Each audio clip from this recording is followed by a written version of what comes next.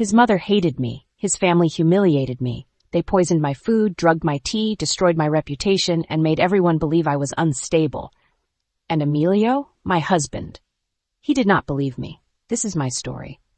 Let's begin.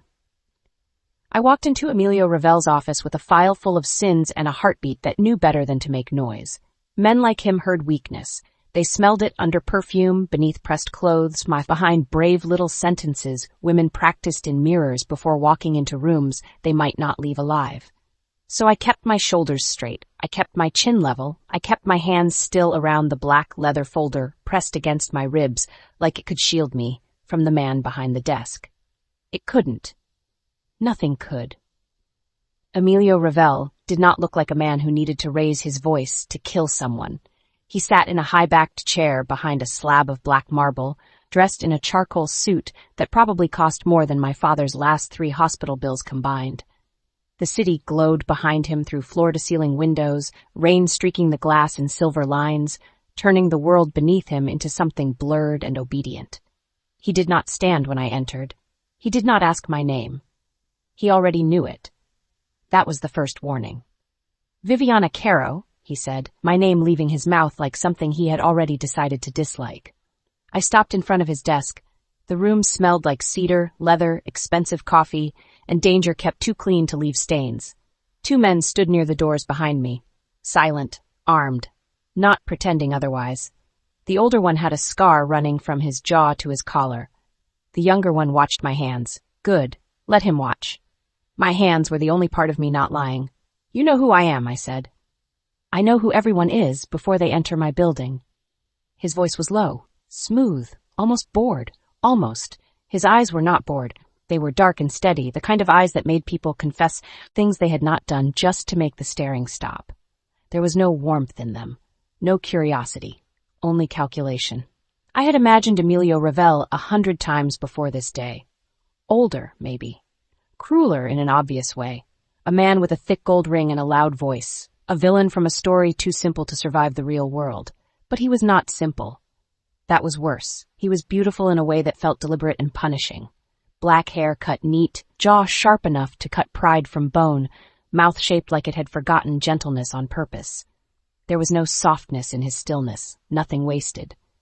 Even the way he leaned back in his chair felt like a threat being generous enough to wait. I placed the folder on his desk.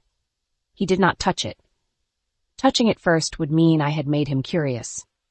Men like Emilio never gave away the first inch. "You have 15 seconds to explain why you forced your way past my receptionist with a dead man's name on your tongue," he said. My stomach tightened. Dead man. He meant his father. Luca Ravelle. The name that had haunted my childhood without ever entering our home loudly. My father never said it unless the curtains were closed, the television was on, and his voice had gone thin from fear.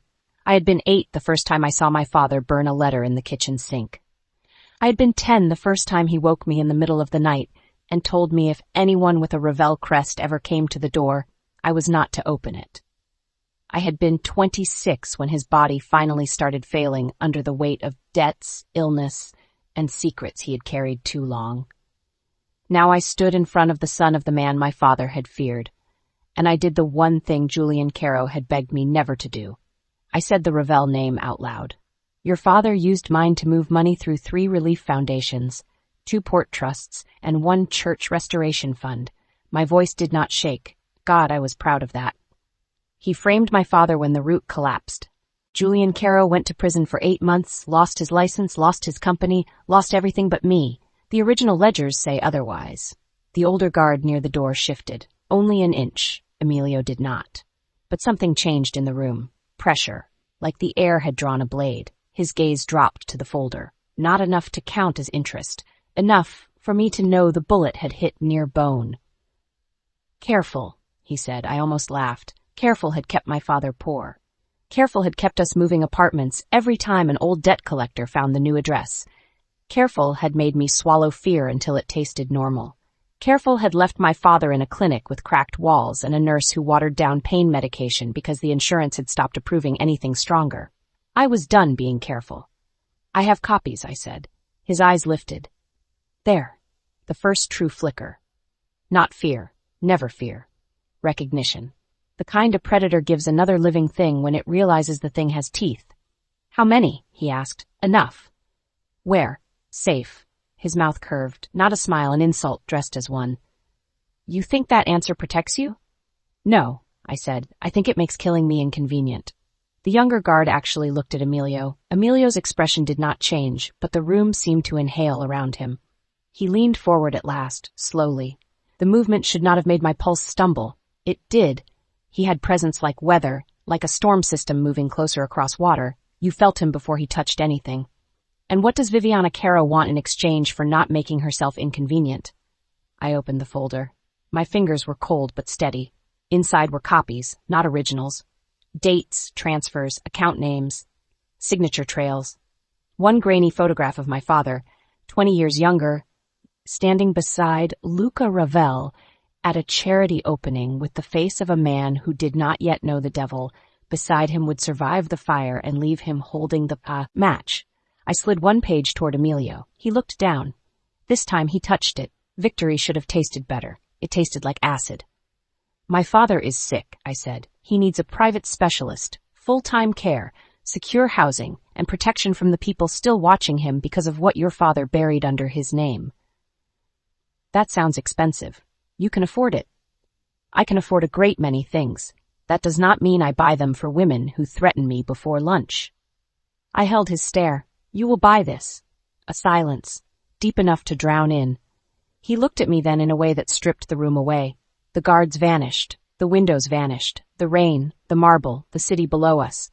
All of it disappeared beneath the weight of his attention. I understood then why powerful men lowered their voices around him. Emilio Ravelle did not need volume. He made quiet feel like a locked door. You are not here for money, he said. No. Not only medical care. No. His eyes narrowed slightly. What else? This was the part where my mouth wanted to dry up. This was the part where my father's voice rose in my head, broken with fever and fear. Vivi, don't go near them. But there had been no other way. Not one. Not for a man dying while bills stacked beside his bed and old enemies circled the last secret he had tried to protect me from. A mistress could be discarded. A desperate woman could be paid and erased. A daughter could be threatened. But a wife made things complicated. Legal, public, expensive. A wife had rights the Ravelle family could not quietly step over without leaving prints. I lifted my chin. I want marriage. The younger guard went still. The older one looked at the floor as if he had suddenly become fascinated by polished stone. Emilio stared at me. For 1 second, he did not react at all. Then he laughed. Once. Cold. Cruel. So sharp it cut the last warm place in me that had hoped he might hear desperation before pride. Marriage? He repeated. Yes. To me. Yes. His gaze moved over me then, not with desire, not exactly. Assessment. Like I was a problem wearing a pale blouse and old shoes polished carefully enough to hide the scuffs. I forced myself not to cross my arms, not to step back, not to reveal that his attention on my body felt like standing too close to fire after years of being cold. You overestimate your value, he said. No, I understand yours. His mouth lost the almost smile. Good. I was tired of being the only one bleeding. Your family can pay me and kill me, I said. You can hide my father, then remove him when the file is no longer useful. You can call me a liar, a thief, a desperate daughter trying to turn old paper into money. You are a desperate daughter trying to turn old paper into money. Yes, I said, and protection. His stare sharpened. I kept going because stopping would kill me. A paid woman disappears, a mistress disappears, a blackmailer disappears, but a legal wife disappearing from your house after marrying the Don of the Ravelle family becomes a problem. Even your money has to explain. The word Don entered the room and sat there like a loaded gun. I was not supposed to know what he was. Billionaire, real estate titan, shipping magnate, philanthropist when cameras were nearby. Those were the names printed under his photographs. But the city had other names for men like Emilio Ravelle. Names whispered behind bars, in courtrooms, on docks, in hospital hallways when beaten men refused to explain who had done it. His eyes went so cold I felt it in my bones.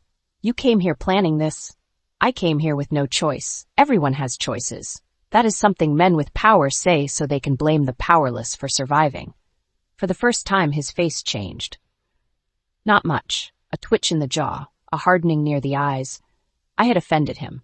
Good, let him be offended. My father was dying. I did not have the luxury of being pleasant. Emilio stood. Slowly, the guards lowered their gazes. He was tall, taller than I expected, broad in a way his stillness had hidden, the kind of man who made space rearrange itself around him because nothing in his world had ever been allowed to refuse. He came around the desk. I should have stepped back. I did not. Pride or terror, maybe both. He stopped in front of me, close enough that I could smell the faint smoke on his suit, the clean edge of his cologne, the coffee he had not offered me. He looked down at me like he was deciding whether my courage was admirable or stupid. "My father is dead," he said. "I know." "You threaten a dead man's legacy." "No." My voice dropped. "I threaten the living men still profiting from it." His eyes narrowed. "Your father was not innocent." The words landed hard, not because I believed them, because I feared they might contain pieces of truth my father had tried to keep from me. I steadied myself. "Neither was yours." For one heartbeat, I thought he might touch me. Not gently, not tenderly. Just touch, the way a man like him might close his hand around a throat, a wrist, a life, to remind it who held permission to continue. But he did not. His restraint scared me more. "You are either very brave," he said, "or very foolish." I have been poor long enough to know they are often the same thing. Something moved behind his eyes then, a spark of something almost human. It vanished before I could name it. He turned away and walked back to his desk. The distance let me breathe again. Barely. He picked up the first page of the file, then the second, then the photograph. His expression did not shift, but his silence changed shape. I could feel him reading, calculating, measuring damage, old crimes, possible leaks, names connected to men who would panic if the wrong ledger found daylight. I knew I had him when he put the photograph down carefully instead of tossing it away. Care meant weight. Weight meant leverage. He pressed a button on his desk. "Aldo." The older guard near the door straightened. "Yes, Don." "Confirm Julian Carrow's current medical location. Full private transfer within the hour. No Ravelle estate staff. No old route personnel. I want a specialist team cleared by midnight." My knees almost failed. I locked them. "No, not yet." Do not cry in front of him. Do not give him the satisfaction of seeing relief before the terms are sealed. Aldo left without a word. Emilio looked at the younger guard. "Out!" The man obeyed. The door closed behind him. Then it was just us. Emilio Ravelle, me, and the file that had dragged us both into the same burning room. "You will sign a marriage contract," he said. I nodded. "You will live in my house." I expected that. "You will not speak to press." "I do not want press." "You will not move without security." "Your security or mine?" His mouth tightened. "Good question, then." "Mine. Then I want direct access to my father." "You will have supervised access." "No." The word came out before I could soften it. He looked at me like I had forgotten who was standing on whose carpet. I had not. "I want direct access," I said again. "Daily calls, medical updates, the ability to see him without asking your mother, your staff, or any man who thinks my father's life is a favor. My mother has nothing to do with this." That was the first lie he told me. I knew because he believed it. Men like Emilio were most dangerous when they mistook control for truth. Then it should be easy to guarantee. His eyes darkened. "You are negotiating like you have equal power." "No," I said. "I am negotiating like a woman who knows what happens if she leaves this room with less than she came for." "And what is that?" "My father dies." A silence. There it was. The thing beneath the strategy. The wound under the blade. For the first time since I entered, I let him see it. There's not all of it, just enough. The sleepless nights, the hospital smell in my hair, the sound of my father coughing blood into a napkin and hiding it because he did not want me to worry. The terror of watching the person who had protected me shrink inside white sheets while the world demanded payments for every breath. Emilio saw something. I know he did, because his gaze changed, only for a second. Then he buried it under marble again. "Fine," he said. The word almost broke me. Fine. As if he had agreed to move a meeting, as if he had not just handed my father a chance to live longer. I swallowed hard. "Thank you." His face hardened instantly. "Do not thank me. You bought this with a threat. I bought this with the truth. You bought this with blackmail." "Yes," I said, "because truth has no value until it becomes expensive." He stared at me for a long moment. Then he reached into the desk drawer and removed a small black box, a ring box. I had thought the marriage would be arranged through lawyers first, contracts, papers, some cold ceremony days from now. Not this. Not a ring already waiting in a drawer like women were. Emergencies men like Emilio kept solutions for.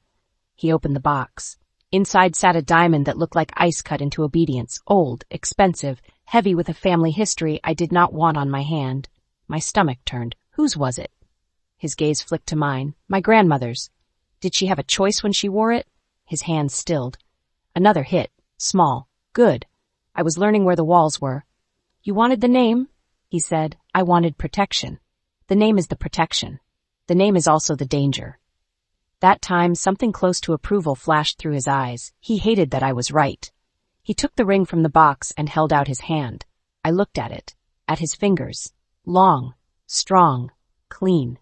The hand of a man who did not need to hold a weapon to be one.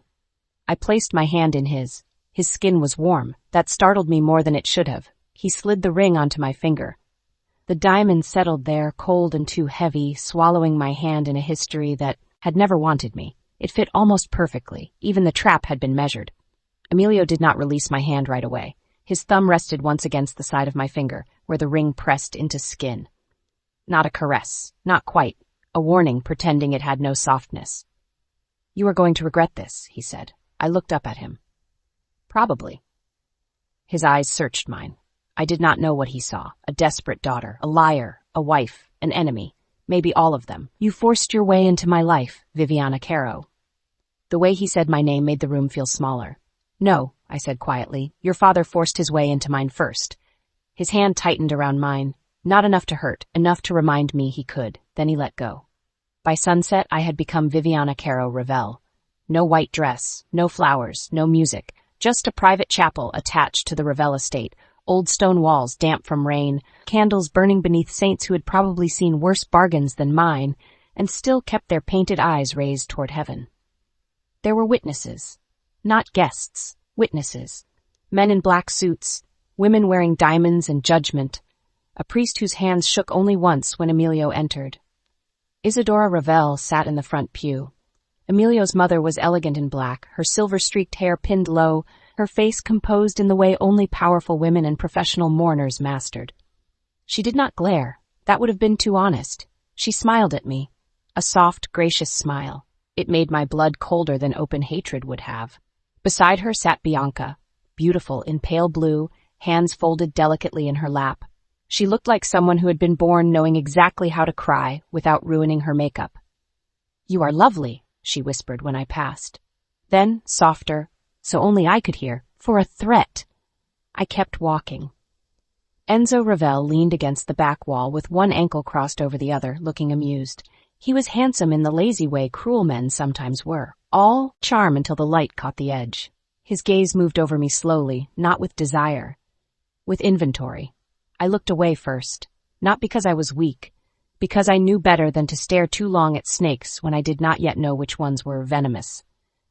Emilio stood at the altar. He had changed into a black suit, sharper than the first. No flower on his lapel, no softness, no performance of groomhood. He looked like a man attending an execution he had agreed to only because it served a larger war. I walked toward him alone, no father to give me away. Julian Carrow was being moved at that very moment under Ravelle security if Emilio kept his word. If. The word would become the first prayer of my marriage. If he kept his word. If my father survived. If I survived. At the altar, Emilio offered his hand. I took it. The priest began. I heard almost none of it. My mind was with my father, with the machines beside his bed, with the nurse who had promised me she would call if anything changed, with the tiny apartment we would never return to because I had traded its poverty for a mansion full of predators. Then came the vows. Emilio's voice was steady. Mine was too.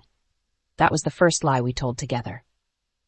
When the priest pronounced us husband and wife, Emilio turned toward me. For one strange second, I thought he might kiss me gently. Not because he wanted to, because people were watching, because even hatred performed when the audience wore diamonds. He did kiss me, but not gently. His hand came to my jaw, fingers firm, tilting my face to his. His mouth touched mine with controlled ownership, cold fire and restraint, a kiss meant to mark, not comfort. It lasted only long enough to make the chapel go silent, long enough for my body to betray me with one sharp, confused pulse of heat, long enough for me to hate him for making humiliation feel like something else. Then he pulled back. His eyes were close to mine, dark, unforgiving. "Welcome to the family, Mrs. Ravelle," he murmured. Applause followed. Thin, polite, deadly. At the reception, no one ate much. Or maybe I simply noticed food too much because hunger had been part of my life for so long, and this table looked obscene with abundance. Crystal, silver, white roses, champagne, plates arranged like art, servants moving soundlessly through a room where every person seemed to know where they belonged except me. I sat beside Emilio at the head table. His hand rested near mine but did not touch it. His mother raised a glass. "To my son," Isadora said, voice warm enough to fool anyone who wanted to be fooled, "and to his new wife. May she learn quickly what it means to carry our name." A few people laughed softly. I smiled. Not because it was funny, because I refused to let them see the first cut land. Emilio did not look at me. That hurt more than I wanted it to. Bianca leaned toward me later, while Emilio spoke quietly with Enzo and two older men whose hands were too clean for the things I suspected they had done. "You must feel overwhelmed," Bianca said. "I feel married." Her smile sharpened by a fraction. "That is not always the same thing as belonging." "No," I said. "I imagine belonging takes time. In this family, belonging takes blood." I looked at her. She sipped champagne. "Yours," she said sweetly, "or someone else's." Before I could answer, Emilio's voice cut through the space between us. "Bianca," one word, quiet, a command. She sat back immediately, smiling wider. Just welcoming her. Emilio's gaze moved from Bianca to me. For a heartbeat, I wondered if he had heard enough to understand. Then his eyes dropped to the ring on my hand. His expression closed. No, he had heard. He simply did not care yet. That was worse. After the reception, a woman named Mrs. Vale escorted me upstairs. She was the house manager, thin and precise, with gray hair pinned so tightly it looked painful. "This is your room, Mrs. Ravelle," she said, opening a double door. "Not our room. Your room." I heard it. The room was beautiful in the way museums were beautiful. High ceiling, pale walls, silk curtains, a bed large enough to make loneliness look expensive, a fireplace already lit, a vase of white roses on the table, white roses, funeral flowers pretending to be bridal. "Don Ravelle's suite is through the adjoining hall," Mrs. Vale said. "The door remains locked unless he opens it." I looked at her. She did not blink. "Your belongings will be reviewed and brought up shortly." Reviewed? Security protocol. My phone? Her expression did not change. "Devices are assessed before being returned. I need to call my father. Medical updates will be provided in the morning." "No." My voice hardened before I could stop it. "I need to call him now." Mrs. Vale's eyes cooled. A small change. "Enough. I will make a note of your request." A request. My father's voice reduced to paperwork before I had even taken off the ring. I stepped closer. "Tell Emilio Don Ravelle is occupied." Then interrupt him. That did make her blink. Only once. "Good night, Mrs. Ravelle." She left before I could answer. The door closed. I stood in the center of the room and listened. Footsteps retreated. A lock clicked. My body went still. No. I walked to the door and turned the handle. It opened. Barely. Not locked. Not yet. My breath came back in pieces. I was being ridiculous, paranoid, exhausted. A woman who had blackmailed a Mafia Don into marriage had no right to complain that his house felt unsafe. That was what they would say. I could hear them already. Dramatic, ungrateful, unstable. I went to the window instead. Below, the Ravelle gardens stretched dark and perfect beneath the rain. Men moved along the paths with earpieces and guns hidden badly enough that they wanted to be seen. Beyond the gates, the city glittered. Somewhere across that city, my father was either safer because of me or in more danger than ever. I lifted my left hand. The diamond caught the firelight. Beautiful, cold, a collar with better manners. The adjoining door opened behind me. I turned. Emilio stood there, jacket gone, black tie loosened, white shirt sleeves rolled to his forearms. The sight hit harder than it should have. He looked less like a statue now and more like a man, which was inconvenient because men could be wounded, and I needed him to remain something simpler. A monster, a debt, a name. He stepped into the room without asking. "Mrs. Val says you are already giving orders." I asked to call my father. "You will receive an update in the morning. I want to hear his voice, and I want a wife who did not extort her way into my house." His gaze moved over my face. We are both adjusting.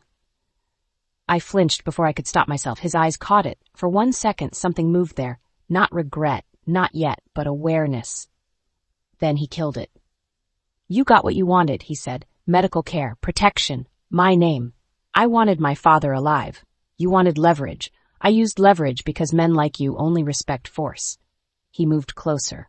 I held my ground, though every instinct in my body wanted to step back. Not because he was loud. He was not. That was the terror. His anger was quiet and close and perfectly controlled. You know nothing about men like me. I know enough. No, he said softly. You know ledgers, rumors, stories your father told you to keep you afraid. My father told me to stay away from your family. And yet here you are. Because love made hypocrites of us all. Because fathers taught daughters to run, then got sick enough that daughters walked into fire carrying gasoline. I swallowed. Yes. Emilio stopped in front of me, too close. Again, always too close. You should understand something tonight, he said. I will honor the contract because I gave my word. Your father will receive care. You will have the protection attached to my name. Relief tried to rise. I crushed it. There was more coming. Men like him always gave the blade after the bandage. But do not confuse protection with affection, he continued. Do not confuse my ring with trust. Do not mistake a legal arrangement for a marriage. I laughed softly. It surprised both of us. His eyes narrowed. What is funny? Nothing. I looked at the ring. I just realized that might be the kindest thing you have said to me all day. His face changed, only slightly. Kind? Yes, at least it was honest. The silence between us stretched. Something passed through it that did not belong in a room built from threat and obligation. Not tenderness, not desire, but attention, a dangerous, unwanted recognition. Then Emilio reached for my hand. I should have pulled away. I did not. He lifted my ringed hand between us and studied it. His thumb brushed once over the diamond, then over my finger where the band pressed too tight. You wanted the Ravelle name, he said. His voice had changed. Lower, closer to skin. No, I whispered. I wanted what it could keep alive. His eyes lifted to mine. For one reckless heartbeat, the room altered. The fire cracked softly behind us. Rain whispered down the windows. His hand was warm around mine, and I hated that warmth because it made my fear less clean. Then he let go. Sleep, he said. You look like you might fall down. I am fine. Lying already. You would know. His mouth almost curved. Almost. Then he turned toward the adjoining door. At the threshold, he stopped without looking back. One more thing, Viviana. My name in his mouth again, a warning wrapped in silk. Yes? If those files leave your safe little hiding place, if one copy reaches a reporter, a rival, a prosecutor, anyone, your father's protection becomes complicated. My blood went cold. There he was, the man beneath the warmth, the Don. I should have known better than to forget. I looked at his back. Was that a threat? He turned his head enough for me to see the edge of his profile. No, he said, a wedding gift. Then he left. The adjoining door closed. A lock slid into place on his side. I stood there for a long time, listening to my own breathing, feeling the ring on my hand grow heavier and heavier until it seemed impossible that my bones could hold it up. Eventually, I undressed. There was no nightgown I recognized in the wardrobe, only silk things chosen by someone who thought bridal meant obedient and pale. I found the least delicate one, changed quickly, and climbed into the huge bed without turning off the lamp. I did not trust the dark here. Not yet. Maybe not ever. Exhaustion dragged at me, but sleep would not come. Every sound made my eyes open wider. Pipes in the wall, rain against glass, footsteps somewhere below, a low male voice outside my door, then silence. I thought of my father. I thought of the way Emilio's thumb had brushed my ring finger. I thought of Bianca's smile, Isadora's toast, Enzo's eyes measuring me like meat behind glass. The house breathed around me, old, rich, hungry. At some point near dawn, my body gave up fighting and sleep took me badly in shallow pieces. When I woke, gray light filled the room. For one sweet, stupid second, I forgot. Then the ring bit my finger. I sat up. The room was silent. Too silent. I reached for the bedside table. Empty. My phone. Still gone. I got out of bed and crossed to the door. The handle turned. The door opened. 2 guards stood outside, not the same men from Emilio's office. These were younger, polite faces, dead eyes. I need to speak to my husband, I said. One of them looked straight ahead. Don Ravelle is unavailable. I need my phone. No devices have been cleared. I need to call my father. Mrs. Vale will provide updates when available. My hand tightened on the doorframe. I am not asking permission to speak to my own father. Neither guard moved. That was when the first true thread of fear slipped beneath my skin. Not the fear from Emilio's office, not the fear of making a bargain with a dangerous man. This was quieter, smaller, worse. The fear of realizing the door was open, but the cage had guards. I stepped back slowly. The guard reached for the handle from outside. "What are you doing?" "Breakfast will be sent up." The door closed, not slammed, politely, softly, with the manners of a house that knew exactly how to trap a woman without making noise. A lock clicked, this time not on Emilio's side, on mine. I stared at the door, then at the ring, then at the beautiful room I had mistaken for a bedroom when it had always been a cell. My first day as Emilio Ravelle's wife began with a locked door and no way to call the father I had sold myself to save. Chapter 2. The first time I screamed inside Emilio Ravelle's house, no one came. That was how I learned the walls were not there to keep danger out. They were there to keep it in with me. My hand closed around the brass doorknob until the metal bit into my palm. I turned it again, slower this time, as if patience could undo what panic could not. The knob moved, the latch did not, locked. From the outside, I stared at the door.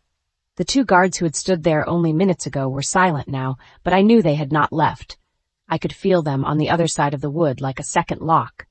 Men breathing, men obeying, men who would probably say they were only following orders if I died screaming in this room. "Open the door," I said. My voice came out too calm. That frightened me more than if it had cracked. No answer. I knocked once, then harder. "Open this door." The silence outside deepened. My heart pounded against my ribs, wild and humiliating. I pressed my forehead against the door for 1 second and forced air into my lungs. Do not panic. Panic made women look unstable. Panic gave people like Isadora Ravelle something to smile about. I stepped back and scanned the room. Beautiful bed, beautiful curtains, beautiful prison. White roses drooped in their vase near the fireplace. Petals still perfect, stems cut short enough to fit the crystal throat. Someone had chosen them carefully. Someone had decided my first morning as a Ravelle wife needed flowers that smelled faintly sweet and looked like mourning dressed for a wedding. My clothes from yesterday were gone, my old shoes were gone. My purse was gone. The small canvas bag I had brought with my own things had been removed from the chair beside the wardrobe. I crossed to it anyway and opened every drawer with increasing speed.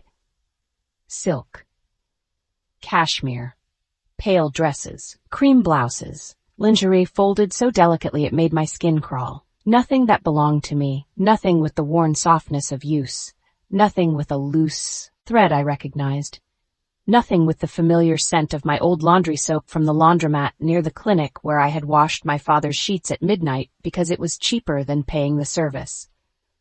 I found a comb I did not own, a perfume bottle I had not chosen, a pair of pearl earrings I would never wear.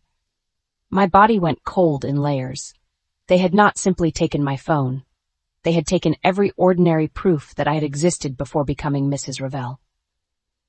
I went back to the door and knocked harder. "Mrs. Vale."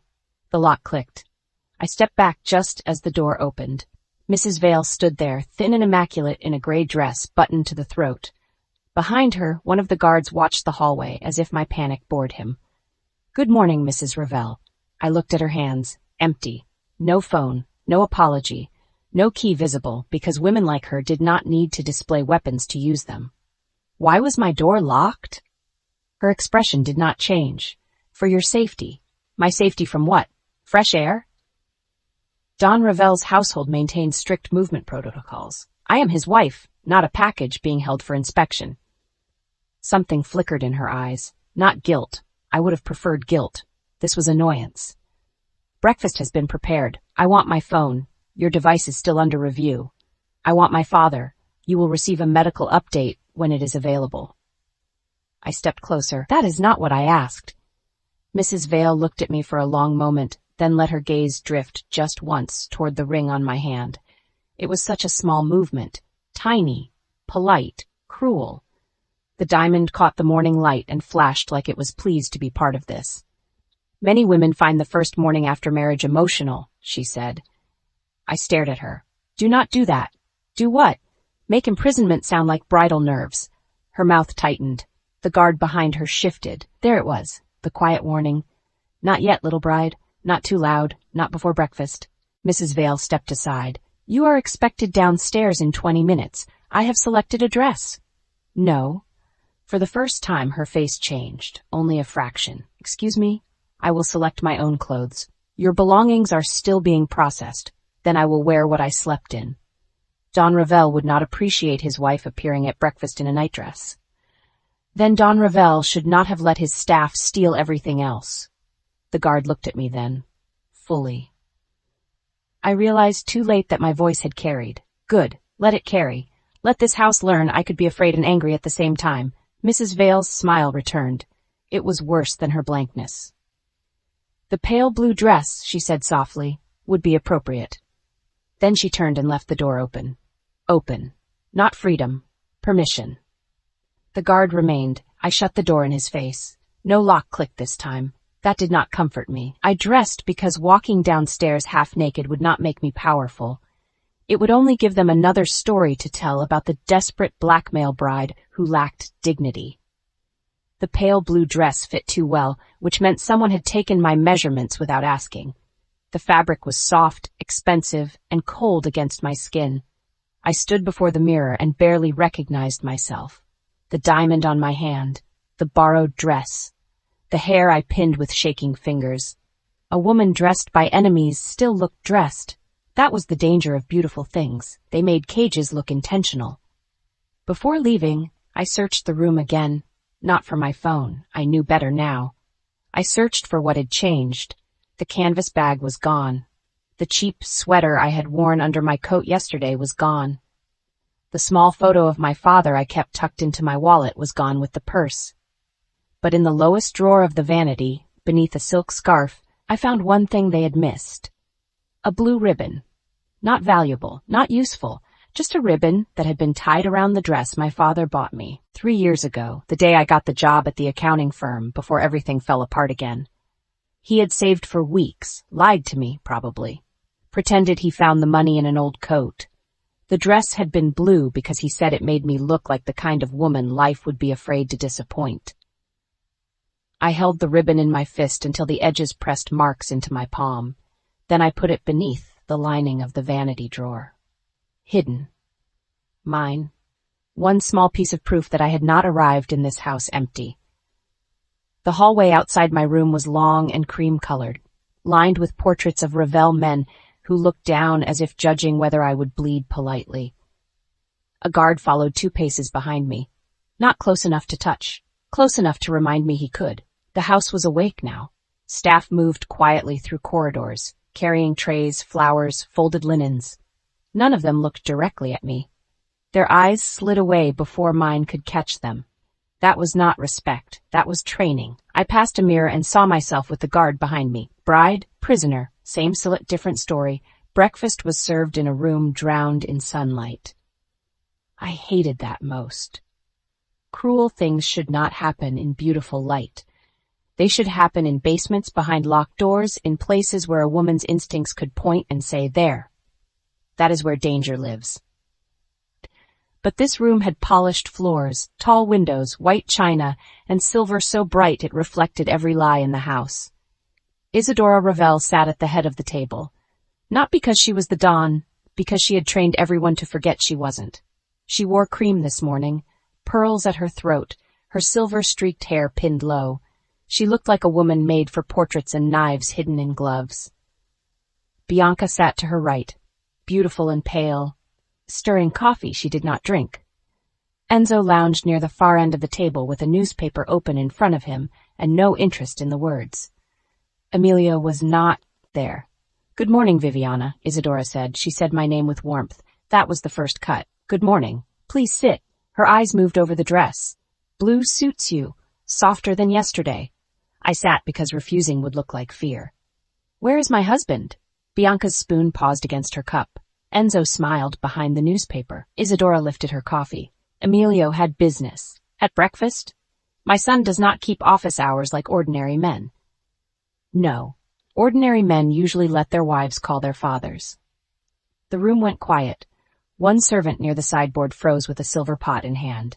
Bianca lowered her gaze, hiding a smile. Isadora sipped her coffee. Calm. Always calm. Julian Carrow was successfully moved overnight, she said. His care has been upgraded. You will be informed if his condition changes. My breath caught. Successfully moved. Alive. Relief hit me so fast my eyes burned. I looked down before anyone could enjoy it. Where is he? In a private medical facility. Which one? That information is controlled for security. My security or yours? Isadora set her cup down, softly. The sound still snapped through the room. You are new to this family, so I will forgive the tone once. I looked up. I did not ask for forgiveness. No, she said. Women who take what they have not earned rarely do. Bianca made a tiny sound of protest. Isadora, not because she disagreed, because she wanted me to think she might. Enzo folded his newspaper. This is lively for morning, he said. I thought marriage made women quieter. I turned toward him. Maybe you have only met boring wives. His smile widened. For 1 second, amusement sharpened into interest. Bad. I looked away from him immediately. Isadora watched the exchange, and I saw something in her face settle. Not anger. Decision. A servant placed food in front of me. Eggs, toast. Fruit arranged in precise slices. Coffee poured into porcelain thin enough to crack under the wrong grip. I did not touch any of it. You should eat, Bianca said. You look pale. I am not hungry. Brides often aren't, she said sweetly. Nerves, guilt. The body knows when it has done something shameful before the mind admits it. My fingers tightened in my lap. Do not react. Do not give her a bruise to press. Isadora looked at my untouched plate. In this house, refusing food prepared for you is considered rude. In this house, locking doors from the outside is considered safety. I am still learning the customs. Enzo laughed once. Isadora did not. A strange satisfaction moved through me. Small, stupid, dangerous, but it was mine. You have spirit, Isadora said. Is that a compliment? It is an observation. Those are usually more honest. Her smile thinned. Spirit is charming in young girls. In wives, it becomes exhausting. There are worse things than exhausting. Yes, she said, there are. The way she said it made the toast on my plate look suddenly too sharp, the coffee too dark, the fruit too bright. My body knew what my mind had not yet named. This was not breakfast. This was positioning. Every sentence placed me somewhere lower. Every smile told the servants what they were allowed to do later. Every silence measured whether Emilio would notice if I broke. The door opened. Emilio entered with 2 men behind him, his phone in one hand, his expression already closed around whatever violence had occupied his morning. The room changed around him. Even Isadora shifted, though barely. That was power, not noise, adjustment. His eyes found me first. I hated that my body reacted. Not softened, never that, but noticed, as if some frightened, foolish part of me had been waiting to see whether the man who owned the cage would appear before the people inside it started sharpening tools. You're not eating, he said. No greeting, no good morning, just accusation. I am waiting for my phone. He slid the device into his jacket pocket and came to the table. My mother gave you an update on your father. Your mother gave me a sentence. A sentence is more than you had yesterday. I stared at him. The blow landed because he meant it logically, not cruelly. That was worse. You think that is enough? I think you should remember what you negotiated for before you complain about the packaging. Isadora lowered her eyes to her coffee. Bianca watched us like a woman watching a candle approach dry silk. I stood. Emilio's gaze dropped to the movement. The room froze. Sit down, he said. Quiet. Deadly. No. The word left my mouth before survival could stop it. His eyes lifted to mine. Every servant in the room might as well have stopped breathing. I felt the danger immediately. Not from him alone. From everyone else, learning exactly how much he would permit. You had my door locked, I said. His jaw tightened. Security protocol. You took my phone. It is being reviewed. You took my clothes. His eyes flicked once to the dress, back to my face. You are wearing clothes. I hated him then. Not the dramatic kind of hatred women write poems about, the real kind. The kind that comes when someone powerful refuses to understand what they are doing because ignorance serves them better. My clothes, I said. My purse, my father's photo, my shoes, everything I brought here. Everything brought into this house is searched. Was my underwear a threat to the Ravelle empire? Bianca choked softly on a laugh and turned it into a cough. Emilio's eyes darkened. Careful. The same word from yesterday. This time it did not scare me. It should have. I have been careful, I said. I was careful when I came here. I was careful when I made your deal. I was careful when your staff locked my door and called it safety. I am starting to think careful is just the word people use when they want a woman to be quiet while they take things from her. His face changed, not enough for anyone else to see, maybe. For 1 second, something I said reached the man beneath the dawn. Then Isadora spoke. Emilio, darling, she is overwhelmed. The softness in her voice wrapped around his attention like silk. She has had a difficult transition, Isadora continued. A girl from her background cannot be expected to understand household protocols immediately. A girl from her background. There it was. Poverty dressed as diagnosis. I looked at Emilio. Do not let her make me sound unstable because I object to being locked in a room. His gaze sharpened. Are you saying my mother is lying? I am saying your mother is better at sounding calm than I am. That was the wrong answer. I saw it in him. Not rage. Disappointment. As if I had revealed myself to be exactly what he suspected. Hostile, dramatic, impossible. Isadora lowered her lashes, perfectly wounded. Viviana, she said quietly, I have done nothing but welcome you. I laughed once. I could not stop it. It sounded too sharp, too bitter, too much like a woman losing control in a room waiting to record the moment. Emilio heard it too. His expression closed. Enough. The word struck through the room. Not loud. Final. I looked at him. For a moment, no one else existed. Just the man I had married and the truth neither of us wanted. He had given my father medical care. He had given me his name. And because of that, he thought every other wound was negotiable. I sat, not because he won, because my father was still somewhere behind locked information, breathing under the protection of a man who thought a locked door was a detail. Breakfast continued. I did not eat. Emilio left before the coffee cooled. Isadora watched me the entire time. When I returned upstairs, the guard was still there. The room looked exactly as I had left it. That was what made me nervous. Nothing obvious, nothing moved enough to accuse. I went to the vanity drawer immediately. The blue ribbon was still hidden beneath the lining. I breathed. Then I checked the wardrobe. The pale dresses hung in a neat row. The silk night things folded like surrender. A pair of shoes in my size sat beneath them. Not mine, of course. Then I saw the closet door inside the dressing room, half open. That door had been closed before breakfast. My pulse slowed, not because I was calm, because fear had become precise. I walked toward it. Inside were the few things from my old life they had decided to return. My small canvas bag sat on the floor emptied. My sweater was folded on a shelf. My worn flats had been cleaned and placed side by side. A kindness? No, not here. I crouched and opened the canvas bag. Empty. No wallet, no photo, no phone. I stood scanning the closet. Then I saw the blue, a sliver of fabric tucked behind a hanging cream coat. My heart turned over. I reached for it slowly and pulled the dress into the light. For 1 second, I did not understand what I was seeing. The blue dress hung from my hands in 2 ruined halves, sliced from throat to hem. Cleanly, deliberately, not torn in anger, cut with patience. My knees went weak. I sat down hard on the small bench behind me, the dress pooling in my lap like water spilled from a broken sky. My father had bought it for me on a Tuesday. I remembered because the bakery near our apartment sold day-old pastries half price on Tuesdays, and he had bought 2 with the dress, pretending celebration required dessert even when dinner was boxed noodles and tap water. You look like somebody important, he had said when I tried it on. I had laughed. He had not. You are, he told me. Don't let poor rooms make you forget that. The dress had not been expensive. It had been everything. I pressed the torn fabric against my mouth, but the sound still came, small, broken, humiliating. There was a card pinned to the inside of the neckline, white, thick, elegant. I already knew what it would say before I read it. Pretty things tear easily. For a while, I did not move.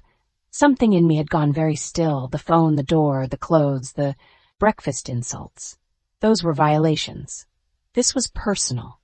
This was someone reaching backward into my life, finding the tenderest place, and cutting there because they could. I carried the dress to Emilio's office. No one stopped me. Maybe because I walked like a woman holding a body. His office in the estate was darker than the breakfast room. All carved wood, black shelves, old books that smelled untouched, and a desk that looked like it had inherited secrets from dead men.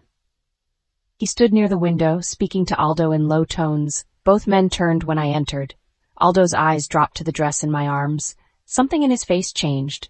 Not pity, not quite. Recognition, maybe? Emilio's gaze followed. What happened? The question came too calm. I walked to his desk and laid the dress across it. The cut spread open like a wound. The note sat on top. He picked it up, read it. His jaw tightened. For one reckless second, hope rose. Small, shaking. Stupid. I hated it even as it came alive. He saw. He had to see. Who did this? I asked. His eyes lifted to mine. I do not know. Your house did. My house does not act on its own. Then ask the people who do. Aldo stepped back slightly. Emilio noticed. So leave us, Emilio said. Aldo left. The door closed. Emilio held the card between two fingers. In my closet. Your belongings were searched. My belongings were mutilated. It is a dress. The words did not explode. They did not need to. They landed softly, deadly. A clean shot to the center of something I had almost protected. I stared at him. I think he knew immediately he had struck something deeper than fabric. I saw it flash across his face. Not apology, but awareness. The kind men like him hated because it suggested they had done damage without meaning to. It is not a dress, I said. My voice was quieter now. That seemed to bother him more than my anger. My father bought this for me when we had nothing. He saved for it. He lied about saving for it. He gave it to me because he wanted me to have one thing that made me feel like life had not beaten us completely. Emilio said nothing. Good. I wanted him to hear all of it. I brought it because I knew I was walking into a house that would hate me, and I wanted one piece of home with me, one thing that remembered who I was before your ring turned me into everyone's favorite insult. His fingers tightened around the card. Viviana. No. I stepped back. Do not say my name like it makes you human. His eyes hardened. There he was again. The dawn rising because the man did not like being cut. Careful, he said. A bitter smile pulled at my mouth. There it is again. You are upset. I am furious. You are making accusations without proof. I laughed, but this time it hurt too much to sound sharp. Proof. The word tasted like blood. I pointed at the dress. There. That proves someone cut fabric. That proves someone came into my room.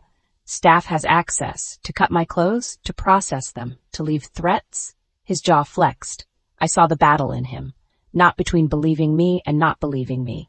Between dealing with the problem and resenting that I had brought it to him in a way he could not dismiss politely. He looked at the note again. I will ask Mrs. Vale. The laugh that came out of me was almost silent. Ask. Yes. And if she says no one knows anything? Then no one knows anything yet. No, Emilio. I leaned both hands on his desk. Then everyone learns you can be lied to in your own house. That hit. I knew because his eyes went still. The kind of still that made weaker people apologize just to survive it. But I was too tired to survive prettily. Or maybe, I continued, they already know. He stepped closer. The desk stood between us, but the room still shrank. You blackmailed your way into this family yesterday, he said. Do not expect mourning because the family did not welcome you with open arms. I expected hatred. Then why are you surprised? Because hatred is supposed to look me in the face. That silenced him. For 1 second, I saw him consider me, not as a wife, not as a threat, as a person. I almost wished he hadn't. It made the next part worse. You will have new clothes delivered, he said. I went still. That is your answer? It solves the immediate issue. No, it replaces the evidence. It is fabric. The hope died fully then, quietly. No drama, no sound, just gone. I picked up the ruined dress. It took effort not to let my hands shake. You think because you can buy better? Nothing was taken. His mouth tightened. That is not what I said. It is what you mean. I turned toward the door. Viviana. I stopped, not because I wanted to, because his voice had changed, lower, less certain. I hated that I heard it. "What do you want me to do?" he asked. The question should have softened me. It did not, because he sounded irritated by the existence of the answer. "I want you to understand that they are not only hurting me." I looked back at him. "They are learning how much you will ignore." The room went quiet. His face changed again. "Not enough." I walked out before he could answer. That evening, my father's medical update came on cream stationery. Not a call, not his voice, a note. Julian Carrow has been transferred successfully. Condition stable. Further updates to follow. No clinic name. No doctor signature I recognized. No phone number. I read it 3 times. Stable. Alive. Trapped somewhere behind the same beautiful language now holding me. I sat on the edge of the bed with the ruined blue dress beside me and the note in my lap. The house moved around me. Footsteps in the hall. A soft laugh somewhere below. Doors opening and closing. A woman's voice, maybe Bianca's, floating up the stairs like perfume overwrought. I folded the medical update carefully. Then the threatening card. Then I placed both inside the vanity drawer, beneath the lining, beside the blue ribbon. My first record. Not enough, but a start. When Mrs. Vale came to collect the dinner tray I had not touched, her eyes moved briefly to the empty plate. "You should eat," she said. "I should do many things. Don Ravelle dislikes waste. Then he should dislike this house." Her mouth tightened. I smiled without warmth. She looked toward the ruined dress on the bed. For the first time all day I saw it. A tiny satisfaction. There and gone. So fast another woman might have doubted herself. I did not anymore. "Good night, Mrs. Vale," she said. I waited until she reached the door. "Tell whoever cut it something for me." Mrs. Vale paused. I held her gaze. "Tell them my father taught me how to stitch." Her eyes went cold. Then she left. The door closed. The lock did not click. It did not have to. I stood in the middle of that beautiful room, surrounded by things chosen for me by people who wanted me small, and I understood the rules of my marriage with perfect clarity. Emilio Ravelle had given me his name. His family had given me my first warning. And somewhere in this house, someone had already started counting how many wounds it would take before my husband called me dramatic. That night I slept with the ruined blue dress under my pillow. Not because it comforted me, because I needed to remember. Pretty things did tear easily, but I was not pretty. I was angry. And angry things learned where to cut back. Chapter 3. I smelled pineapple before I saw the plate, and my body knew the threat before my mind could dress it in words. My hand stopped on the dining room doorframe. One breath. That was all it took. Sweet, sharp, golden. Wrong. The scent slid beneath the polished air of the Ravelle dining room, beneath roasted meat and buttered herbs and expensive wine breathing in crystal decanters. It should have been harmless, cheerful even, a summer smell, a fruit smell. Something served in bright bowls to children on hot afternoons. To me, it smelled like my throat closing. I stood there with my fingers curled against the carved wood, my wedding ring cold on my hand, and for 1 second I was 12 years old again, gasping on the kitchen floor while my father tore through a drawer for my allergy pen with hands shaking so badly he dropped it twice. "Vivi, stay with me. Stay with me, baby." His voice came back so clearly that the dining room blurred. Then Bianca's laugh cut through it. "There she is." I blinked. The room returned. White tablecloth, silver flatware, tall candles, fresh flowers. Isadora at the head of the table like she had been born there and expected to die there, still issuing instructions from the grave. Bianca sat to her right in a blush-colored dress, shining with the kind of beauty that had never paid rent late. Enzo was farther down, one arm draped over the back of his chair, watching me with lazy amusement. Emilio's chair was empty. I should have been relieved. I was not. In this house, his absence did not mean safety. It meant no witness powerful enough to matter. "Are you joining us?" Isadora asked, or conducting an inspection from the doorway. Her voice was mild. That was the thing about Isadora Ravelle. She never sounded cruel. Cruelty from her arrived dressed as manners and sat with perfect posture. I stepped into the room. I was told Emilio would be here. My son had business. At dinner? Enzo smiled. Business prefers inconvenient hours, like death and wives. Bianca made a soft sound. "Enzo." "What?" I said wives. I looked at the empty chair beside Emilio's place setting. My place. So near his and still completely abandoned. He didn't mention he would be absent, I said. Isadora lifted her wineglass. Emilio does not report his movements to anyone, least of all a wife of 2 days. The words should have embarrassed me. Instead, they steadied me. Insults were easier than perfume-covered traps. Insults had edges I could see. I sat. A servant moved behind me and unfolded the napkin with gloved hands. I flinched when he reached past my shoulder, then hated myself for it. Bianca saw, her smile warmed. You're jumpy tonight. I'm observant. Is that what we're calling it? It sounds better than alive by necessity. Enzo laughed under his breath. Isadora did not. The first course was already waiting in front of everyone else. A small arrangement of greens, shaved fennel, citrus, and something glossy drizzled across white porcelain. Mine arrived last, not from the same tray. That was the first thing I noticed. A different servant carried my plate, a younger woman with her eyes fixed too carefully ahead. She set it down in front of me and stepped back fast, as if she did not want to be near it once it became mine. The sauce on my plate was brighter, more golden than the others. My stomach tightened. I did not touch the fork. What is this? I asked. Bianca tilted her head. Salad. I looked at the servant. What is in the sauce? The girl's eyes flickered toward Isadora before returning to me. Clever girl. Terrified girl. Citrus reduction, Mrs. Ravelle. What kind of citrus? Orange, lemon. I leaned slightly closer to the plate. The smell rose stronger. Sweet, sharp, deadly. Does it contain pineapple? The room went still in a way only guilty rooms did. Not loudly, not dramatically. Just a tiny tightening of breath around the table. Bianca placed a hand against her chest and laughed softly. Pineapple? In a salad dressing? Answer me, I said to the servant. The girl swallowed. Isadora set down her glass with a gentle click. Viviana, she said, do not interrogate the staff.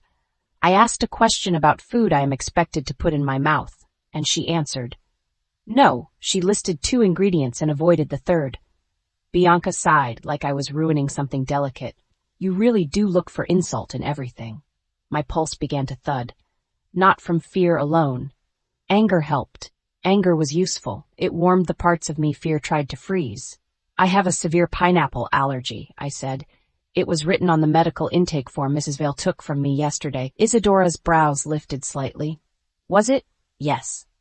How unfortunate. I was not informed. A lie. I knew it immediately, not because I had proof, because she did not even pretend to be surprised enough. Enzo leaned forward, fingers loose around his wineglass. Allergies have become fashionable. Half the city is allergic to bread, air, and accountability. Then half the city has better survival instincts than you. His smile widened. Bianca's did not. Isadora's eyes sharpened by a fraction. Emilio dislikes scenes at the table, she said. Then perhaps his kitchen should not serve his wife something that could kill her.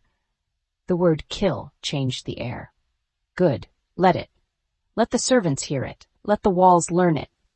Bianca reached for her fork and took a bite of her own salad. See? Perfectly safe. That is not my plate.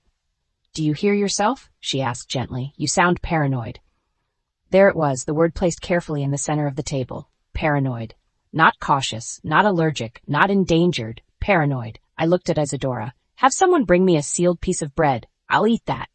How dramatic, Bianca murmured. I ignored her. Isadora lifted one hand. The servant near the wall did not move. Nobody moved.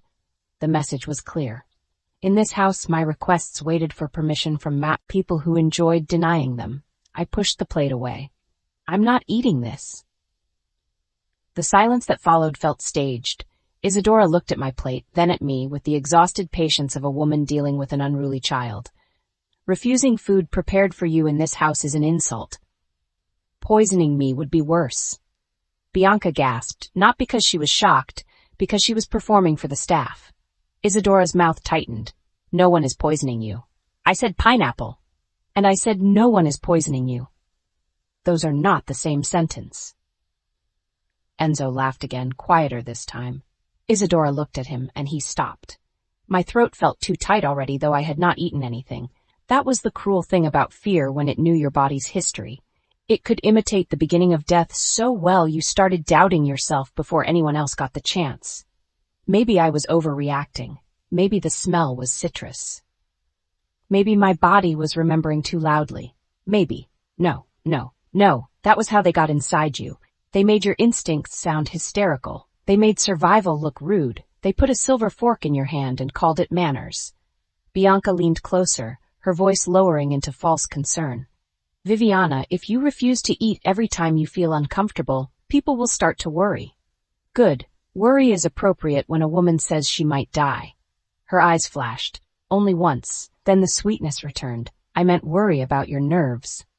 Isadora folded her hands on the table. I will not have Emilio's wife embarrass this family by making wild accusations in front of staff. Then send the staff away. No, witnesses mattered, not because they would help me, because later if the story was told, it would have a room full of people who saw me tense, saw me accuse, saw me refuse food, saw me become the problem. My hand trembled under the table. I pressed it against my knee. Do not shake where they can see. Isadora's voice softened. Take one bite, Viviana. My stomach dropped. There is nothing on that plate that will harm you. You cannot know that if you were not informed of the ingredients. I know my household. I know my allergy. Bianca smiled. Then one tiny bite should prove everyone's good intentions. I looked at her. There was something in her face then. Not a smile. Hunger. Not for food. For the moment I either obeyed and suffered or refused and proved her point. A trap was still a trap, even if you could name it. I looked at the plate. One bite. If I refused, I was unstable. If I ate, I might react. If I reacted, they would call it panic. Every path had already been arranged around me. That was when I understood something about the Ravelle family. They did not need to lock every door. Sometimes they simply removed every exit and called the remaining hallway choice. I picked up the fork. My fingers were numb. Across the table, Bianca went very still. Isadora watched me with the calm of a woman observing a test she had already graded. I took the smallest piece of lettuce from the edge of the plate, barely touched with sauce. A thread of gold clung to it. My stomach turned so violently I nearly dropped the fork. I brought it to my mouth. For 1 second, I thought of my father, of the clinic, of the machines, of why I had sold myself into this house. Then I placed the bite on my tongue. Nothing happened. Not immediately. Bianca leaned back, satisfaction blooming. See? I swallowed. My mouth filled with sweetness. Not orange, not lemon. Pineapple. My body knew. My throat tightened in the next breath. I set the fork down carefully because panic wanted to throw it, and I refused to give them that. There is pineapple in this, I said. My voice was already rougher. Isadora's expression did not change. There is not. My tongue began to itch. A sharp tingling spread across the inside of my mouth, down toward the back of my throat. I reached for the water glass and drank, but water did nothing except carry the sweetness deeper. Bianca's eyes moved to my lips, watching. My pulse became a hammer. I need my allergy pen. No one moved. I pushed back from the table. The chair legs scraped loudly across the floor. I need my allergy pen. Isadora rose with me, graceful as smoke. Sit down. I can't breathe. You are breathing. My hand went to my throat. The first true thread of terror snapped loose inside me. There was a difference between remembering death and feeling it begin. My lips felt swollen, my mouth too small, my throat narrowing around air that suddenly had to fight its way in. Mrs. Vale has my bag, I said. My allergy pen is in my bag. Bianca stood slowly. Viviana, you're frightening everyone. I looked at the servants lined against the wall. Not one of them moved. Not one. Someone get Emilio. Enzo's amusement faded. Good, at least one of them understood that this had gone farther than performance. Sit, Isadora said again, firmer now. You are working yourself into a panic. I turned toward the door. The room tilted, not fully, just enough. My hand caught the edge of the table, knocking a wine glass sideways. Red spilled across white linen like a wound opening. Bianca stepped back to avoid the stain. That small movement almost made me laugh. My throat could be closing, but God forbid her dress suffer. I tried to speak again, but the words scraped. Pineapple. The door opened. Emilio walked in. His timing was so cruelly perfect that for one dizzy second I hated him for not arriving sooner and loved the sight of him anyway. Not love. No. Relief. Survival does not care who owns the hand reaching toward you.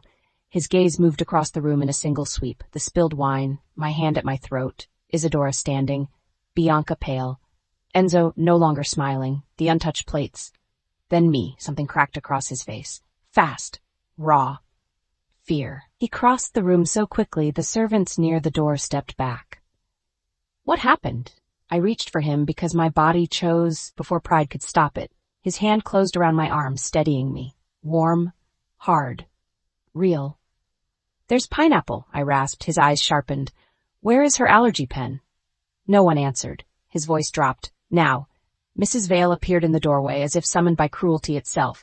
Her bag is still under security review, Don Ravelle. Emilio turned his head. The room seemed to shrink from him. Bring it.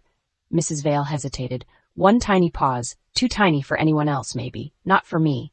Not for him either. His hand tightened on my arm. Now. She left. My vision blurred at the edges. The air felt thick, wrong, too slow entering my lungs. I hated the sound I made trying to breathe. I hated that everyone could hear it. I hated that Isadora looked concerned now that Emilio was watching. She took one bite and became hysterical, Isadora said softly. We tried to calm her. Emilio's gaze flicked to the plate, then to me. Did you eat? I tried to answer. Couldn't. I nodded once. His jaw hardened. Why? That word. Why? As if I had chosen this. As if humiliation was not a knife at my back. Bianca spoke before I could force air around the truth. She insisted the sauce had pineapple. The kitchen said it did not. She wanted to prove. I wanted to not look insane, I choked out. Emilio looked down at me. I saw the moment. The split. The fear in him was real. I felt it in the way his fingers anchored me, the way his body angled between me and the table. But the doubt was there too. Worse. Alive. Fed by every calm voice in the room. Mrs. Val returned with my bag. Emilio snatched it from her and opened it himself. He found the allergy pen in the inner pocket and held it up. Do you need it? I nodded. His expression changed. Not hesitation, calculation. He looked at my face, my lips, my throat, the way I fought for air. Then he used it. The sting hit my thigh through the thin fabric of my dress. Sharp, immediate. The world narrowed around the point of pain and his hand steady on my waist as my knees almost went. Easy, he said. I wanted to laugh at the word. Nothing about this house was easy. He guided me into a chair, not the one I had abandoned, but one farther from the table. Away from the plate, away from the golden sauce still shining under candlelight. For one moment, he stayed crouched in front of me, one hand on my knee, the other braced on the chair arm, his face close enough that I could see the exact color of his eyes was not black but a deep brown with flecks of amber buried beneath all that cold. Breathe, he said. I tried. My lungs dragged air in with a terrible sound. His jaw flexed.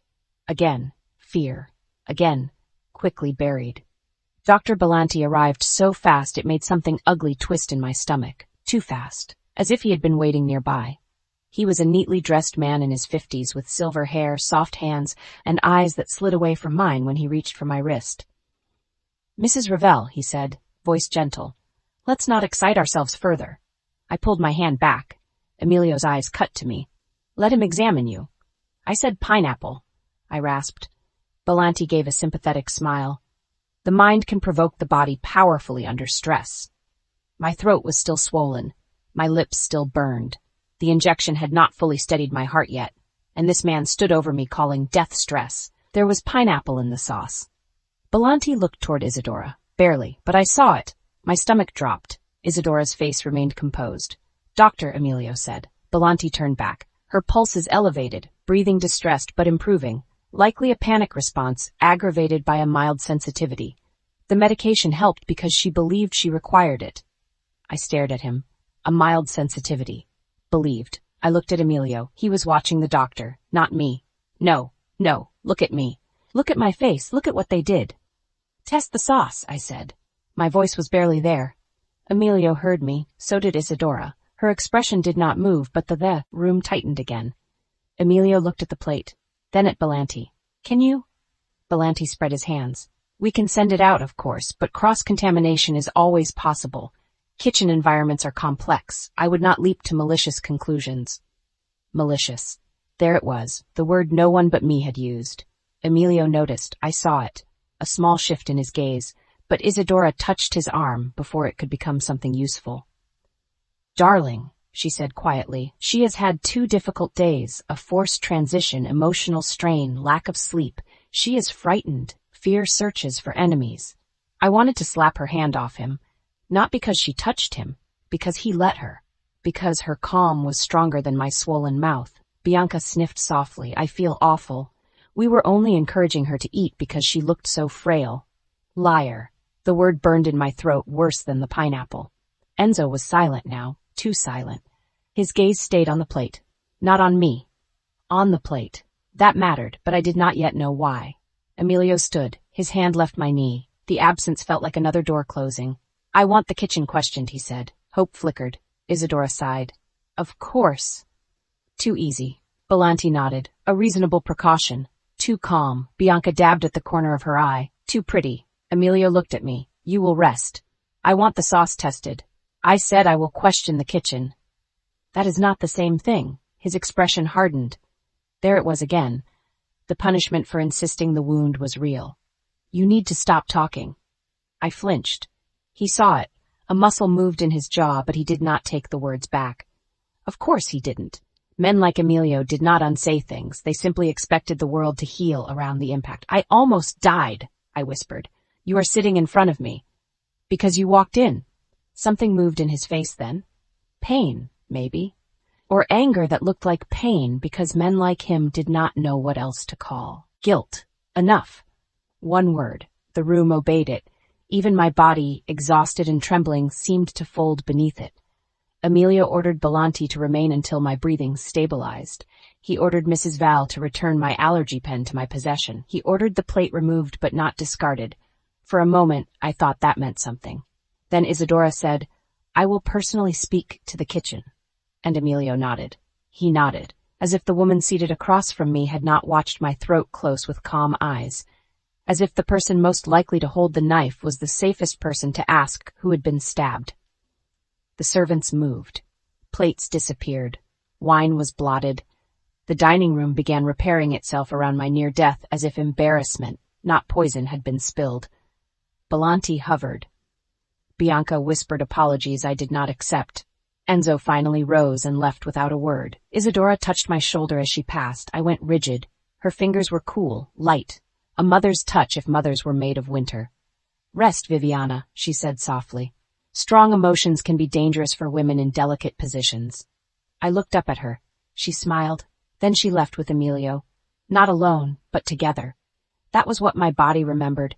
Not the injection, not the sauce, not the silver fork. Emilio walking out beside his mother while I sat in the chair trying to breathe around the shape of betrayal.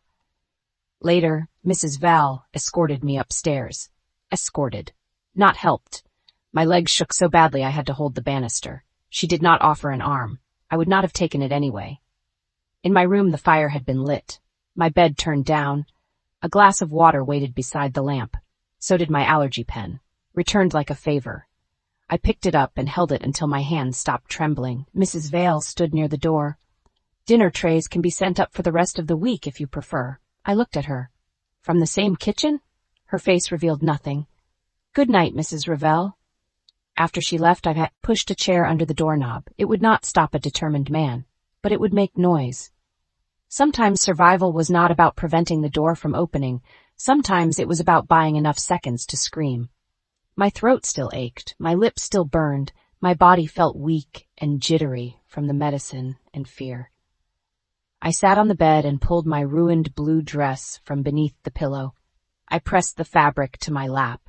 Not for comfort this time, for proof. Proof that yesterday had happened, proof that I had not invented cruelty, proof that my memory belonged to me even if this house kept trying to steal the shape of it. I should have slept. Instead, I waited. For what, I did not know. An apology that would not come. A call from my father I would not receive. Emilio's knock, his anger, his doubt, his hand on my arm when I could not breathe. I hated that my body remembered that part too. Near midnight, a sound came from the hallway. Soft, a footstep. Then another. I turned off the lamp and stood in the dark, allergy pen clutched in one hand like a weapon, though it could not save me from anything but my own body. Something slid beneath the door, a small white envelope. My pulse stopped. I waited until the footsteps retreated. Then I moved the chair quietly and picked it up. Inside was no letter, no explanation, no threat written in ink, just a thin wedge of dried pineapple wrapped in wax paper. My breath left me. I dropped it. It landed on the floor like a little piece of sunlight, harmless looking, bright, deadly. Then I saw the writing on the inside of the envelope. One sentence, beautifully written, almost gentle. Next time, he will not arrive early enough. The room tilted around me. I stepped back until my legs hit the bed. My throat began closing again, not from allergy this time, but from terror so complete it felt physical. Dinner had not been a mistake. It had not been a test, it had been a rehearsal. And somewhere in this house, behind clean doors and polished smiles, someone had just promised me the performance was not over. Chapter 4. By morning, the world knew I had almost died, and the Ravelle family had already taught it to laugh. The headline waited for me on a silver breakfast tray. Not my phone, not my father's voice, not an apology from the husband who had watched my throat close and then let his mother walk out of the dining room with the truth tucked beneath her pearls. A newspaper, folded neatly beside coffee I did not drink and toast I did not touch. I knew before I opened it. Fear becomes a prophet when people keep proving it right. My fingers were still tender from clutching the allergy pen all night. The dried pineapple wedge lay wrapped in tissue at the bottom of my vanity drawer now, beside the blue ribbon, the threatening card, and the cream stationery update about my father. My little museum of proof. My private chapel of evidence no one powerful enough to matter had asked to see. I lifted the newspaper. There I was, not as a woman who had been poisoned, not as a wife who had begged for air at a table full of people who watched too long before helping, as a spectacle. The photograph had been taken from an angle that made my panic look ugly. My hand was at my throat, my face twisted. Emilio's arm was around me, but not in a way that looked protective. In the photograph, it looked like he was restraining me. The headline sat beneath it like a verdict. Ravelle's blackmail bride suffers dinner breakdown after family tension. I read it once, then again. The words did not change. They sank. The article was worse. Sources close to the family described me as emotionally overwhelmed. A guest, there had been no guests, which meant the source was inside the house, claimed I had become hysterical after refusing dinner and accusing staff of poisoning me. Dr. Belanti was quoted without being named, suggesting stress responses could mimic serious reactions in women under extreme emotional pressure. Women, not people. Women, as if my body had not known death because it was female, as if my throat had closed out of vanity, as if pineapple had not touched my tongue. The article mentioned Emilio's composed response, Isidora's maternal concern, Bianca's distress at the scene. It referred to me as Julian Carrow's daughter 3 times, each mention tied to old controversy, financial scandal, and the rushed marriage. Rushed. That was one word for blackmail under chandeliers. I set the paper down carefully. That was the terrifying part. I did not throw it. I did not tear it. I did not scream. Something in me had moved beyond the relief of noise. The door opened without a knock. Mrs. Vale entered with a pale green dress draped over one arm and an expression so smooth it made my skin tighten. Don Ravelle expects you downstairs in 30 minutes. I looked at the newspaper, then at her. Did you choose the photograph yourself, or did Bianca? Her face did not move. I am not sure what you mean. Yes, I said softly. You are. She placed the dress across the back of a chair. It would be best if you dressed quickly. Today is important. Important to whom? The Antonelli Foundation luncheon is this afternoon. I stared at her. No, Mrs. Vale blinked once. I am not asking you, I said. I am telling you. No, Don Ravelle has already confirmed your attendance. Then Don Ravelle can unconfirm it. Her mouth tightened. A small thing. A human thing. Annoyance under training.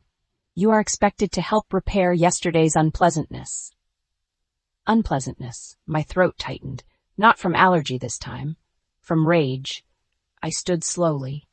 Yesterday, someone put pineapple in my food after being told I am severely allergic. Last night, someone slid dried pineapple under my door with a note promising Emilio would not arrive in time next time. This morning, the paper says I had a breakdown, and your word for that is unpleasantness? For 1 second, the room sharpened. Mrs. Vale's eyes flicked toward the vanity, too fast. But I saw it. She knew I was keeping things. She did not know where. Good. Let her wonder. I will inform Don Ravelle that you are refusing, she said. Please do. She left. The door stayed open. That was new. A mercy? No. A threat did not always require locks. Sometimes it used open doors to remind you someone could enter any time. I waited in my nightdress, barefoot on cold hardwood, until Emilio came.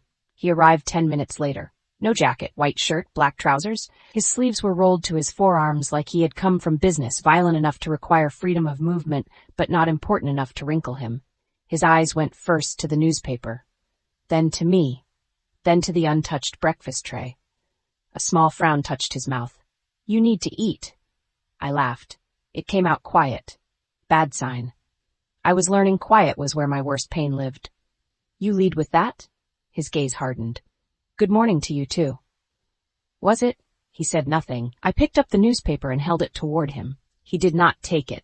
He had probably already read it, maybe before coffee, maybe with someone explaining how quickly the damage could be contained if his unstable wife smiled on command at a luncheon. I want a retraction, I said. His expression did not change. That is not how this works. No, of course not.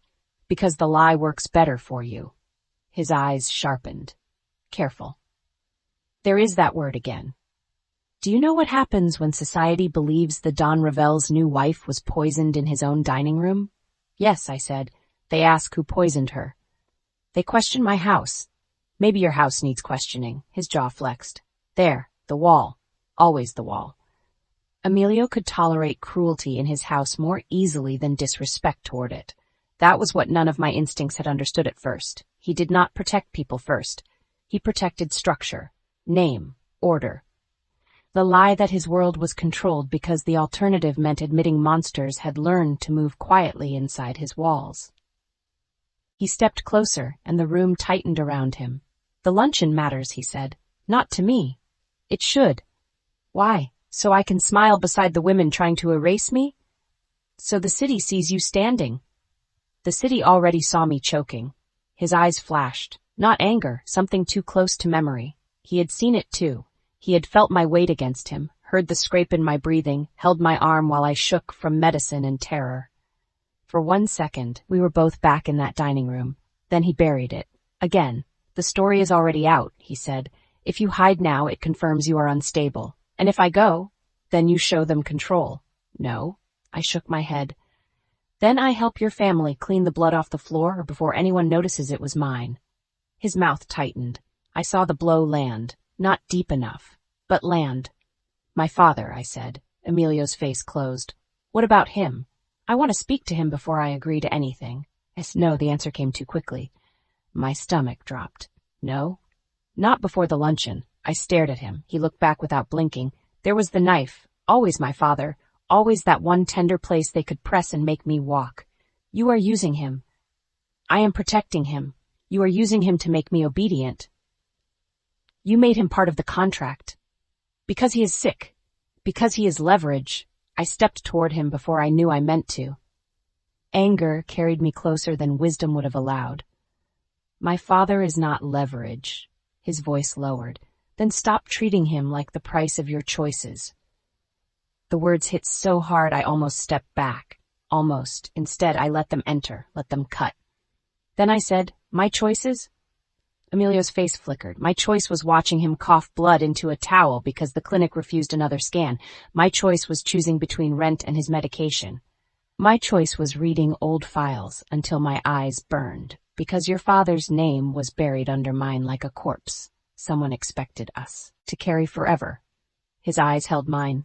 My choice was coming here, I said. Yes, but do not stand there in silk and power and pretend I had the kind of choices men like you get to call choices. Silence. It stretched. Not empty. Charged. For one dangerous moment, the distance between us did not feel like hatred. It felt like impact, like something thrown hard enough to bruise both bodies. Emilio looked at me differently then. Not gently, never gently, but with a tension that no longer dismissed. Then his phone buzzed. The world returned. He glanced at the screen. His expression changed into something colder, more familiar. Business. Blood. Empire. Whatever had been almost human in him retreated behind the Don. "You will attend," he said.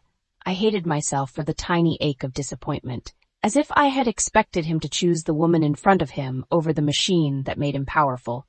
"Or what?" I asked. His eyes returned to me. "Or everyone will believe the headline." He left before I could answer. That was how I ended up in the green dress. It was beautiful. This house had mastered the art of making violation look expensive. The dress fit smoothly over my body, soft at the sleeves, cinched gently at the waist. Mrs. Vale had chosen pearls for my ears. I refused them. She looked offended, which pleased me more than it should have. I wore my hair pinned low, no lipstick, no color anyone could say was desperate. In the mirror I looked calm. A miracle. A lie. Before leaving, I opened the vanity drawer and checked my hidden things. Blue ribbon, threatening card, medical update, pineapple wedge, envelope. I added the newspaper clipping.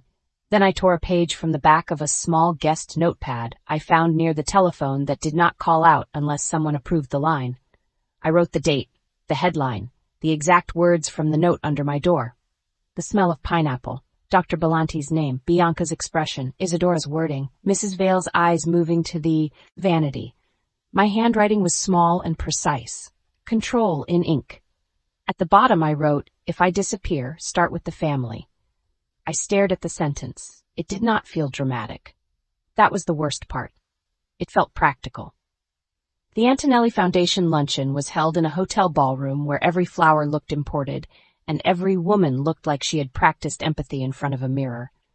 The foundation served women in crisis. That was the public purpose. Domestic violence shelters, legal aid, medical grants, emergency housing, women in danger, women trapped, women who needed someone to believe them before the danger became a body.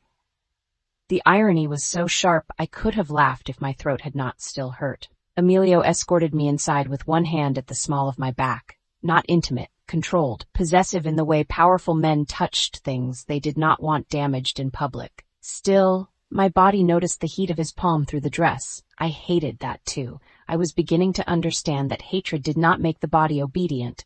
Sometimes it made awareness worse. "Smile," he said under his breath. I smiled. Not like that. This is the smile women use when they are 2 seconds away from stabbing someone with a dessert fork. His mouth twitched. So fast I might have imagined it. Then use the other one. "I do not have another one today." We entered the ballroom. Cameras flashed. My smile stayed. Emilio's hand pressed once, a warning or support. I could not tell. That was the problem with him. Sometimes the same gesture wore 2 faces. Isadora moved toward us, radiant in ivory. Bianca stood beside her in pale blue. My stomach clenched at the color. She knew. Her gaze slid over my green dress and paused at my throat. "Viviana," she said warmly, "you look much better today. Breathing helps." Her smile sharpened. Isadora's eyes flicked to Emilio. There, a tiny check. Would he correct me? Would he let it pass? He said nothing. For reasons I did not trust, that felt like a small patch of ground beneath my feet. The luncheon began with champagne. I did not drink.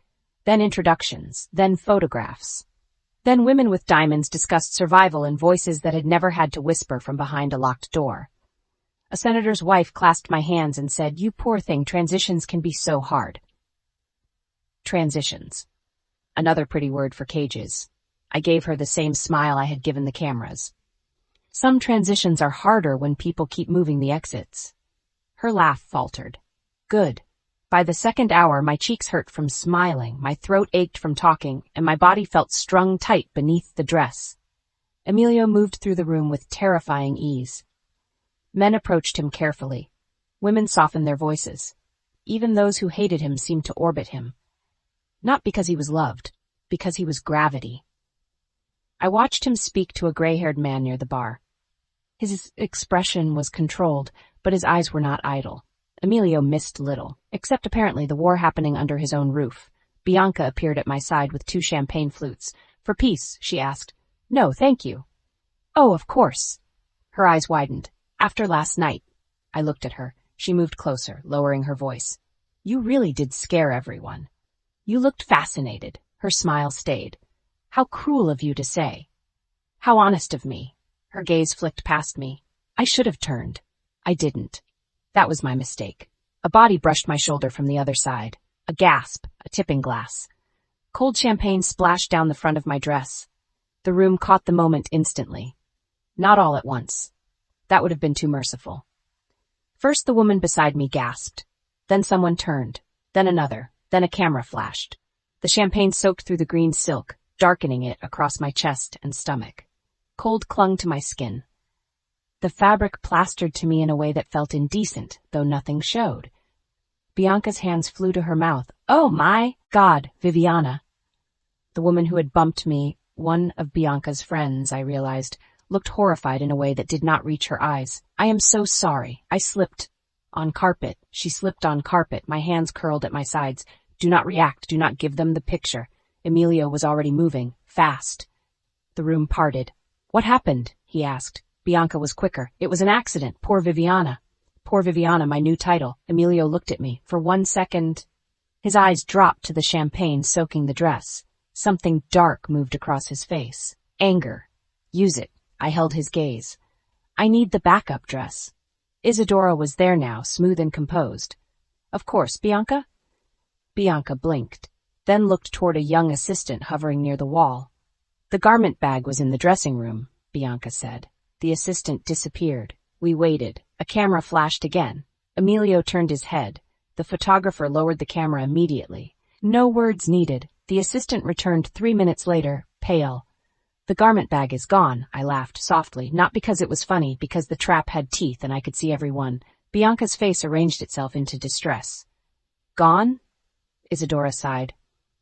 There must have been a mix-up. A mix-up, I repeated. Emilio's gaze cut to me. Warning. Do not here, not in front of them. But I was beginning to learn something about public rooms. Sometimes they were cages, sometimes they were stages, and sometimes a woman could use both. I can continue, I said. Isadora's eyes narrowed almost invisibly. Bianca smiled. She thought I meant I would stand there humiliated. Maybe I did. Maybe I had learned that humiliation only worked if I carried it for them. The luncheon chairwoman approached, flustered and kind in that distant rich woman way. Mrs. Ravelle, we can delay your remarks if needed. My remarks, I had almost forgotten. Isadora had insisted I give a brief statement on resilience and family support. The cards had been approved, we were told. Safe, harmless, empty words about generosity and new beginnings. Bianca handed me the cards. Her fingers brushed mine, too cold. Here, she said, you'll do beautifully. The top card looked normal. The second did not. I turned it slightly as if adjusting my grip and read. Some women are desperate enough to sell anything, even themselves for safety. My heart stopped. The next card. I stand here today humbled by the Ravelle family's generosity, despite the controversy surrounding my father. The next. I know I have caused strain, but I hope to become worthy of the name I now wear. My vision tunneled. There it was. Not pineapple, not scissors, not locks. A public confession they wanted in my own voice. A woman's reputation could be murdered without blood if she read the knife aloud. Bianca watched me, waiting. Isadora watched too. Emilio was speaking to the chairwoman, unaware of the words in my hand. Or maybe not unaware. That thought hurt before I could stop it. No, even Emilio would not. I stopped myself. Dangerous hope again. I would not give it room. The chairwoman called my name. Applause rose. Thin, polite, curious. I walked to the podium in a dress soaked with champagne, carrying cards designed to make me kneel in front of people who had already decided I belonged beneath them. The microphone waited, the ballroom blurred beyond it, rows of faces, diamonds, lipstick, judgment. Emilio stood near the front, eyes on me now. Isadora beside him, Bianca slightly behind, hands folded, already victorious. My hands were shaking. I placed the cards on the podium, looked down at the first line, then at the women in the room. Women in crisis, the foundation brochure had said, women unheard. Women trapped by money, family, men, shame, fear.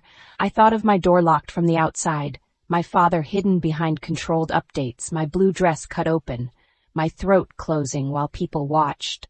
The pineapple under my door, the newspaper headline, the champagne drying cold against my skin, the words they wanted me to read, and something inside me went still.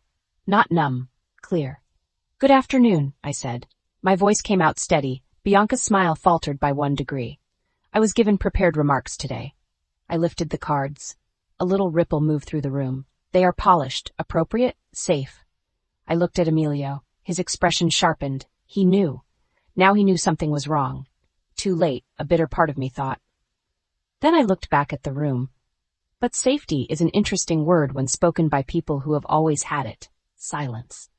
Beautiful, immediate silence. I set the cards aside. Isadora's face changed. Not much. Enough. My father once told me that fear teaches women to memorize exits, I said. At the time, I thought he was being dramatic. I thought safe people were safe, because danger looked obvious when it entered the room. My fingers rested on the edge of the podium. Not gripping, resting. I wanted them to see control. I was wrong.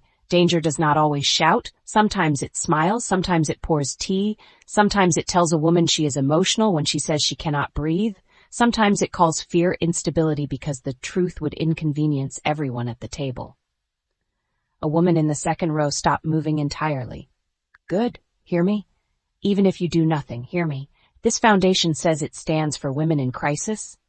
Then I hope it remembers that the most endangered women are not always the ones with bruises visible enough to make strangers comfortable. Sometimes the woman in crisis is dressed beautifully. Sometimes she is smiling for cameras. Sometimes she is married to power and still cannot reach a phone. Emilio's face went pale with rage. At me? At the room? At whoever had handed me those cards? I did not know. I did not care. Not then. A woman should not have to collapse publicly to be believed privately, I continued. She should not have to bleed on white linen before someone asks who held the knife. She should not have to be perfect, polite, grateful, and quiet to deserve protection. My voice cracked slightly on the last word. I let it, not weakness. Truth. So if this room wants to help women, start there. Believe danger before it becomes a body. Believe the first warning. Believe her when she says something is wrong. I took the champagne-stained cards and folded them once. Thank you. For 1 second, no one clapped. Then someone did. A woman near the back, older, gray hair, black dress, no smile, one pair of hands, then another, then more. Not thunder, not triumph, but enough. Enough to prove the room had heard something they could not entirely unhear. I stepped down from the podium. Emilio was waiting. His face was unreadable, which meant the storm had gone underground. What was on the cards? He asked quietly. I held them out. He took them, read. His eyes went dead. The kind of dead that made everyone near us suddenly find somewhere else to look. Who gave you these? Bianca. Bianca appeared at the edge of us, eyes wide. What? Emilio, no. Those were the approved remarks. I didn't. Do not, I said. She blinked at me.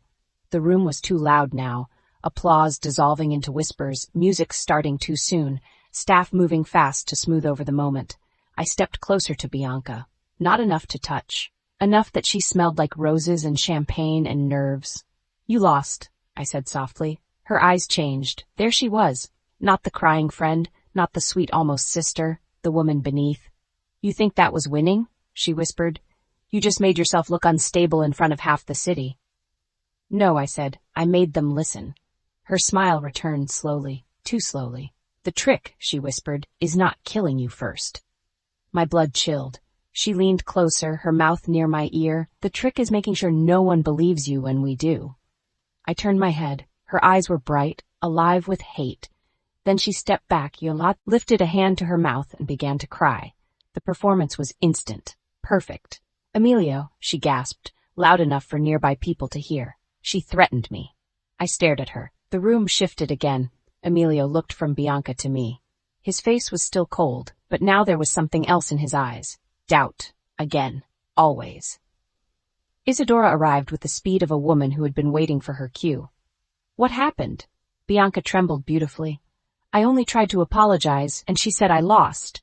She looked at me like... Her voice broke, like she wanted to hurt me. I laughed once. A terrible mistake. I knew it the moment the sound left me. Emilio's gaze hardened. Isadora took Bianca into her arms. Viviana, this has gone far enough. Ask what she said to me. Isadora's eyes were soft poison. You are wet, exhausted, and overwrought. I am not overwrought. Emilio's voice cut in. Enough. I looked at him, really looked. The cards were still in his hand. He had proof of one thing. Not everything, but something. And still, his first instinct was to stop the noise. Not find the truth. Not here. Not in public. Not when the Ravelle name stood in the room wearing a champagne stain. He stepped closer, lowering his voice. You will go home. I smiled. My lips felt numb. Home? His eyes flickered. Good, let the word rot between us. The drive back to the estate was silent. Emilio sat beside me in the black car, the ruined speech cards folded in his hand. His anger filled the backseat like smoke. I watched the city blur past the window. People walked under umbrellas, couples crossed streets. A woman in red boots laughed into a phone. Ordinary life continuing. Indecent, really. That the world could keep moving while mine rearranged itself around new levels of betrayal. At the estate, I went straight upstairs. No one stopped me. Maybe Emilio ordered them not to. Maybe they simply enjoyed watching prey walk itself back into the house. In my room, I changed out of the champagne-soaked dress and put on one of the pale nightgowns I hated. My own clothes still felt too vulnerable after the blue dress.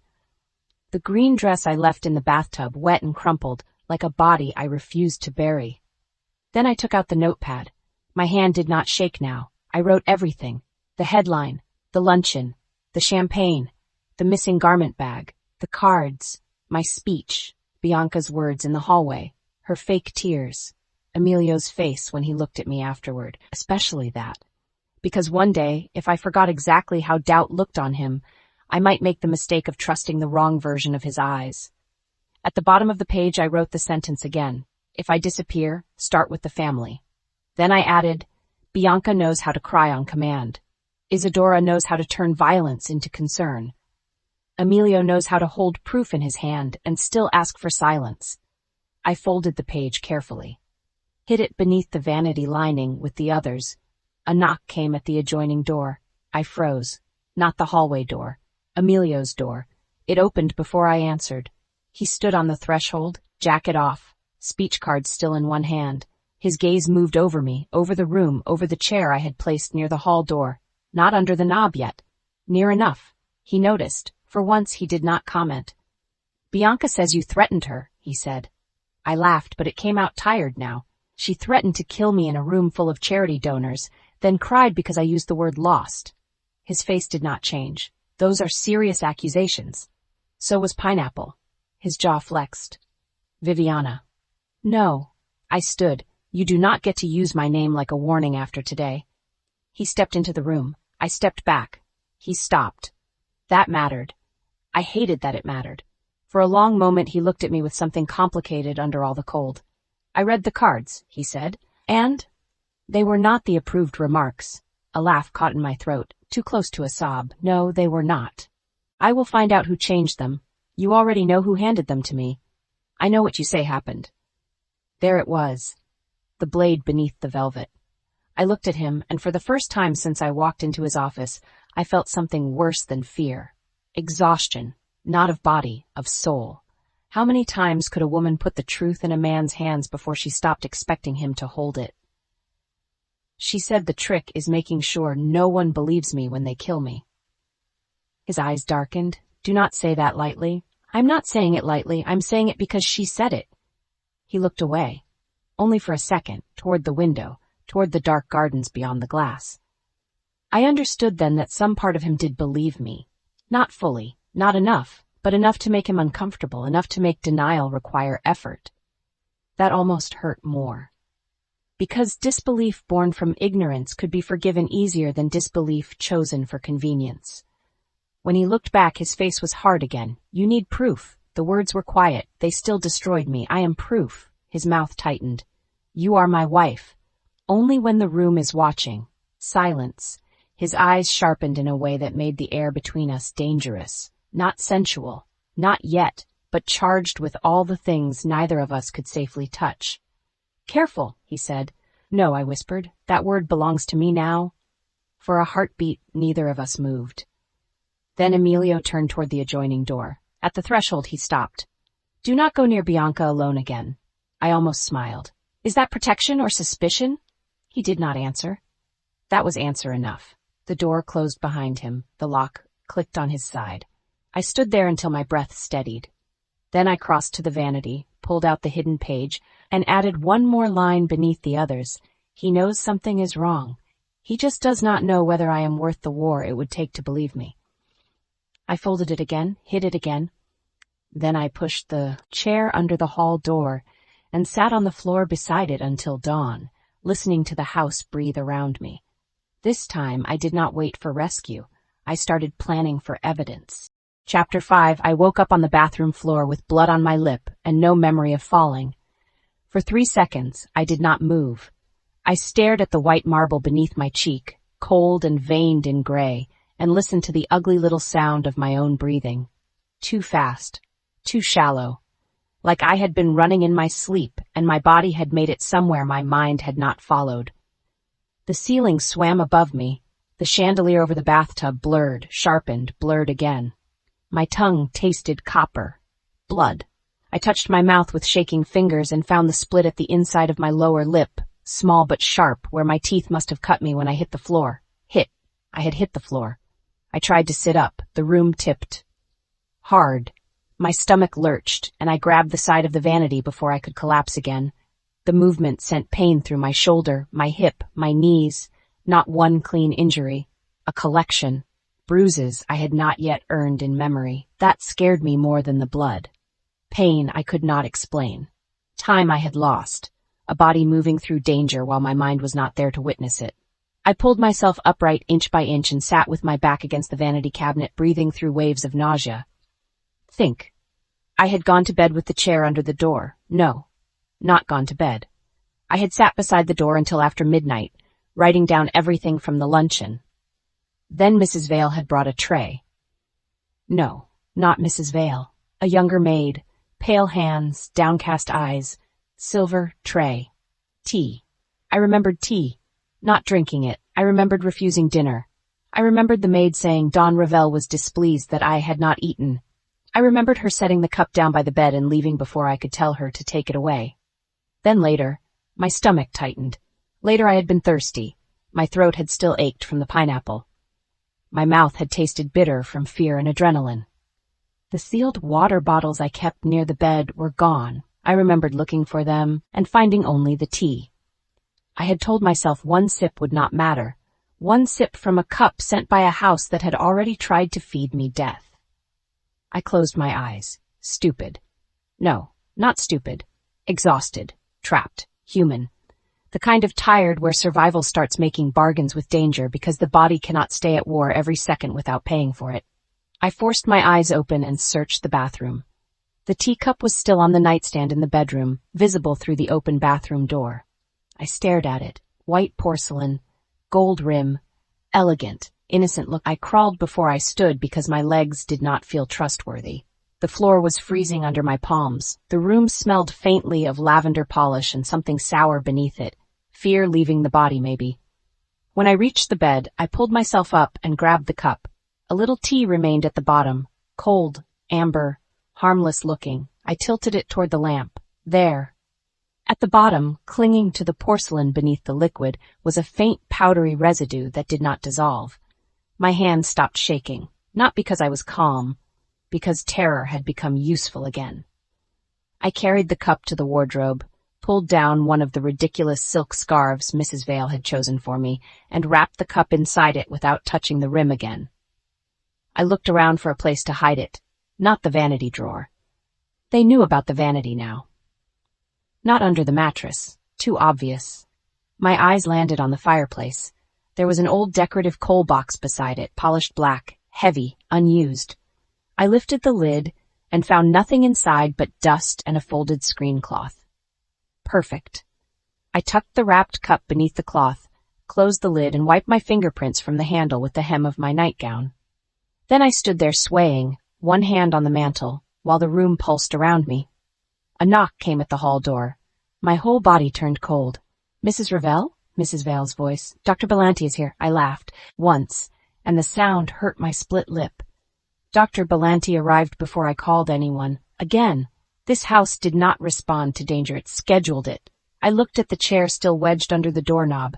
It had not saved me. It had kept out whoever might have come through the door, maybe, but it had not kept me safe from what I swallowed. My own body had become the open door. Mrs. Ravelle, Mrs. Vale said, sharper now. Open the door. I considered not answering. Then I looked at my face in the mirror. Pale. Damp hair clinging to my temples. Lips swollen. Eyes too wide. If I refused the doctor, they would write that down too. Uncooperative. Paranoid. Hysterical. I moved the chair with effort and opened the door. Mrs. Val stood in the hallway with Dr. Belanti beside her and 2 guards behind them. She looked at my lip, then my bare feet, then the bruise already darkening near my collarbone where I must have struck the vanity. No surprise. None. That was how I knew fear had not made me dramatic. Fear had made me observant. Dr. Belanti stepped forward with his small leather bag. Mrs. Ravelle, I hear you had a restless night. You hear many things before I say them. His smile remained gentle. Gentle men with paid hands were more dangerous than men with guns. Guns were honest. May I come in? No.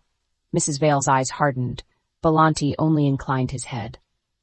I understand your anxiety, but Don Ravelle has requested that I monitor your condition after yesterday's episode. Yesterday's episode. Not allergy. Not attack. Episode. I fell, I said, so I was told. By whom? He paused. Small. Enough. Household staff discovered you unwell. No one discovered me. I woke up alone on the bathroom floor. Mrs. Vale's voice sliced in. The maid heard movement and reported concern. Concern, I repeated. The word tasted almost as bitter as the tea. Dr. Belanti lifted both hands, palms out, as if soothing a wild animal. Let's not assign malice where exhaustion may explain. Enough. I looked at him. He knew. Maybe not everything, but enough. Come in, I said. Mrs. Vale looked satisfied. I stepped aside but kept my body between Belanti and the fireplace. He examined me near the window, where morning light made every bruise honest. He checked my pulse, blood pressure, eyes, throat. His fingers were cool and dry. Every touch felt like documentation. When did you last eat? He asked. Yesterday morning. His brows lifted. That is not advisable. Neither is eating food served by people trying to kill me. Mrs. Vale made a small sound. Belanti sighed. Mrs. Ravelle. Viviana, I said. He blinked. If you are going to tell me I'm unstable, use my name while you do it. For the first time, irritation cracked his softness. Very brief. Very real. You are under severe emotional strain, he said. Your marriage was sudden. Your transition into this household has been difficult. Plus, you have a history of intense stress related to your father's illness. These things can affect sleep, appetite, perception, and physical stability. Perception? Yes. That is a polished word for calling me delusional. It is a medical word. No. Medical words help people. Yours keep trying to bury me. Mrs. Vale stepped forward. That is enough. I turned on her. No. Enough was the pineapple, enough was the dress, enough was the newspaper, enough was waking up on the floor after drinking tea I did not ask for. Belanti's eyes shifted, only slightly, but he looked at the nightstand. The empty saucer remained there, not the cup. His face smoothed too quickly. What tea? I almost smiled. There, a mistake, his first real one. I did not say there was tea. His gaze returned to mine. Yes, you did. No, I said softly. I said after drinking tea. You asked what tea like you already knew. There should be a cup. Silence. Mrs. Vale's expression sharpened. Belanti folded his stethoscope with deliberate care. You are confused, he said. No, I am finally paying attention. He reached into his bag and removed a small amber bottle. Every instinct in me recoiled. I would like you to take something mild, he said, to help you rest. No, it is only for sleep. No. Sleep deprivation worsens fear responses. Poison worsens trust. His jaw tightened. Mrs. Vale moved closer. Don Ravelle will not be pleased if you refuse medical care. Then Don Ravelle can come tell me himself. The words had barely left my mouth when Emilio's voice came from the hallway. I am here. My breath stopped. He stood beyond Mrs. Vale, tall and severe in a black suit, rain on his shoulders, though the sky outside my window was clear. He must have come from another property, another meeting, another part of his violent world where problems were solved with commands that stayed obeyed. His eyes moved over me. The bruise, the split lip. My hand curled around the bedpost, the doctor's bottle. His face changed, not enough for anyone else to read fully, but enough for me. What happened? He asked. Mrs. Val answered first. She appears to have fallen during the night. Dr. Belanti believes exhaustion and refusal to eat are contributing factors. Emilio did not look away from me. Viviana. My name sounded different in his mouth when he saw blood. I hated that my body wanted to lean toward it. I woke up on the bathroom floor, I said. I do not remember falling. I drank tea last night. There was residue in the cup. His gaze sharpened. Where is the cup? I said nothing. Bianca sighed. Don Ravelle, she's disoriented. There was no cup when I entered. I stared at him. You were looking for it. Emilio's eyes cut to the doctor. The room grew colder. Bianca's smile thinned. I was observing the scene. You were looking for it, I repeated. Emilio fully into the room. Mrs. Vale moved aside. Good. Even she understood the temperature had changed. Everyone out, Emilio said. Mrs. Vale stiffened. Don Ravelle, perhaps? Out. One word. The heir obeyed. Mrs. Vale left first, offended but too trained to show it. Bianca hesitated, then packed his bag with slow dignity. Emilio stopped him at the door. The bottle stays. Bianca looked at him. It is a mild sedative. It stays. The doctor placed it on the table. When the door closed behind them, the room felt enormous. Too quiet, too intimate, too dangerous in a different way. Emilio turned back to me. Where is the cup? I laughed once softly. Now you want evidence. His jaw flexed. Where is it? No. His eyes narrowed. No? I am not giving you the only proof I have so it can vanish inside your investigation. My investigation? Your house, your staff, your mother, your doctor, your rules. I pointed toward the table. Your sedative. He looked at the amber bottle, then back at me. I did not send tea. I know. The admission landed between us. His face changed. For one moment, the anger drained into something more dangerous. Concern. Real concern. I wanted to hate it. I did hate it. But my knees were weak, my mouth hurt, and my body remembered his hand steadying me in the dining room when I could not breathe. That made everything worse. Emilio crossed the room toward me. I stepped back instantly. He stopped. The movement was small, but it mattered. He saw the flinch. A muscle jumped in his cheek. I am not going to touch you. You say that like it should comfort me. His voice lowered. You are bleeding. I noticed. You need to sit down. I woke up on the floor. I think I've sat enough today. His mouth tightened, but he did not come closer. Then let me call another doctor. One not bought by your mother? My mother does not buy my doctors. You keep saying things like that as if your certainty makes them true. His eyes hardened, then softened again when my hand slipped on the bedpost. I caught myself. Barely. The room tilted. Emilio moved before I could object. Not fast enough to scare me, fast enough to catch me. His hands closed, around my upper arms, firm and warm, holding me upright.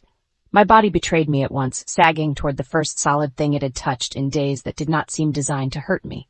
He felt it. I knew he did. His grip changed. Less possession, more care. Sit, he said, but this time the command was quieter, almost rough. I don't want. I know. His jaw tightened. Sit anyway. I should have fought harder. I didn't have the strength. He guided me to the edge of the bed, carefully, not like I was precious, like he was afraid sudden movement might break something he had not admitted mattered. He went to the washroom and returned with a damp cloth. I stiffened when he reached for my face. He stopped again. Your lip, he said. I stared at him. For once, he did not say careful. He waited. That was worse, somehow. Permission sat in the space between us, unfamiliar and trembling. I nodded once. He touched the cloth to my lower lip. The cool pressure stung. I sucked in a breath. His eyes flicked to mine. Too hard? The question nearly undid me. Not because it was tender, because it was ordinary. Because nobody in this house had asked if anything hurt before continuing. No, I whispered. He cleaned the blood gently. His knuckles brushed my chin once, and the contact sent a confused shiver through me. Not pleasure exactly, not fear either. A body starved of kindness can mistake almost anything for warmth. I hated that. I hated him for being capable of gentleness after choosing not to believe me. His face was close enough that I could see faint lines of exhaustion near his eyes. Emilio Ravelle looked untouchable from across a room. Up close, he looked like control cost him something. Why won't you tell me where the cup is? He asked. Because if I give it to you, I have to trust you. His hand stilled. The cloth rested against my lip. And you don't. No. A silence. Then he lowered the cloth. Good, I blinked. Good? You would be foolish to trust me. The honesty cut strangely, cleaner than cruelty. He stood and walked to the fireplace, took the empty basin from the side table, filled it with water from the pitcher, and brought it back. Drink this. No. It came from a sealed bottle. Did you open it? Yes. Where? In front of you. I looked at the water. Then at him. You think I'm ridiculous. I think you are alive because you have become difficult to kill. My throat closed for an entirely different reason. That was not kindness, but it was the closest thing to respect he had ever given me. I took the glass. My hands shook so badly, water trembled against the rim. Emilio noticed. He sat beside me, not touching, close enough to catch the glass if I dropped it. I drank slowly. The water tasted like nothing. Beautiful, safe nothing. My eyes burned. I looked away. Do not cry, I told myself under my breath. Emilio heard. I was not going to comment. That is almost decent of you. His mouth moved, not a smile, something smaller and sadder, then it vanished. I set the glass down. I want to call my father. He went still, and there it was again. The wall rising. His doctors say he should not be distressed. I laughed quietly. Amazing how everyone in this family is suddenly concerned about distress when it keeps me quiet. Viviana. No, I turned to him. I am sick. I am scared. I am trapped in your house with people who smile while they cut pieces off me, and you still think my father hearing my voice is the dangerous thing. His eyes darkened. I moved him because you demanded it. I demanded safety. He is safe. Then let me hear him. Silence. It stretched long enough to become an answer. My chest hurt. Why? I whispered. Emilio looked away. Not far, just enough. I am still verifying who has access to his facility. That is not an answer. It is the answer you're getting. The small warmth between us went cold. I should have known better than to confuse a damp cloth with loyalty. He could clean the blood from my lip and still keep my father behind a wall. He could hold me upright and still leave me standing alone. I rose too fast. The room tipped again. Emilio caught my wrist. I yanked it back. Do not. His hand opened immediately. Viviana, I want you to leave. He stood slowly. For a second, I thought he would refuse. This was his house, his room by extension, his name on every door. Men like him did not leave because a trapped woman told them to. But he did. At the threshold, he looked back. Eat something sealed. I will have food brought from outside. I don't want anything from you. That was not the offer. His voice lowered. That was me trying not to let you collapse again. Too late. The words hit. I saw it. Then he left. The door closed, no lock. But I put the chair back anyway. The next 2 days taught me what slow poisoning felt like. It did not feel like one dramatic death. It felt like betrayal diluted into routine. Dizziness that came and went. Nausea sharp enough to fold me over the sink. Hands trembling so badly I could not button a sleeve. Sleep that dragged me under and threw me back up disoriented, unsure whether minutes or hours had passed. Once I woke standing in the middle of the room with the vanity drawer open and no memory of crossing the floor. My hidden notes were untouched. I counted them twice anyway. Blue ribbon, threatening card, medical update, pineapple envelope, newspaper clipping, luncheon notes, all still there. For now. I stopped eating anything from the kitchen, sealed crackers only, bottled water only if I broke the seal myself. A protein bar I found in the pocket of my old canvas bag, crushed but untouched. It tasted like dust and survival. The staff watched. Mrs. Vale reported. I knew because the house changed when Emilio entered it. On the third evening, he came to my room without knocking. The chair caught the door. A harsh scrape. I stood from the floor where I had been writing and grabbed the closest weapon. A letter opener. Thin, silver, ridiculous, but pointed. Emilio looked at it, then at me. His face went very still. You are refusing meals. I am refusing poison. You cannot live on crackers and bottled water. I cannot live if I eat whatever they bring me. His eyes moved over me. I knew what he saw. The weight loss too quickly, the shadows under my eyes, the way I held the letter opener like a woman who had learned any object could become a boundary if she was desperate enough. He stepped inside and closed the door behind him. The chair scraped aside. I tightened my grip. He noticed, stopped, held up one hand. I brought food. My eyes flicked behind him. No tray. No, you didn't. It is downstairs, from outside the estate, sealed, delivered by men. You can open it yourself. Hope rose. I hated it immediately. What do you want? His expression hardened. Must everything be a bargain? In this house? Yes. He looked away first. That should have felt like victory. It didn't. I want you alive, he said. The words landed too quietly, too late, too much. For a second, all I could do was stare at him. He looked almost angry at himself for saying it, as if the truth had escaped before pride could lock its cage. Then footsteps sounded in the hallway. Mrs. Vale's voice came through the door. Don Ravelle, your mother is asking for you. The change in him was instant, not visible to everyone maybe, but I saw it. His shoulders hardened. His eyes cooled. The man who had said he wanted me alive disappeared behind the son, who still believed his mother's calm more than my fear. He opened the door. Mrs. Vale stood there, hands folded. Mrs. Ravelle has been refusing all meals, she said, as if I were not in the room. Dr. Belanti believes supervised sedation may become necessary if this continues, for her safety. My blood turned to ice. Emilio's head turned slightly. He looked at me, then at the letter opener, then at the chair near the door, then at the unopened bottle of water on the nightstand because I no longer remembered whether I had opened it or someone else had. I saw the story forming in his eyes, not fully believed, not fully rejected, but possible. That was enough to terrify me. Leave us, he said to Mrs. Vale. She hesitated. Now. She left. The door closed again. I whispered, they are building something around me. Emilio said nothing. They are making me look unstable. They took my phone. They control my father. They cut my dress. They put pineapple in my food. They drugged my tea. Now they want sedation. His jaw worked. I am handling it. No, you are managing it. His eyes flashed. I stepped closer despite the dizziness. You manage problems. You handle threats. You are treating me like one while they become the other. Enough. No. My voice broke. I hated it, but I kept going. One day they will kill me, and you will still be asking whether I exaggerated the knife.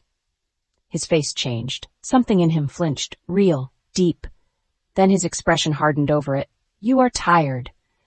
I laughed, a broken, ugly little sound. There it is. Viviana, no. Leave. He stared at me. For a second I thought he might finally say the thing I needed. I believe you. 3 words. Small enough to fit inside a breath. Big enough to keep me alive. He did not. He left. That night, I waited until the hallway went quiet, then went to check the coal box. I lifted the lid. The folded cloth was there. My heart slowed. I reached beneath it. Nothing. I searched again. Dust. Cloth. Empty. The teacup was gone. For a moment, I could not breathe. Not from poison, from the sheer violence of being erased carefully. I sank to my knees in front of the fireplace and stared at the empty black box until my eyes burned. Then I saw the paper tucked beneath the lid. A small, white card. Elegant, familiar. My fingers felt numb as I pulled it free. The handwriting was beautiful, almost gentle. You are not the only one keeping records. I sat there on the floor, the card in one hand and the letter opener in the other, while the house settled around me with soft, expensive sounds. Somewhere below, people laughed. Somewhere beyond the gates, my father slept in a clinic I could not name. Somewhere inside these walls, someone held the cup that could have proved I was not losing my mind. And somewhere in Emilio Ravelle's heart, doubt had found just enough room to keep me unsafe. I folded the new card with the others. Then I moved the chair under the door, not because it would save me, because it was the only thing in this house still willing to stand between me and whatever came next. Chapter 6. The maid smiled when she told me blackmail brides who refused to eat usually became corpses. She said it over a silver breakfast tray. That was the part I remembered first, not the threat. The silver. How everything in Emilio Ravelle's house came polished. Knives, lies, warnings, even cruelty wore white gloves and carried porcelain. I stood in the small morning room because I had refused the formal breakfast table after the pineapple. Mrs. Vale had assigned me this room instead, as if moving me away from the family's eyes meant I had been granted mercy. It was not mercy. It was containment. A round table sat near tall windows overlooking the east garden. Pale sunlight spilled across untouched plates. Eggs folded perfectly, toast cut into triangles, tea steaming in a cup I would rather shatter than drink.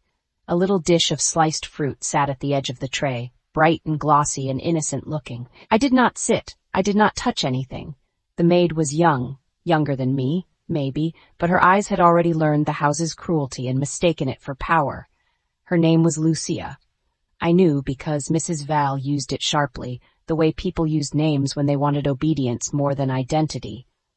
Lucia set the tray down and looked at me. "You should eat, Mrs. Ravelle." "No." Her smile widened. "You don't want to disappoint Don Ravelle again." Again, the words slid under my skin. I folded my arms, hiding the tremor in my hands. "Take the tray away." "I can't." "You carried it in. I assume you can carry it out." "Mrs. Vale said it stays until you eat. Then it will be staying a long time." The maid's eyes moved to the bruises fading at my throat, then to the split in my lip, then down to the ring on my hand. Blackmail brides are always difficult at first. My body went still. There it was. The house speaking through a girl who probably earned less in a month than Bianca spent on a pair of shoes. I looked at her. "What did you say?" She lowered her voice, but not enough to make it private. "I said blackmail brides are difficult. Did Mrs. Vale teach you that phrase?" "No one has to teach the truth." I laughed softly. It surprised me. Maybe fear had burned through too much of me and left something brittle behind. "You are very brave with a tray between us." Her cheeks flushed. "I know what you are." "No, you know what you were told." "I know women who marry men like Don Ravelle by force, usually end badly." I stepped closer. Her hands tightened around the tray handles. Good. Fear suited her better than that smile. "Is that a threat?" She swallowed, then lifted her chin, borrowing courage from the family that would throw her away the second she became inconvenient. "It is advice. Advice usually tries to keep someone alive." Her eyes flicked toward the door. Too late. A voice behind her said, "Repeat it." Lucia went white. Every muscle in my body locked. I turned slowly. Emilio stood in the doorway. He was dressed in black, no tie, his suit jacket open, his expression so empty it made the room colder. Aldo stood behind him, silent and scarred, eyes lowered just enough to pretend he had not heard every word. Lucia's mouth opened. Nothing came out. Emilio stepped inside. "Repeat," he said, "what you told my wife." My wife. The words hit the room harder than they should have. They hit me harder, too. Not because they were tender. They were not. They were possession sharpened into warning. Still, for the first time in this house, he had said them like they meant protection instead of punishment. Lucia looked at me, then at him. "Don Ravelle, do not insult me by becoming stupid after becoming bold." The maid flinched. I should have felt satisfied. I did not. Satisfaction required trust that this would matter after he left. Lucia's eyes filled with tears. "I said she should eat." Emilio's gaze did not move. "No." I said, her voice broke. "I said blackmail brides are difficult." And she shook her head. Emilio's silence was worse than shouting. The maid's face crumpled. "And that brides who refuse to eat usually become corpses." Aldo's eyes lifted. Just once. Emilio did not look at me. Not yet. He looked at the tray, the tea, the fruit, the eggs. Then he looked back at Lucia. "Who told you to say that?" "No one." "Wrong answer." Her tears spilled. "I heard things." "From whom?" "Staff." "What staff?" She looked toward the hall. Mrs. Valley appeared as if she had been summoned by the smell of blood. "That's Don Ravelle," she said, calm as ever. "There seems to be confusion." Emilio turned his head slowly. Mrs. Val stopped walking. That was the first time I had ever seen her hesitate. "Lucia is no longer employed here," Emilio said. The maid gasped. "Don Ravelle, please. You threatened my wife." "I didn't mean. You thought my house had taught you permission." The room went silent. Even I stopped breathing. Emilio stepped closer to her, not touching, not raising his voice, but somehow making the space around her shrink. "You were wrong." Lucia began to cry harder. Mrs. Vale's face tightened. "She is young. Then she will learn early. Perhaps a reprimand." Emilio's eyes cut to her. Mrs. Vale went still. "Pack her things," he said. "Aldo will escort her out. If I hear she repeats a single sentence about my wife beyond these walls, she will discover I am more generous with unemployment than consequences." Aldo moved immediately. Lucia looked at me then. Not angry, terrified, as if I had done this to her. I did not look away. That was another thing this house had taught me. Pity was expensive when everyone wanted to buy it with your silence. Aldo led her out. Mrs. Vale remained. For once her composed face had a crack in it. A small one. but it was there. Don Ravelle, she said, your mother will want to be informed. My mother will be informed that staff discipline in my house no longer passes through her. Mrs. Vale's lips parted. So did mine almost. Emilio still did not look at me. Maybe that made it easier for him to be decent. He picked up the teacup from the tray. I stiffened. He noticed now. His eyes moved to my face, slowly. The cup stayed in his hand. Then he set it back down without taking a sip. Remove this, he said. Mrs. Vale obeyed. Not immediately, but she obeyed.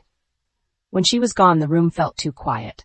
Emilio stood near the table, hands at his sides, jaw hard enough to break teeth.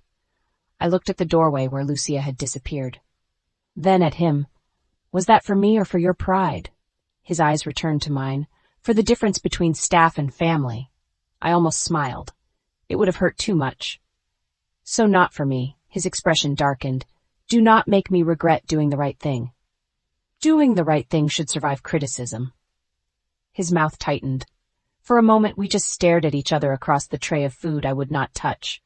He looked tired, not weak, never weak, but tired in the way men looked after fighting wars everyone else called meetings. There was a faint shadow near his jaw, a line between his brows, tension carried in his shoulders as if the whole Ravelle empire had been hung there before breakfast. I hated that I noticed. I hated more that some part of me understood exhaustion.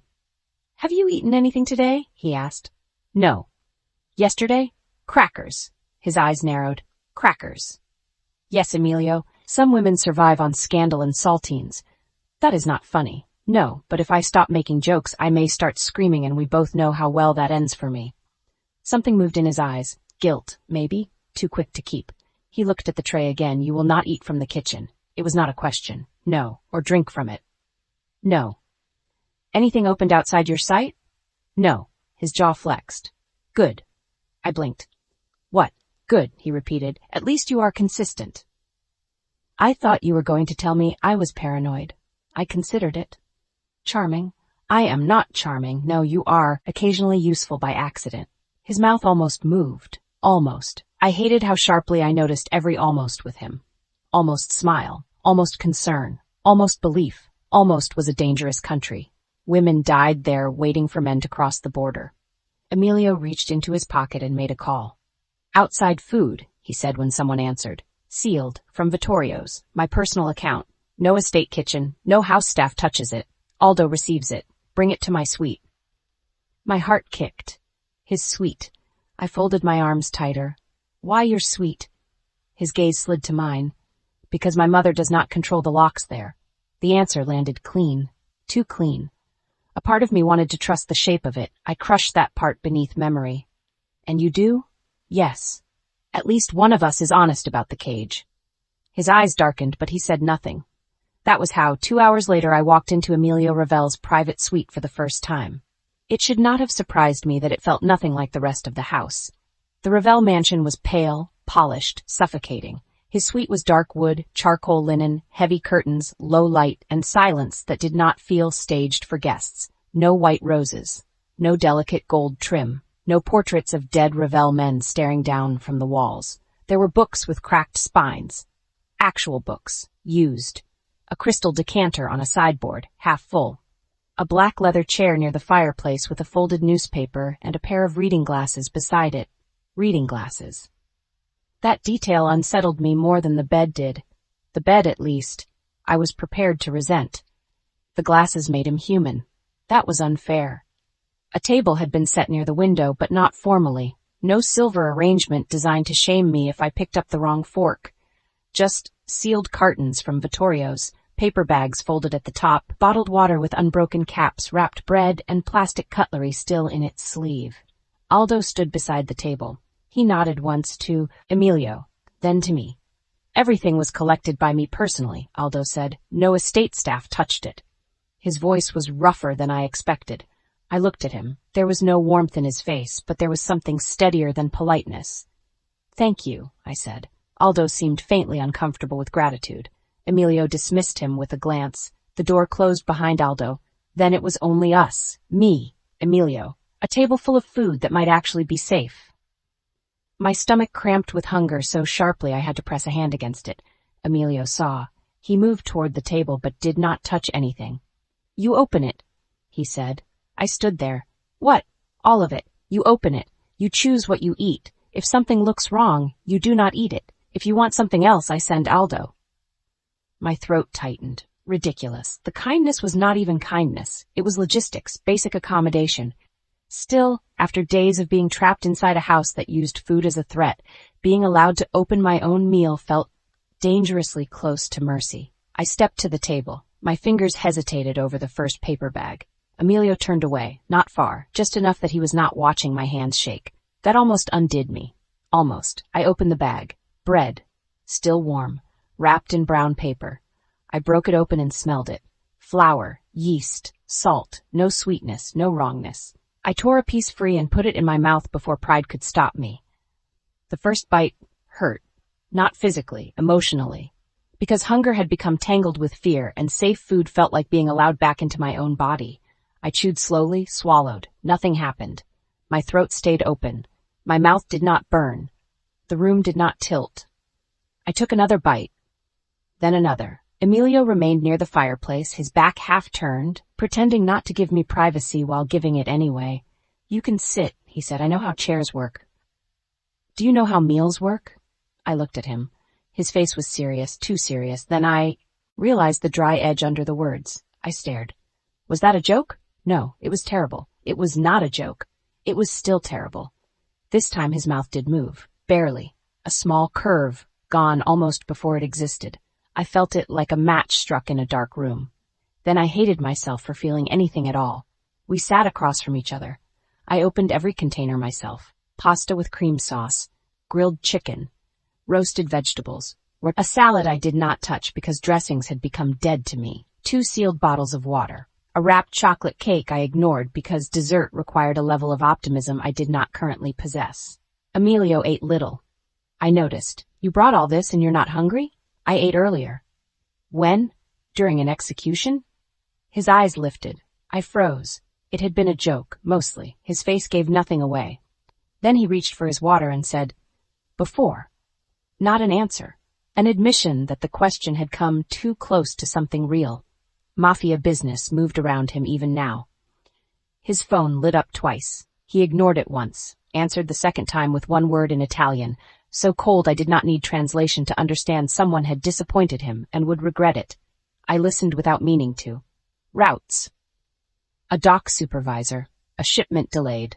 A name I did not recognize. Vasari, said with enough distaste to suggest enemy, rival, or dead man walking. Emilio ended the call and placed the phone face down. "Do not look so interested. I live in your house. Information is food." His gaze flicked to my plate. "You are eating actual food. Against my better judgment. And yet, hunger is persuasive." A silence settled. Not comfortable, but not immediately hostile either. That made me more nervous than cruelty. Cruelty had become predictable. This, whatever this was, had no shape yet. Emilio watched me for a long moment. "Your father is improving." Everything in me stopped. The fork froze halfway to the container. "What?" "He tolerated the transfer well. His blood pressure stabilized this morning. The specialist adjusted medication. They want to run additional imaging tomorrow." The room blurred. I put the fork down before I dropped it. "Why are you telling me this now?" "Because it is true. That has not been enough reason before." His jaw tightened. There it was. The bruise I had poked without touching. "I should have given you more," he said. The sentence was small. Not an apology. Not enough. But more than I expected. My eyes burned. I looked down fast. "Can I speak to him?" "No." The word slammed shut. I laughed under my breath because pain was becoming repetitive and I was tired of being surprised by it. "His doctors advised against distress." "Emilio." His name came out sharp. He looked at me. I leaned forward. "If you use concern for his health to control me one more time, I will hate you in a way your money cannot buy back." Something in his face went still. Not offended. Struck. "You already hate me." "Yes," I said, "but not cleanly." The room changed. I should not have said it, not because it was untrue, because it was too true. His gaze held mine, dark and unmoving. "What does that mean?" "It means I hate what you do." My voice lowered before I could stop it. "I hate what you allow. I hate that every person in this house learned quickly that my pain is negotiable because you treat it like an inconvenience. His expression tightened. But, he asked. I looked away. No, you started a sentence you did not finish. I changed my mind. Viviana, my name again. Not a warning this time, a demand. I set my napkin down carefully. It means I hate that when I was choking, your hand was the only thing that felt solid. I hate that when I woke up bleeding, you cleaned my mouth like you knew how to be gentle. I hate that I remember those parts too. Silence swallowed the room. There, too much, too honest. His face had gone unreadable, but his eyes had not. Something moved there, something rough and unwilling and hungry in a way that had nothing to do with food. I stood because sitting still under that gaze felt dangerous. I should go. You have barely eaten? I ate enough. No, his voice was lower. You didn't. Do not command me because you bought dinner. He stood too. The air tightened, not with fear this time, or not only fear. The table between us suddenly felt very small. He came around it slowly, giving me every chance to step back. I did. One step, then stopped, angry with myself for retreating and angry with him for noticing. He stopped an arm's length away, his eyes dropped to my mouth. The cut had healed badly, a thin line at the corner from the fall. I saw the moment he remembered cleaning blood from it. His hand lifted slightly, then stopped. Permission again. Always unexpected from him. It made my chest ache. Does it still hurt? He asked. I swallowed. What? Your lip? No. A lie. A small one. His eyes narrowed. Lying badly is still lying. Then stop asking questions you do not deserve honest answers to. His hand lowered. Good. I should have been relieved. Instead, I felt the absence before he ever touched me. That scared me. I am trying, he said. The words were so quiet I almost missed them. I looked at him then, really looked, and saw the problem. He was trying. Not enough. Not correctly. Not with the courage belief required. But trying in the only language he knew. Control, food, fired staff, sealed bottles, private rooms, commands that carved small safe spaces inside a house, still loyal to his mother. It was not enough to forgive, but it was enough to hurt. Trying would be believing me before you can prove I am not lying, I said. His eyes darkened. I do not know how to do that. The admission landed between us naked, brutal, human. My breath caught. For 1 second I saw him not as the Don, not as the man who had become my cage, but as a boy raised in a house where trust was probably treated as an open wound and love had to pass through loyalty checks before it could enter a room. It did not excuse him. Nothing did. But understanding was its own kind of danger. I stepped back again. This time not from fear, from temptation. I need to leave. He did not stop me. That should have been the end of it. Then, as I reached the door, his phone buzzed. He glanced at it. His face changed, so fast, so violently quiet. What is it? I asked before I could stop myself. He did not answer. The phone buzzed again. A photo appeared on the screen. I saw only a flash before he tilted it away. A parking garage. A man's hand on my arm. My face turned partly toward him. Elias. My father's night nurse. The meeting 2 days ago when Mara had helped me get a message through the clinic line and Elias had agreed to bring updated medication forms to the garage beneath the foundation building because I trusted no Ravelle channel anymore. He had caught my elbow because I stumbled, that was all. The photo did not look like all. Emilio looked at me. Whatever fragile thing had existed in the room cracked clean down the center. Who is he? He asked. My stomach turned cold. Emilio? His eyes had gone dark in a way I had not seen before, not just suspicious, jealous, possessive, wounded in a place he had no right to claim. His name, he said. I thought of Elias, of my father's clinic, of how everyone connected to me became vulnerable the moment Emilio knew they mattered. No. The word lit the room on fire. Emilio stepped closer. This time I did step back. His voice dropped to something almost soft. That made it worse. You refuse to tell me the name of the man touching my wife? My wife. Not protective now. Claiming. Dangerous. I lifted my chin even though my heart was beating too fast. You only remember I am your wife when another man is in the frame. His face went still, completely. The phone remained in his hand between us, the staged photo glowing like a blade. Outside his suite, the house waited, listening, smiling, because the trap had worked. and for the first time all day the food in my stomach felt safe, but the room did not. Chapter 7. The photograph in Emilio's hand turned an innocent touch into a noose. It glowed between us on the phone screen, small enough to fit in his palm, powerful enough to make the room feel like it had lost oxygen.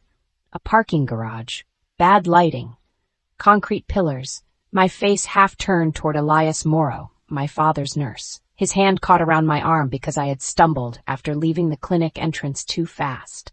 That was the truth. The photo told another story. In the photo, Elias looked close. Too close. His hand looked intimate instead of helpful. My face looked soft instead of dizzy. The angle cut away the bag of medication forms he had been carrying, cut away the space between us, cut away the fact that I had pulled back the second I was steady. A picture could lie better than a person because people trusted what they saw more than what a woman said.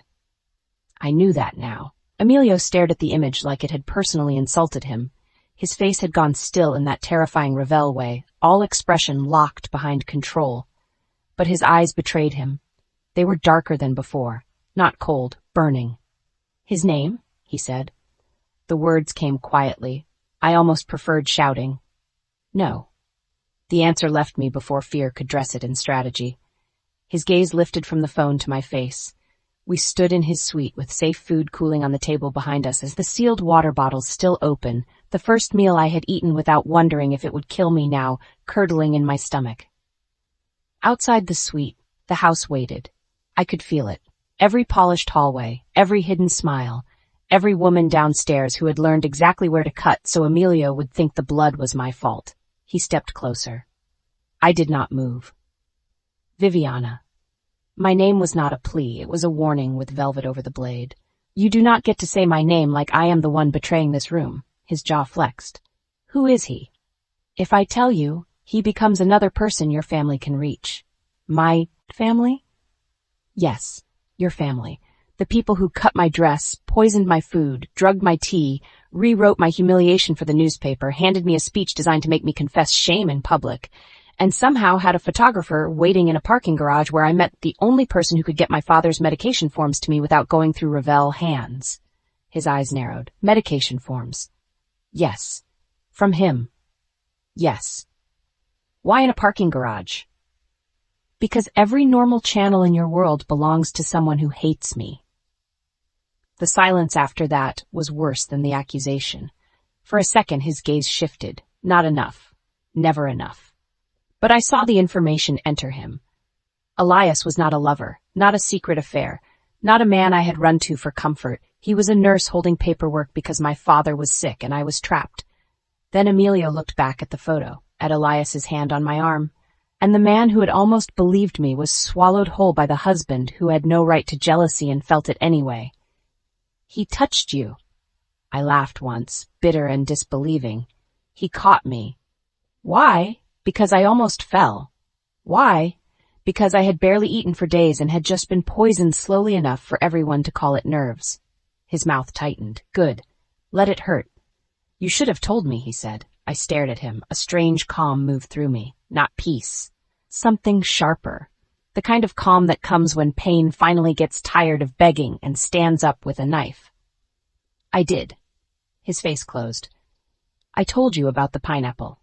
I told you about the dress. I told you about the tea. I told you about Bianca. I told you your mother was building a story around me. Every time I told you, you asked for proof like my terror was an invoice you could dispute.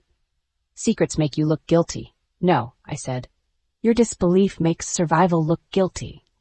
The phone screen went black in his hand. The photo vanished. The damage stayed. Emilio set the phone on the vase table with a carefulness that frightened me more than if he had thrown it.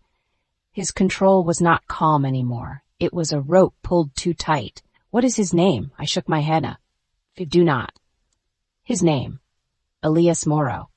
The name came out because I knew there was no protecting it now. If the photo existed, they already knew enough. Maybe more than me. Maybe they were counting on this exact conversation, this exact crack, this exact look in Emilio's eyes. He is my father's night nurse, I said. He is married. He has 2 children. His wife packs extra sandwiches for my father because the clinic food makes him nauseous. He met me because he was trying to help me keep Julian's care away from the people who keep turning my life into evidence against me. Emilio said nothing. I stepped closer, shaking now, not from weakness, from rage. Is that enough? Or do you want to drag him here and make him bleed until his story sounds more convincing? His eyes flashed. Do not test me. I have been tested since I walked into this house. You hid a meeting with another man. I hid my father's care from a household that keeps trying to kill me. You keep saying that, because it keeps being true. His hand closed around the back of a chair. The wood creaked. I am handling my house. No, Emilio, you are being handled by it. The words landed like a slap. He went perfectly still. I should have stopped. I didn't. You walk around this place like every lock obeys you, every guard fears you, every person tells you the truth because you are the Don. But they lie to you every day. They lie with smiles, with tea, with missing cameras, with pretty crying, with your mother's hand on your arm. And you let them because believing me would mean admitting your house was never under your control. His face changed. For 1 second, I thought he might break something. Maybe the chair. Maybe me. Maybe the last thin thread between us that had not already been cut. Instead, he let go of the chair and crossed the space between us with slow, deliberate steps. I should have stepped back. I didn't. Something reckless had taken root in me, fed by days of fear, hunger, humiliation, and the memory of his hand cleaning blood from my mouth. I was so tired of wanting safety from a man who kept becoming danger, tired of flinching from him and remembering his warmth, tired of hating him cleanly only to feel my body betray me whenever he looked at me like this. Like I was the fire and not the woman burning. He stopped in front of me, close, too close. His voice dropped. You think I do not know what control costs? I think you know everything about control, except what it feels like to lose it inside your own skin. His gaze went to my mouth, only for a second, but I saw it, felt it. The room shifted, anger did not leave. It changed shape. You are playing a dangerous game, he said. I am not playing. No? Meeting men in garages, refusing names, throwing accusations at my mother, standing in my suite, telling me I am blind. I am standing here because you dragged me into a marriage and then acted offended when I tried to survive it. You forced my hand. I saved my father. You used me, and you use me every time you say wife like it means property but never protection. His eyes darkened. The air between us became something alive, heavy, wrong. I hated that my breath changed. He noticed. Emilio Ravelle missed almost nothing except the truth when it came from my mouth. You only remember I'm your wife, I said, voice shaking now when another man is close enough to touch me. There. The room broke. Not loudly, not with glass, with silence. Emilio's face changed in a way I had never seen before. The cold did not disappear. It cracked from the inside, and beneath it was something raw enough to frighten us both. Jealousy, possession, want. Not the polished kind rich men performed in public with hands at waists and diamonds on fingers. This was ugly, honest, unwelcome. He reached for me, stopped. His hand hung between us, half raised, fingers curling once like restraint hurt. That stopped me more than if he had touched me. He could have. He was stronger, bigger. The house was his. The guards were his. Every door answered to his name. But he stopped, his eyes locked on mine. Tell me to leave, he said. My pulse slammed so hard I felt it in my throat. What? Tell me to leave, Viviana. His voice was rough now, almost unrecognizable. A command turned inside out. A door opened from his side instead of locked. I should have said it. Leave. It was the sensible word. The safe word. The word that would have kept anger in its proper place, desire buried under all the reasons it had no right to exist. But my body was not sensible. Neither was my heart, bruised and starving and furious. I looked at his mouth and hated myself for wanting it after everything. No, not after everything, because of everything. Because he was the only person in this house powerful enough to stop the war and cruel enough to keep delaying it. Because he had been both blade and bandage. Because part of me wanted to punish him by making him want what he refused to believe. Because part of me wanted to know if, for one night, his hands could hold me like something other than an accusation. Do you want me to? I whispered. His jaw tightened. Yes. The answer cut deeper than no would have. He wanted me to save us both. I stepped closer instead. His eyes closed for 1 second. Only one, like pain. When they opened, I was near enough that his breath moved against my face. "I hate you," I said. "I know." "No, you don't." My voice broke. "I hate that you can stand this close after letting them hurt me. I hate that I remember your hands when I couldn't breathe. I hate that I want to slap you and touch you with the same body." Something dark and devastated moved through his eyes. "Viviana, do not say my name unless you mean it." "I mean it too much." That was the first honest thing he had said that scared me more than any lie. I lifted my hand and pressed it against his chest, not to push him away, to feel whether he was as affected as I was. His heart was beating hard, so hard. The discovery sent something through me I could not name. He was not untouched, not calm, not safe from me. Good. I rose onto my toes and kissed him. For one breath, he did not move. Then the control snapped.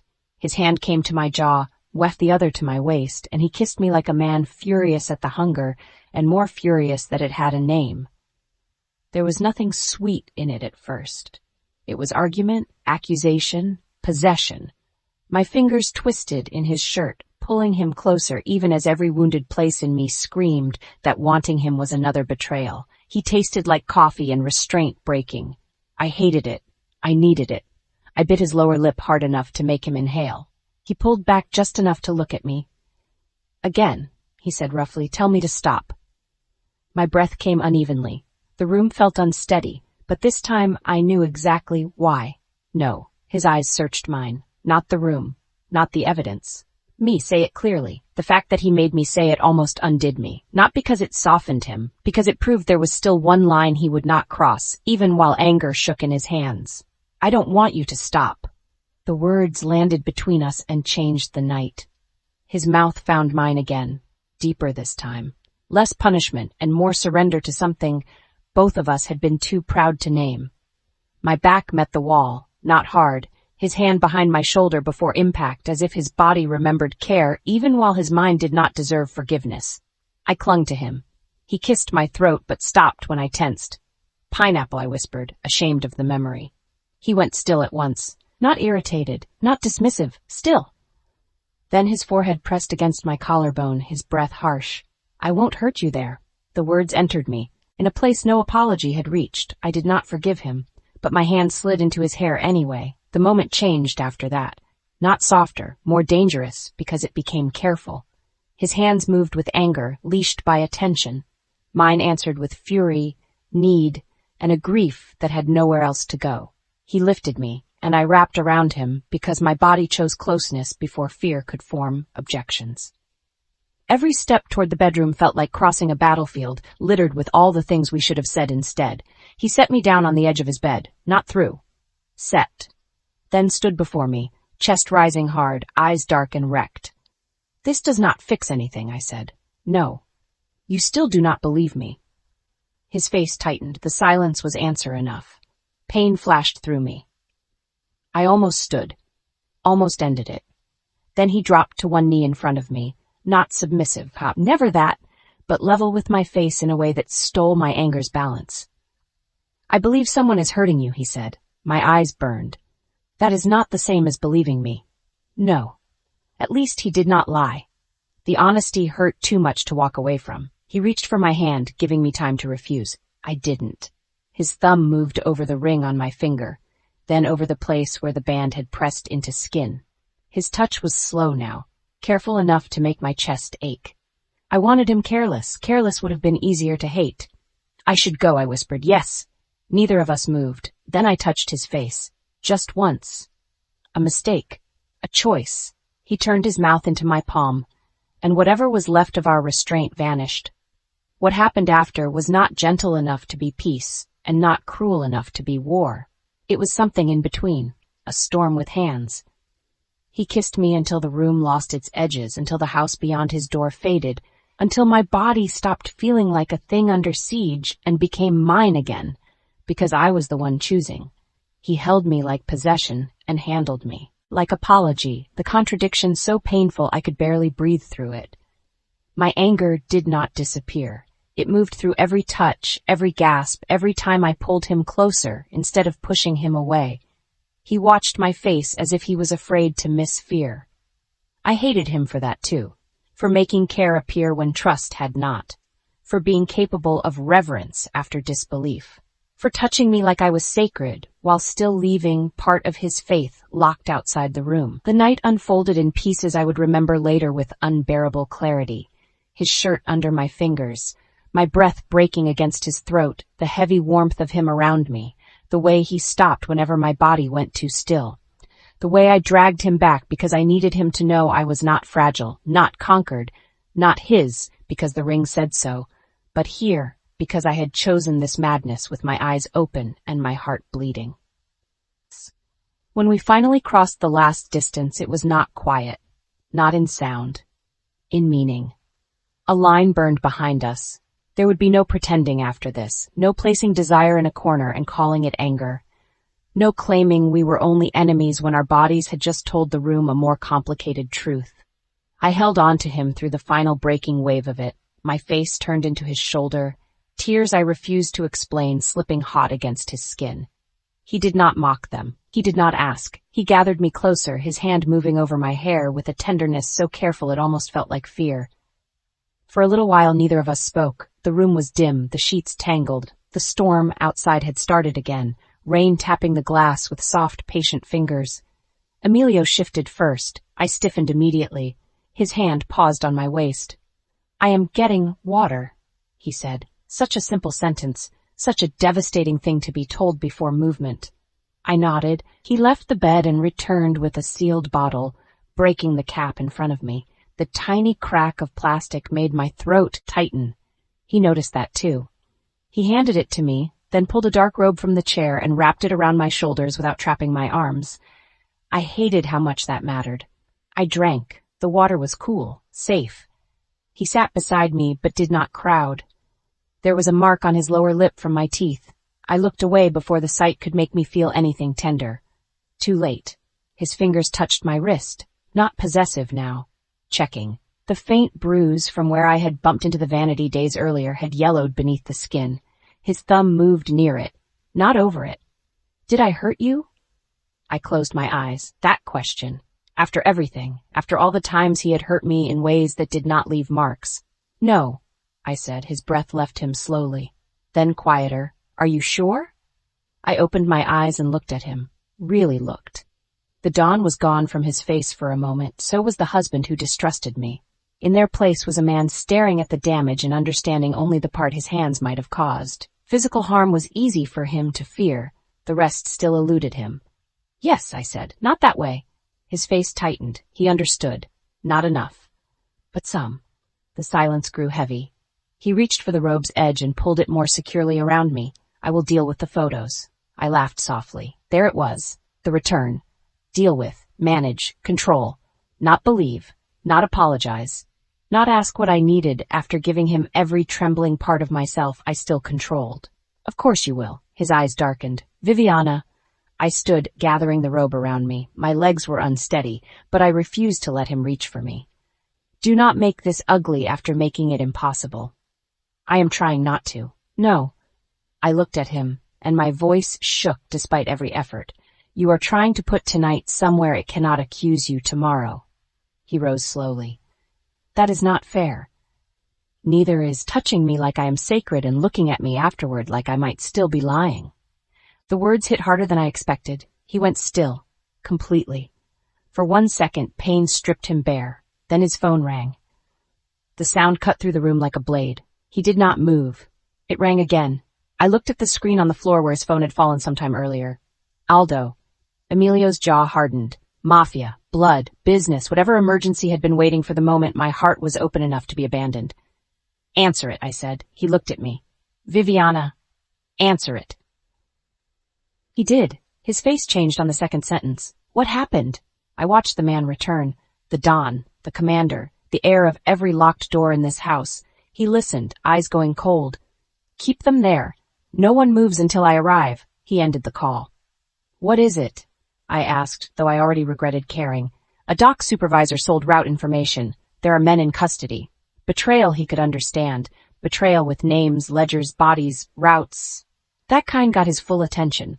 The kind wearing my face still needed evidence. He dressed quickly, every movement controlled. Shirt, trousers, holster at the back of his waistband, watch, dawn before husband, power before wound. I stood beside the bed in his robe, feeling the night cooling on my skin.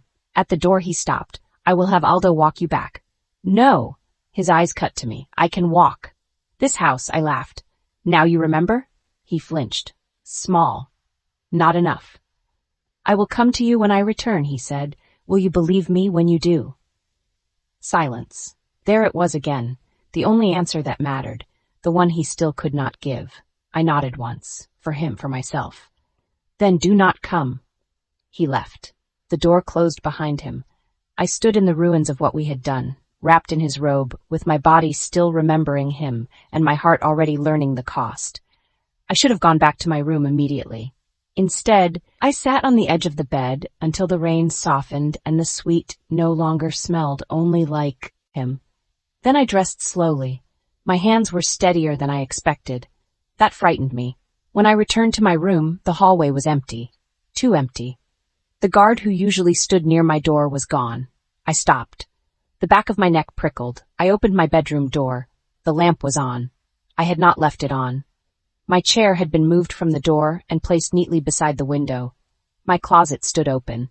Inside, on the floor where my shoes should have been, sat a black overnight bag. Packed, not with my things exactly, with selected things. A pale dress, a shawl, a pair of shoes I hated, my old sweater folded on top like whoever packed it had wanted to prove they knew what mattered enough to manipulate it. On the bed lay a note. My stomach turned to ice. I walked toward it slowly. The handwriting looked like mine. Almost. Not perfect, but close. Close enough for someone who wanted to believe the lie. I picked it up. Emilio, I cannot live like this. I am leaving with someone who believes me. Do not look for me. My fingers went numb. The room tilted, but not from poison this time. From recognition. The family had moved past torment, past humiliation, past making me look unstable. They were not trying to scare me anymore. They were preparing my disappearance. I backed away from the bed, the fake note trembling in my hand. Then my phone buzzed on the nightstand. My phone, the one they had taken. It sat there like a trap returned. The screen lit with a message from an unknown number. Tomorrow, the bride runs. Try to make it convincing. The air left my lungs. Downstairs, somewhere deep in the house, a door closed. Then another. Soft, orderly, final. I looked at the black bag, the fake note, the quiet hallway. And for the first time since I married Emilio Ravelle, I understood with perfect clarity that this house was not waiting for my husband to stop it. It was waiting for him to be gone. Chapter 8. The hallway cameras went dark at 4:17 in the morning. I knew because I had stopped sleeping like a wife and started watching the house like prey. The small monitor near the second-floor corridor usually gave off a faint red pulse, barely visible through the narrow crack beneath my door when the hallway lights dimmed for the night. I had noticed it days ago, after learning fear sharpened the eyes better than any prayer. Red meant watched. Red meant recorded. Red meant if someone came for me, at least the house would have to lie around evidence. At 4:17, the red light vanished. One blink. Then nothing. I stood barefoot in the center of my room, still wearing the pale nightgown I had changed into after leaving Emilio's suite. My body ached from the night before in ways that made my face heat and my chest hollow at the same time. I could still feel his hands in places memory had no right touching while danger stood outside my door. My husband had held me like I mattered, then left me in a house preparing to erase me. The black overnight bag sat in my closet like a patient corpse. The fake note lay under my mattress now, folded flat beneath the hidden pages of my little record. I had not destroyed it. Proof mattered. Even fake proof mattered if it proved someone was practicing my handwriting. My returned phone rested on the vanity. No signal. I had tried to call Emilio 12 times after the message came through. Nothing. Tried Mara. Nothing. Tried the clinic number I knew by heart. Nothing. No service, no Wi-Fi, no emergency call connection. The phone had been returned to me only so I could see the trap close. At 4:18, the guard outside my room stopped coughing. He had been coughing every few minutes for the last hour, a dry, bored sound, human enough to make me feel watched. Then silence. Not sleep silence, removed silence.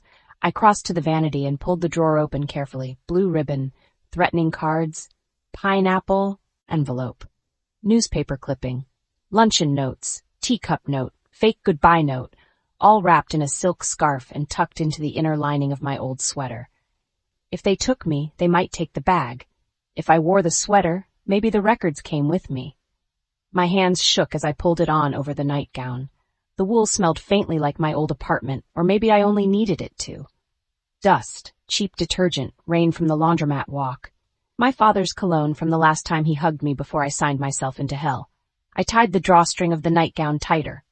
Then I went to the fireplace. The poker was iron, long, and heavier than I expected. I lifted it with both hands. Outside the door, something brushed the wood. Soft, a sleeve maybe. A hand. My entire body went still. A knock came. Not Mrs. Vale's precise knock. Not Emilio's dangerous silence before entering. This was lighter, false. "Mrs. Ravelle?" A maid whispered. "Don Ravelle sent for you." My fingers tightened around the poker. Emilio had left for Mafia business and had not come back. If he had sent for me, he would not send a maid with a whisper before dawn while the cameras slept. "Tell him to come himself," I said. A pause. Too long. Then the maid said, "He is waiting downstairs." "No." Another pause. Then a male voice. "Open the door." My heart slammed once. Hard. I backed away. The handle turned. Locked. I had locked it from inside and shoved the chair beneath the knob again. The chair scraped as pressure hit the door from outside. "Open it," the man said. I lifted the poker. No. The first kick split the wood near the lock. The sound tore through me. I did not scream. Not yet. Screaming wasted breath before it could reach someone useful. The second kick broke the latch. The chair caught, legs shrieking across the floor, holding for one impossible second. Then the third kick sent the chair skidding sideways. The door burst open. Two men came in, not Ravelle guards I recognized. These men wore black and moved like they had been paid to remove problems, not protect them. One had a shaved head and a narrow scar through his eyebrow. The other wore leather gloves, which scared me more. Gloves meant planning. Behind them stood Lucia, the maid Emilio had fired. Her face was pale, her eyes red, her mouth twisted with something too frightened to be hatred and too bitter to be pity. Fired girls still had keys if someone powerful gave them one. "Don't make this hard," the scarred man said. I swung the poker at his face. The crack of iron against bone was louder than I expected. He shouted and stumbled sideways, blood spraying from his nose. The gloved man lunged. I swung again. He caught the poker mid-strike, the impact jarring up my arms so hard my fingers nearly opened. I let go with one hand and clawed at his face. My nails caught skin. He cursed. I drove my knee up, missed the place I meant to hit, caught his thigh instead. Not enough. He grabbed my wrist. Pain shot through me. I bit him. Hard. He howled, and I tasted leather, salt, and skin where the glove had shifted. "Bitch!" The scarred man recovered me from the side. I slammed the heel of my foot into his knee. He buckled. For one wild second, there was space. I ran, not toward the door, toward the window. The old instincts of poor apartments and fire escapes knew windows better than halls. I reached the curtains, yanked, searched for the latch. Locked. Everything in this house locked when it mattered. A hand closed in my hair. Pain exploded across my scalp as I was dragged backward. This time I screamed, "Emilio!" The name ripped out of me before pride could stop it. Not because he deserved it. Because terror remembered the most powerful name in the house and threw it like a weapon. "Emilio!" No answer. The gloved man clamped a hand over my mouth. I bit again. He punched me in the ribs. Not full force, maybe. Enough. Air left my body in a soundless burst. My knees folded. The scarred man snatched the poker away and threw it across the room. It hit the wall and fell with a dull clang. Lucia stood in the doorway, trembling. I looked at her over the man's hand. "Help me," I tried to say with my eyes. She looked away. That hurt almost as much as the blow. The men dragged me through the door. My shoulder hit the frame. Pain flashed white. My bare feet skidded over the hall rug as I fought for purchase. The corridor was empty. No guards, no staff, no red camera light. Every witness had been removed before the crime began. I kicked, twisted, tried to hook my foot around a console table. A vase crashed to the floor, shattering across marble. Good. Noise. Evidence. One man cursed and lifted me off the ground. I drove my elbow backward into something soft. He grunted but did not let go. Stop fighting, he hissed. You're only making it ugly. It already is. My voice came muffled under his hand, but I meant every word. They took me through a service door I had passed before, but never entered. Behind it, the mansion's beauty disappeared. No gilded mirrors, no portraits, just narrow walls, gray paint, metal stairs, and the sour smell of bleach layered over damp stone. The servant arteries of the Ravelle house. Of course they would remove me through the veins. Not the face. Never the face. I screamed again when his hand slipped. Emilio? The sound bounced down the stairwell. A door opened below. For one breath, hope. Then Enzo Ravelle stepped into view. He wore a dark coat over his suit, hair still perfect, face mildly bored as if he had been waiting too long for a car service. My hope died so quickly it left me dizzy. Lower your voice, he said. You'll wake the innocent. I spat at him. It landed near his shoe. His gaze dropped, then rose slowly. There she is, he smiled, the spirited little blackmail bride. I tried to wrench free. The men tightened their hold. What are you doing? Enzo tilted his head, correcting an error. I am Emilio's wife, for now. The words were soft. Final. Cold sweat broke across my back. You think he will believe I ran? Enzo's smile widened. We packed the bag, wrote the note, turned the phone, sent the messages, provided motive, jealous husband, secret man, unstable wife, public breakdown. He spread his hands. Honestly, Viviana, you did half the work for us. Rage flared so bright it steadied me. I fought you. And by the time he sees any sign of that, the story will already have roots. You are not as smart as you think you are. His eyes sharpened. Good. Arrogant men hated mirrors. He stepped closer and gripped my chin. I jerked away, but the men held me. You should have stayed quiet, he said. A woman can survive a great deal in this family if she understands the value of silence.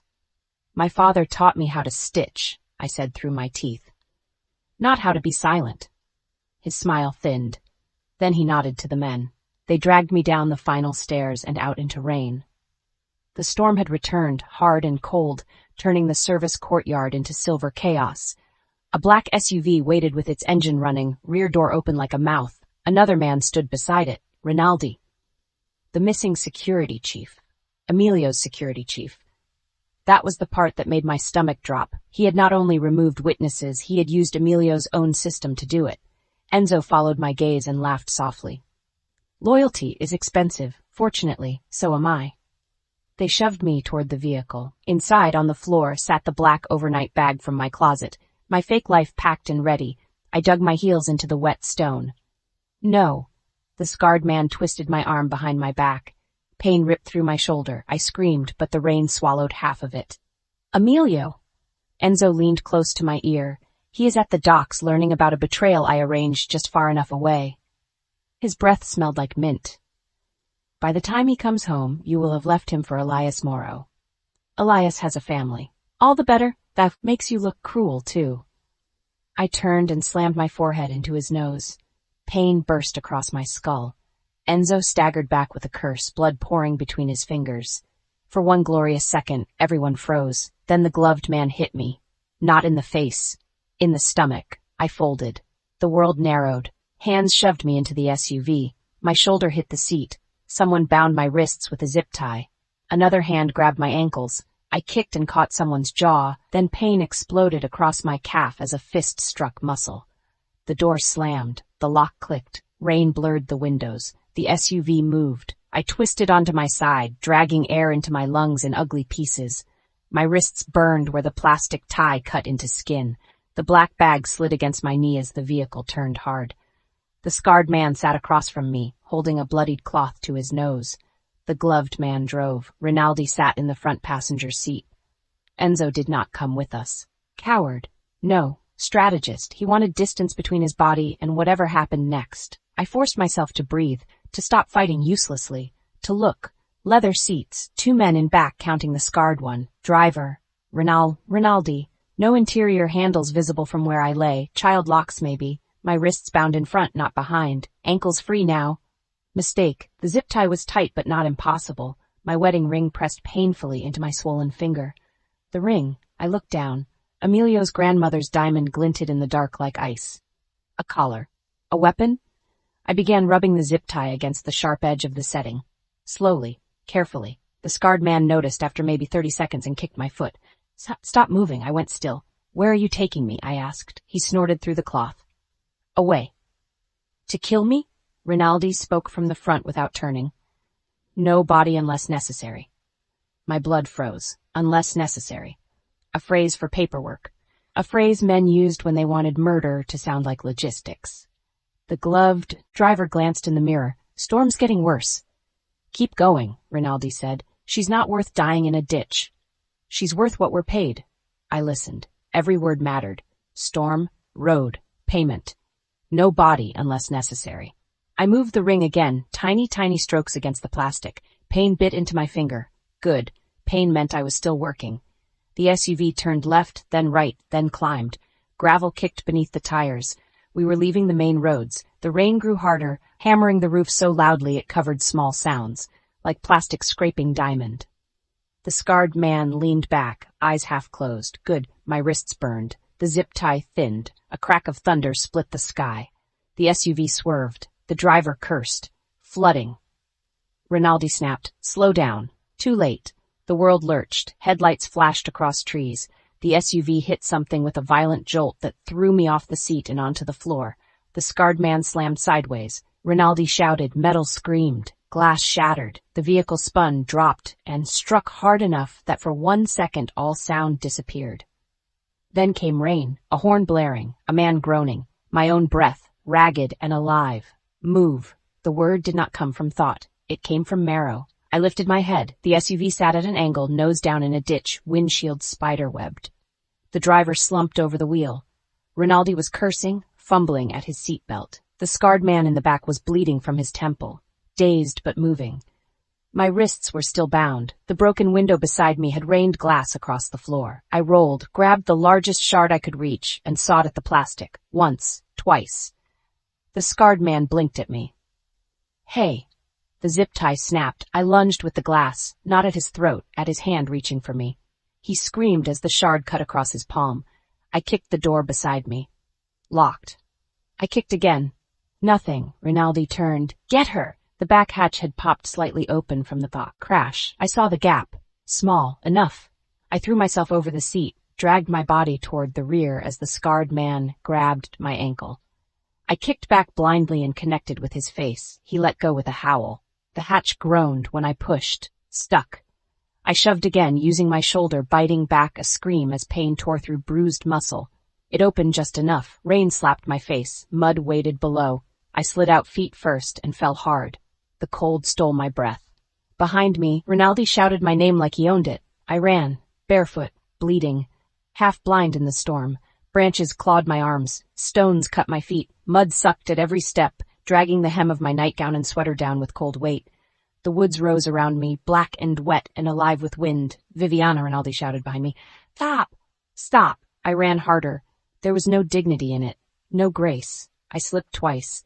The second time, my knee hit a rock so hard I saw white. I crawled up, sobbing air, and kept going. Lights moved behind me, flashlights, men crashing through brush. I veered toward the sound of water. Water hid tracks.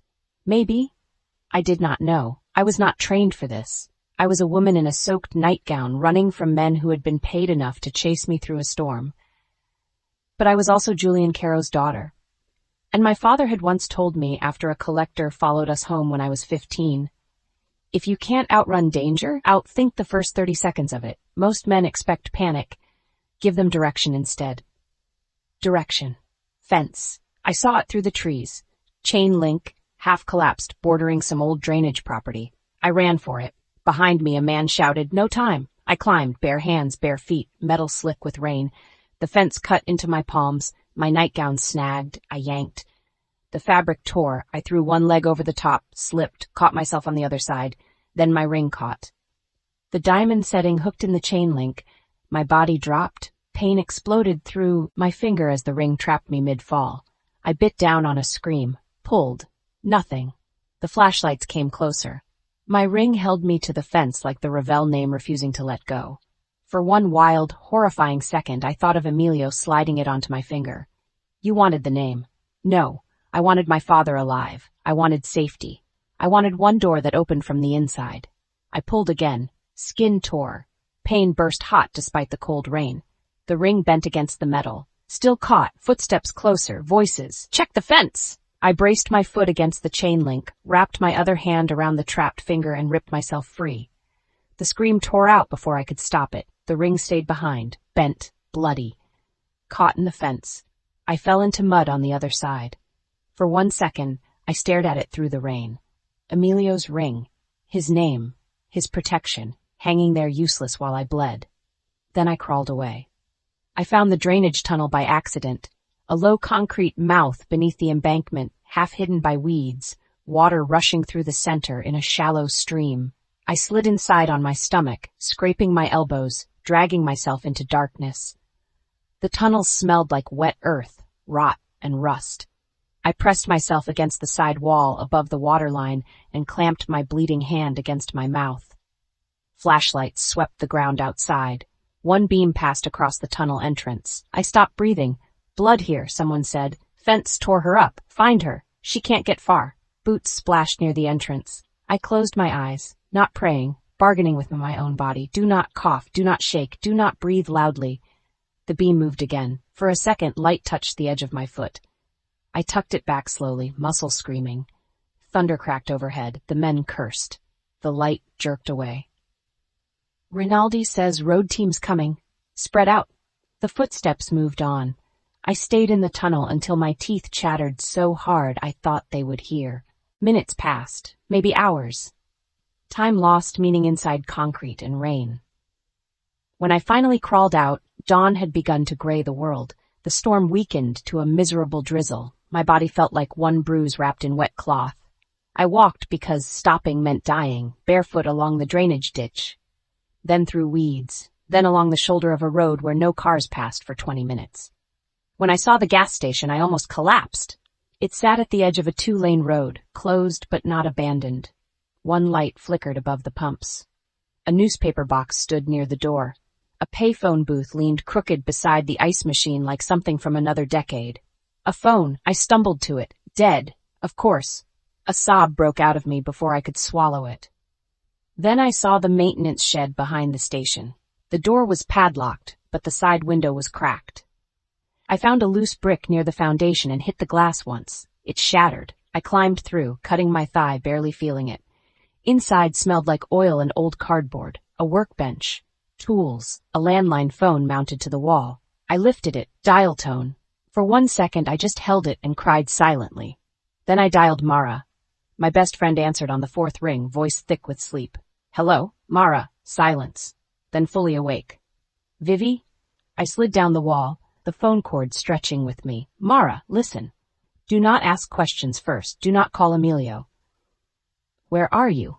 I don't know. A gas station. Maybe 40 minutes from the estate. A crash. They took me. They tried to make it look like I ran. Jesus. Vivi. Do not call him. Are you hurt? Yes. How bad can walk? That is not an answer. It's the answer I have. Mara's breathing changed. She was moving now. I could hear drawers opening, keys, the hard focus of a woman who loved me enough to become dangerous without permission. Look around, she said. Find anything with an address. I pulled myself up and searched the wall. A faded inspection certificate. Brenner's Fuel, Route 19. I know it, she said. Stay hidden. Do not go near the road. Do you hear me? Yes, Vivi. What? If they come back before I get there, you run into the trees and call me again when you can. You are not getting taken twice. My eyes burned. No. No what? I'm not going back. Mara went quiet. Then she said, Damn right you're not. I hung up and found an old jacket in the shed. It smelled like gasoline and mice. I put it on anyway. I wrapped my bleeding finger in a rag and held it against my chest.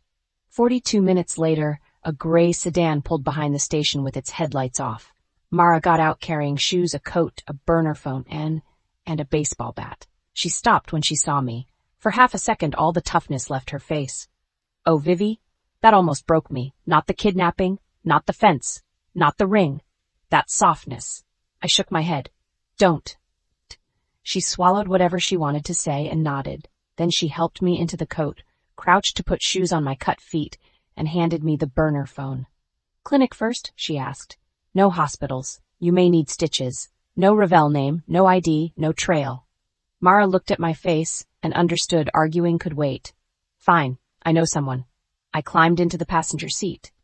The heat hit me, and my body began to shake violently, like it had waited until safety to admit how close death had been. Mara got behind the wheel. Where to? She asked. I looked down at my left hand, at the swollen, bleeding finger where Emilio's ring had been. The skin was torn. The ring was gone. For the first time since the wedding, my hand felt like mine. But freedom did not feel light. It felt like grief. Anywhere he won't find me, I said. Mara put the car in drive. As the gas station disappeared behind us, dawn broke over the wet road in thin gray light. Somewhere behind me, a bent and bloody ring hung from a fence, waiting for a husband who had believed, too late or not at all. I leaned my head against the window and closed my eyes. I did not know yet that I had carried more than bruises out of Emilio Ravelle's house. I only knew I was alive, and I was never going back. Chapter 9. Viviana's bedroom door was open when I came home, and that was how I knew something was wrong before anyone lied to me. Open, not barricaded with the chair she dragged across the floor every night, not locked from the inside with that stubborn wounded defiance she wore like armor. Open, quiet, waiting. I stopped in the hallway with rain still drying on my coat and blood that was not mine beneath one cuff. The docks had been a trap, not a clean one. Not an elegant one. Someone had sold route information, but not enough to hurt the shipment. Enough to drag me across the city. Enough to keep me away from the estate until dawn. Enough. The word moved through me before I understood why. Enough time. Enough distance. Enough silence. Aldo came up behind me. Don? I lifted one hand. He stopped. The hallway outside my wife's room smelled faintly of lemon polish, old wood, and something colder underneath. Fear, maybe. Or maybe that was only what guilt smelled like when it finally found a man smart enough to know it had been waiting for him. I stepped into her room. The lamp was on. Viviana never left the lamp on unless she was awake. The bed was made too neatly. The robe from my suite was gone. Her old sweater was gone. The chair she used to wedge beneath the door sat beside the window, placed there carefully, almost mockingly. Not thrown, placed. Someone had moved it with patience. I looked at the floor. No struggle visible. That was what made the room scream. The Ravelle house was trained to clean blood before it dried. Trained to smooth rugs, replace glass, erase fingerprints, silence staff. I had grown up inside its perfection and mistaken that perfection for control. Now I stood in the center of it and understood perfection was only the name we gave a lie after the servants finished polishing it. Where is she? I asked. No one answered. Aldo moved to the door. Lock the wing. Not yet. He froze. I turned slowly. Isadora stood near the threshold, elegant in dark silk, her hair pinned perfectly despite the early hour. Bianca hovered behind her, face pale, eyes swollen as if she had been crying beautifully for exactly the amount of time needed to be believable. Enzo stood with one shoulder against the wall, his mouth tight, his posture too casual, too ready. My mother came forward first. Emilio, she said softly, you need to stay calm. A strange sound moved through my chest. Not laughter. Not yet. Where's my wife? With Bianca covered her mouth, Enzo looked away. My mother held out a folded sheet of paper. She left this. I did not take it at first. Something in me rejected the sight of it before my hand moved. White paper, folded once, placed like an answer. Women like Viviana did not leave answers. They left evidence. I took the note. The handwriting looked like hers. Almost. That almost should have bothered me immediately. It did not, because the words hit first. Emilio, I cannot live like this. I am leaving with someone who believes me. Do not look for me. For one breath, the room disappeared. Someone who believes me. The phrase entered like a blade under the ribs. Not because I believed it, because some part of me thought I deserved it. I saw the photo again. The man's hand on her arm, her face turned toward him. Elias Morrow, her father's nurse. Married, 2 children. A man who had done what I refused to do, helped her without asking her to prove pain first. Rage came before fear. It always did. Rage was easier, cleaner, useful. She left. After last night.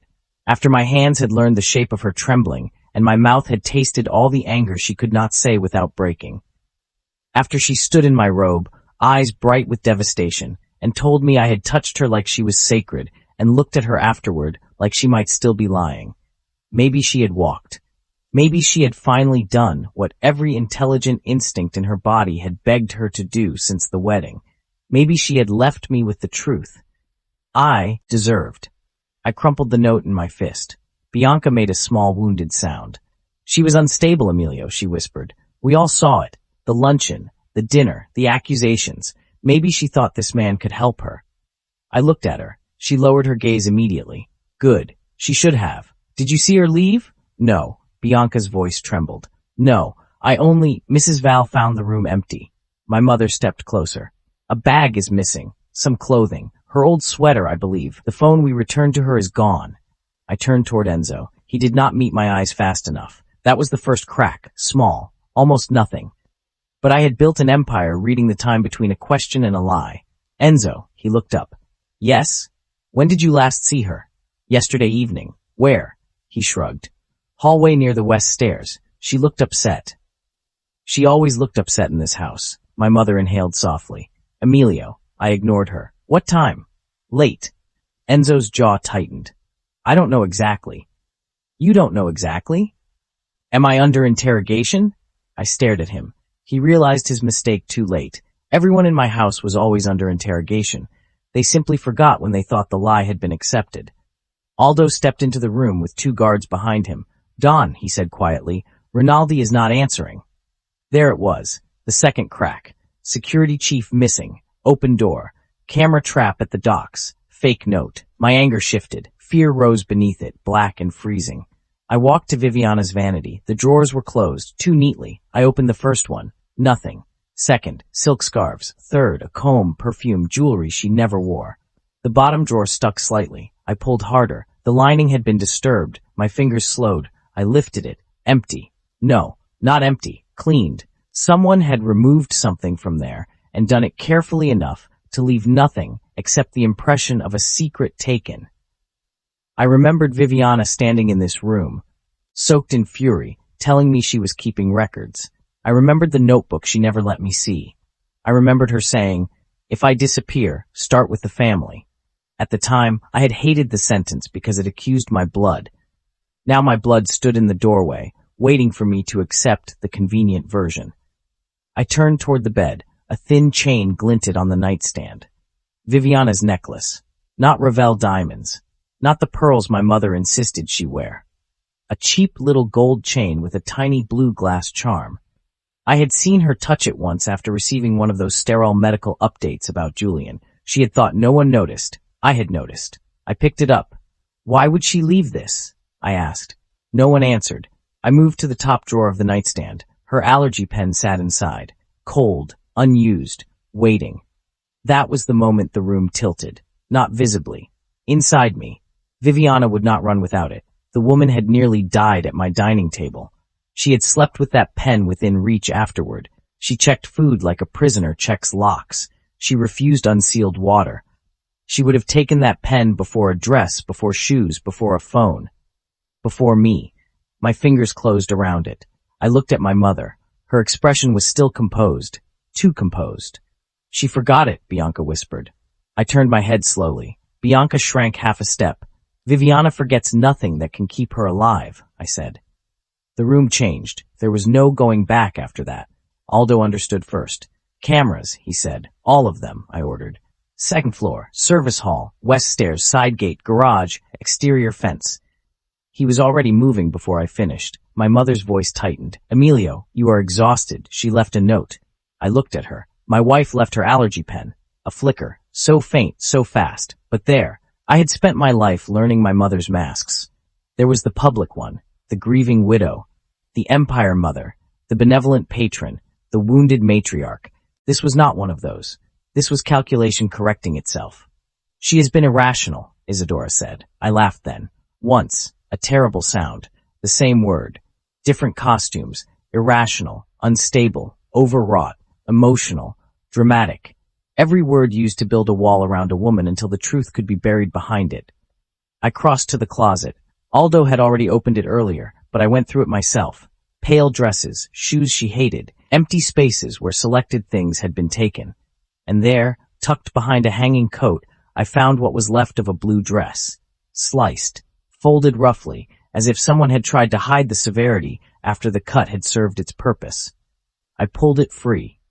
The fabric spilled open in my hands, from throat to hem.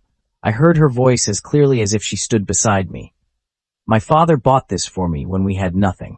My hand tightened around the torn fabric. I had looked at this dress and called it fabric.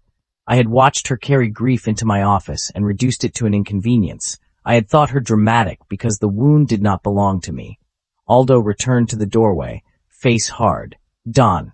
I did not turn. Say it. The second-floor corridor cameras went out at 4:17. Service stairs went out at 4:18. East courtyard and side gate lost signal at 4:20. The internal backup was manually disabled. My mother's breath caught, or pretended to. Aldo continued. The guard assigned to Mrs. Ravelle's door is missing. Name? Marco Bell. Find him. Already being brought. I looked at Enzo. His mouth had gone flat. Where is Rinaldi? I asked. I don't know, he said. Too fast. Try again. I said I don't know. I stepped toward him. My mother moved between us. No, she said softly. I looked down at her. My mother had stood between me and blood before. When I was a boy, when my father tried to teach me obedience by breaking my dog's leg after I fed it before he gave permission. She had stepped between us then too, smoothing the cruelty into lesson, making my father's violence feel like discipline instead of rot. I had spent years believing she had protected me. Now I wondered how many times she had only protected the lesson. Move, I said. Her eyes widened. Only slightly. Emilio. Move. She did, not because she wanted to, because every guard in the hall heard the Don speak. Enzo straightened. For the first time he looked afraid. Not enough. Aldo reappeared with Marco between two men. Marco Bell was young, broad-shouldered, and sweating through his shirt despite the cold hallway. His lower lip was split.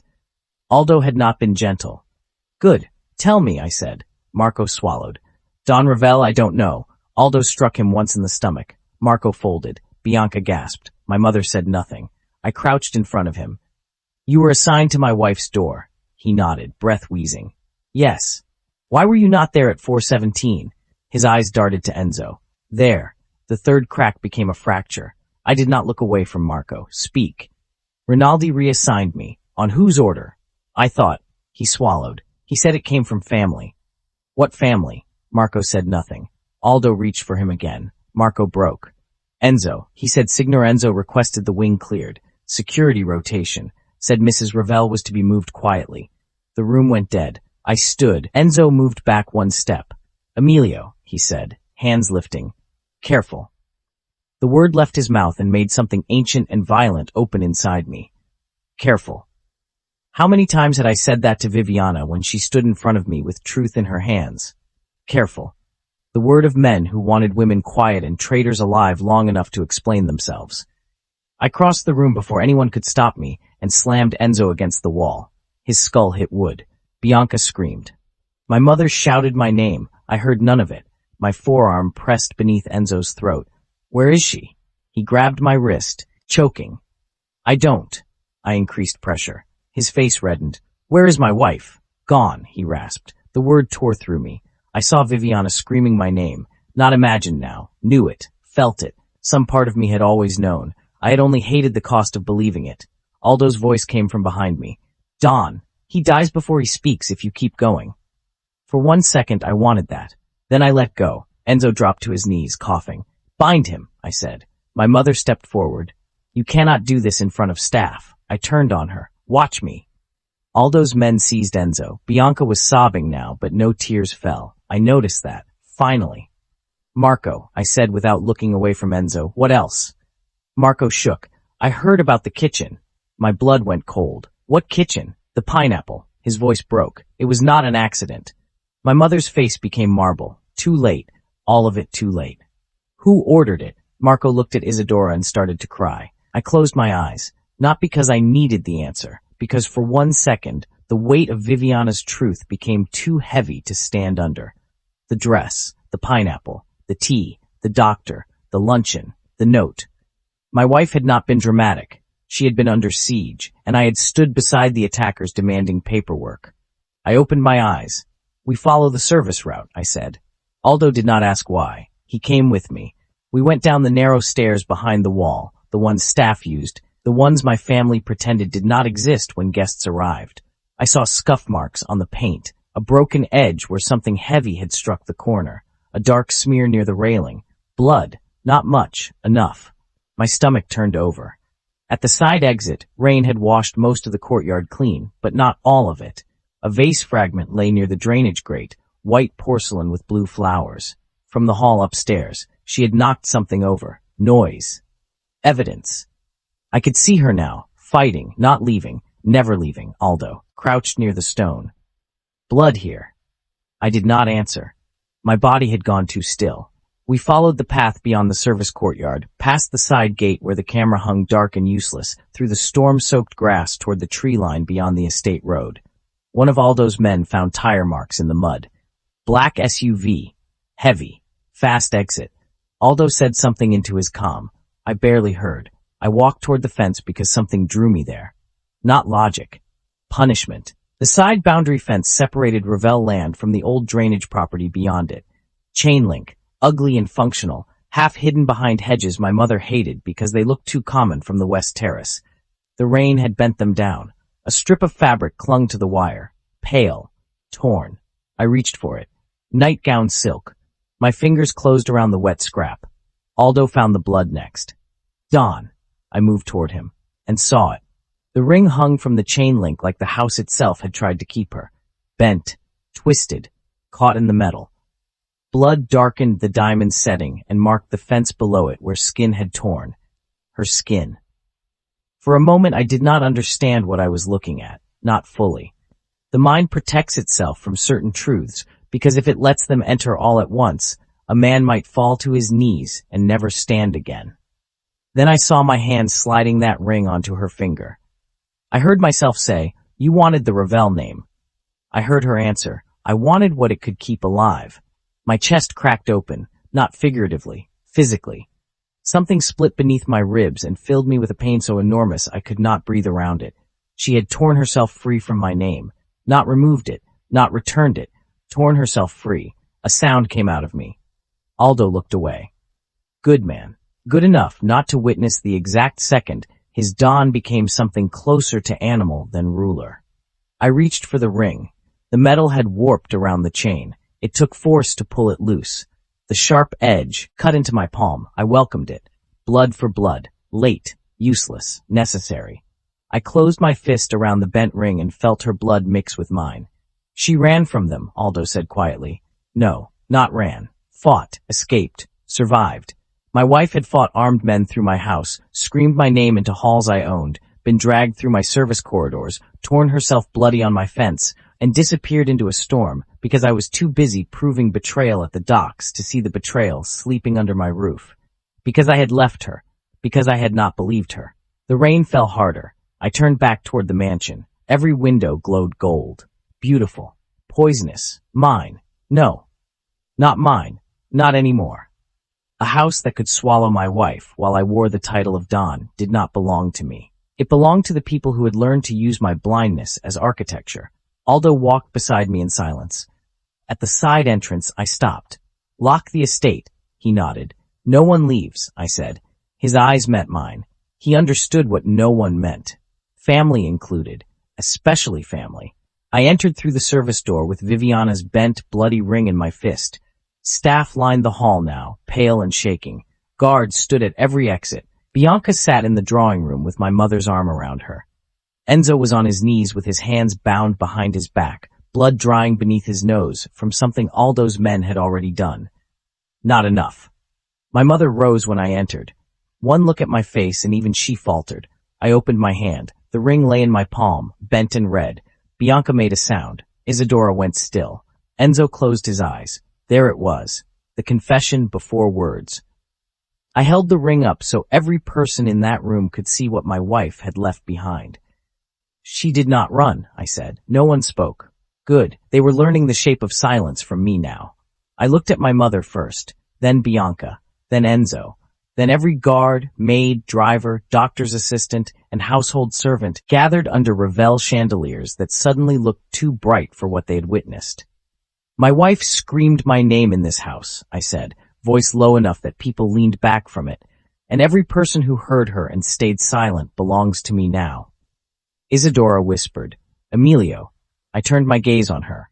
She stopped. For the first time in my life, my mother looked at me and did not see her son. She saw the dawn. Too late. I closed my fist around Viviana's ring. Seal the gates, I ordered. Cut every private line. Freeze every household account. Bring Dr. Belanti to me. Find Rinaldi. Find the SUV. Find every camera feed within 50 miles of my estate. Aldo nodded once. And Aldo? Yes, Don? If anyone tries to leave before I have answers, my eyes stayed on my family. Break their legs at the door. Bianca began to cry then, real tears this time. I felt nothing, no pity, no hesitation, only the weight of a bent ring cutting into my palm and the memory of Viviana's voice from the night before. Believe me, when I'm still alive to say it, I had not. Now the house would burn for what I refused to see. Chapter 10. By sunrise, my mother's house had stopped pretending it was a home and became what it had always been. An interrogation chamber with chandeliers. Every door was guarded, every phone confiscated, every household account frozen by my order before the staff could move money, delete messages, or buy silence with the same loyalty my family had been purchasing behind my back for years. The estate sat beneath a gray morning sky, rainwater sliding down the windows like the house itself was sweating. No one spoke above a whisper now. Not the maids, not the guards, not the cooks, not the relatives who had arrived over the years to enjoy Ravelle power without ever having to earn the burden of it. Fear had finally entered my home. It should have been there sooner. It should have belonged to the people who hurt Viviana, not to Viviana herself. I stood in the main dining room where my wife had almost choked to death while my family watched her become proof of her own instability. The table had been stripped bare. No flowers, no candles, no polished silver. Just wood. Old, dark, expensive wood beneath my hands as I stared at the chair where Viviana had sat, one hand at her throat, her eyes wide and terrified, while I walked in late and still managed to fail her. Late. That word would stay with me until I died. Late to believe her, late to protect her, late to understand that love did not begin when a man wanted a woman. It began when he chose her truth before it was convenient. I had chosen convenience. Now my wife was gone. Aldo entered without knocking. He had blood on one cuff. Not much. Enough to tell me someone had resisted. Chef Marconi is ready, he said. Ready? Aldo's mouth flattened. Afraid. Good. Bring him. The chef came in between two guards, his white coat wrinkled, his hair damp with sweat. He had worked in this house for 14 years. My mother trusted him with state dinners, charity galas, family wakes, and private meals where men negotiated routes and deaths between courses. I had eaten his food since I was 23. Viviana had been afraid to eat it for less than a week and understood more than I had in a lifetime. Marconi looked at the stripped table, then at me. Don Ravelle. I did not answer immediately. Silence made guilty men fill the room with themselves. He swallowed. I have always served your family with loyalty. There are two kinds of loyalty, I said. The kind that protects the house and the kind that rots inside it until the walls collapse. His face paled. I placed Viviana's allergy intake form on the table. The original. Recovered from Mrs. Vale's locked office. Not filed with household medical records. Not sent to the kitchen. Not given to anyone who might have kept my wife alive. I tapped one line. Severe pineapple allergy. Did you see this? No, Don. Did anyone tell you? He hesitated. Aldo stepped closer. Marconi looked at him and broke immediately. Mrs. Vale told the kitchen there were restrictions. What restrictions? No shellfish. No grapefruit because of possible medication reactions. His voice thinned. No pineapple. The room seemed to darken. I heard Viviana's voice. I asked a question about food I'm expected to put in my mouth. I leaned both hands on the table. You served my wife pineapple. Marconi shook his head. Not by mistake. Aldo moved, but I lifted one hand. Not yet. I wanted every word whole. Who ordered it? Marconi's mouth opened, closed. Who ordered it? I repeated. Donna Isadora. My blood went quiet. That was the strange thing about rage when it passed a certain point. It did not roar anymore. It became calm enough to choose where every bone should break. She requested a separate citrus reduction, he said quickly. She said Mrs. Ravelle needed to learn that drama at the table would not give her power in the house. I saw my mother sitting across from Viviana, calm hands folded, telling my wife she was having a panic response while pineapple burned through her mouth. And Bianca? I asked. She was present when the sauce was prepared. She told the server to wait before calling assistance if Mrs. Ravelle reacted. The dining room disappeared for a second. Wait, they had watched. Not long because they needed to test the lie. Long because they wanted Viviana to feel death sit beside her before rescue entered the room. I straightened. Marconi began to cry. I swear, Don, I did not think they meant to kill her. They said it was a small amount. They said Dr. Belanti was nearby. Dr. Belanti, nearby. A physician prepared for a crime before the victim swallowed it. I looked at Aldo. Take him downstairs. He will write everything. Names, times, who touched the plate, who took payment, who watched. Aldo nodded. Marconi dropped to his knees. Please. My family. My wife called for air while your kitchen held its breath to see if she would die. My voice did not rise. Do not speak to me about family. They took him out. The dining room remained. Her chair remained. I could not. I walked out before the table became an altar. Mrs. Vale was next. She sat in the estate office with her back straight, hands folded in her lap, gray hair pinned perfectly as always. If she feared me, she hid it better than Marconi, but her right thumb moved against her left knuckle over and over. A tell. Finally, the woman did have nerves. I placed the lock records in front of her. Bedroom door. Phone inventory. Julian Carrow medical contact restrictions. Visitor logs. Security notes about Viviana refusing food. Every line of brick in the prison they built around my wife while I admired the architecture. You controlled her calls, I said. Mrs. Val lifted her chin. I followed household protocol. You locked her door, for safety. You removed her phone, for review. You took her belongings, for processing. You hid medical updates about her father. Under instruction. Whose? Her gaze did not move. Donna Isadora. There it was again. Not surprise. Confirmation. Still the words struck. My mother had not acted from the edges. She had managed the center. I leaned back in the chair across from Mrs. Vale and studied the woman who had watched Viviana shrink, rage, starve, and document because no one believed her. Where are her records? Mrs. Vale blinked. Do not waste time. I do not know. Aldo, standing behind her, placed a small bundle on the desk. Viviana's silk scarf. Inside, pages. Notes. Cards. A dried pineapple wedge still wrapped in wax paper. The fake goodbye note. The line at the bottom of one page caught my eye before I could stop myself. If I disappear, start with the family. I read it again. Then again. Each word was a sentence passed on me before she even vanished. My wife had written her own warning label because I made my protection too unreliable to count on. I touched the page with 2 fingers. Carefully, as if paper could bruise too. Where was this found? I asked Aldo. Hidden in the lining of her sweater. We recovered it from the crash site. The sweater was torn off during pursuit or snagged. One of Rinaldi's men missed it. For one moment, relief struck so hard my knees almost loosened. She had taken the records. She had fought to keep truth with her. Good girl, I thought. Then pain followed. Not girl. Woman. Wife. Survivor. Not mine, unless she chose to be again. I looked back at Mrs. Vale. You knew she was recording. She was becoming difficult. The answer came too quickly, too honestly. Even she heard it. Aldo's face hardened. I said nothing. Mrs. Vale swallowed. She was disruptive, suspicious. She refused meals, accused staff, upset Donna Isadora, antagonized Signorina Bianca. She was being tortured. The word landed in the office with more force than a gunshot. Mrs. Vale's mouth closed. I stood. For years, my father taught this house obedience through fear. My mother refined it through manners. You were useful to both. Her hands trembled once. You will give Aldo every account, every order, every note, every staff name. Then you will leave this estate alive because Viviana is not here to tell me what justice would look like, and I will not use her pain to satisfy my temper before I have all the truth." For the first time, Mrs. Vale looked at me like she understood the difference between mercy and restraint. It pleased me less than I expected. Nothing pleased me now. Dr. Belanti tried to flee through the west service gate.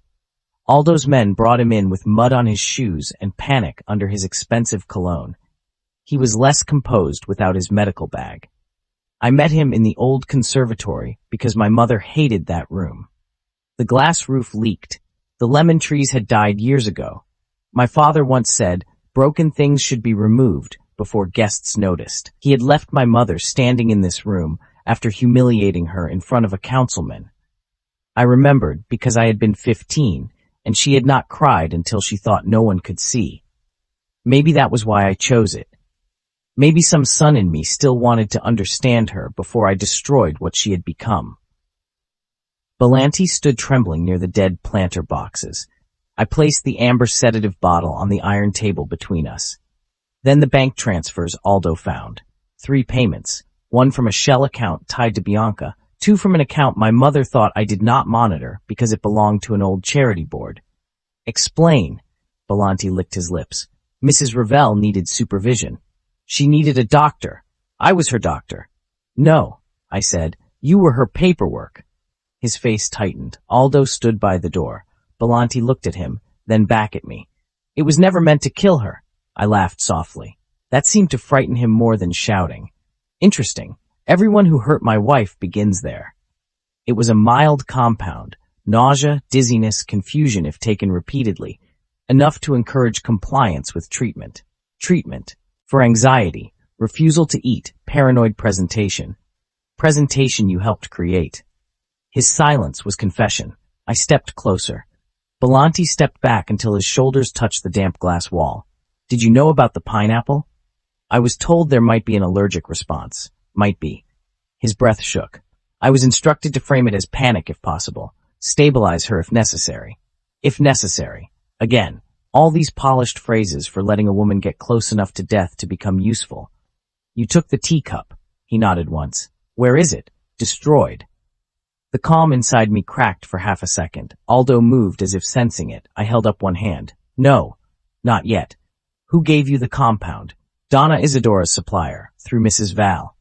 "Who approved sedation?" "Donna Isidora suggested it. Signorina Bianca encouraged the narrative." "And Enzo?" Belanti's eyes slid away. The room sharpened. "What did Enzo do?" "He said if the medical path did not work, removal would." "Removal." I saw Viviana dragged through a service hall. I saw her ring caught on the fence. I saw blood on chain link. I moved so fast, Belanti did not have time to breathe before my hand closed around his throat and drove him back against the glass. It cracked behind him.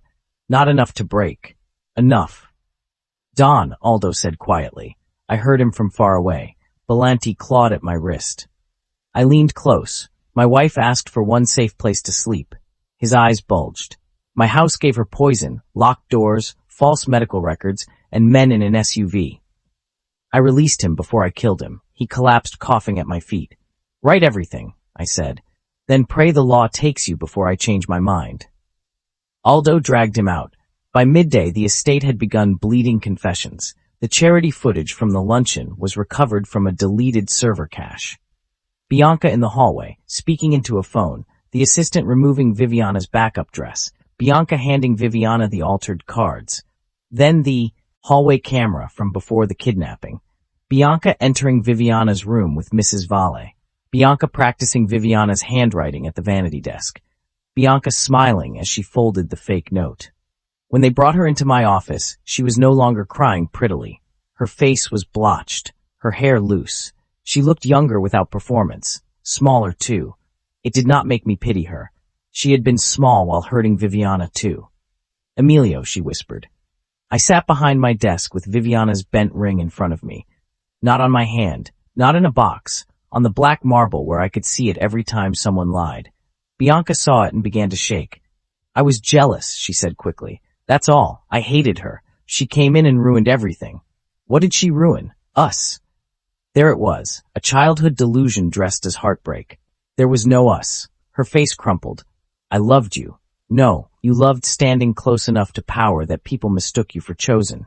She flinched. Good. Truth should leave marks too. I didn't know they would take her, she said. Who is they? Enzo and Rinaldi.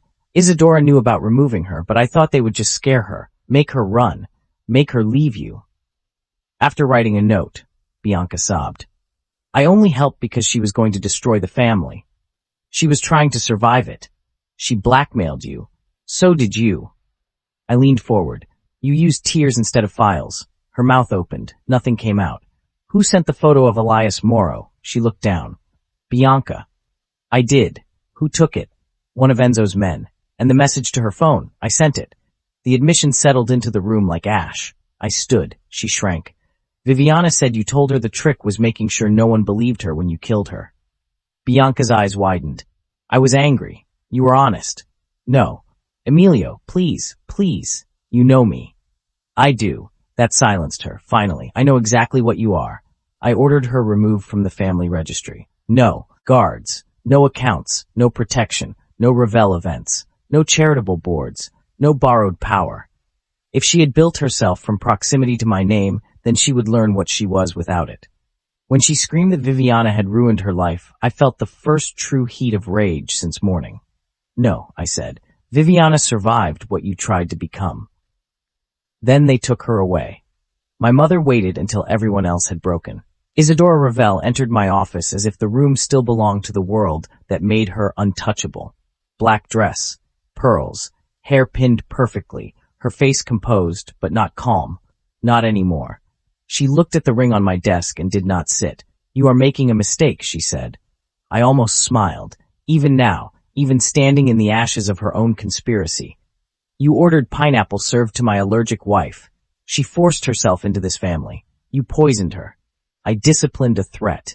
You drugged her. I made visible what she already was becoming. You arranged her removal. Her silence changed. There. The truth's final door. I stood slowly. You arranged her removal. Enzo exceeded instructions. What were the instructions? Her eyes hardened. To send her away.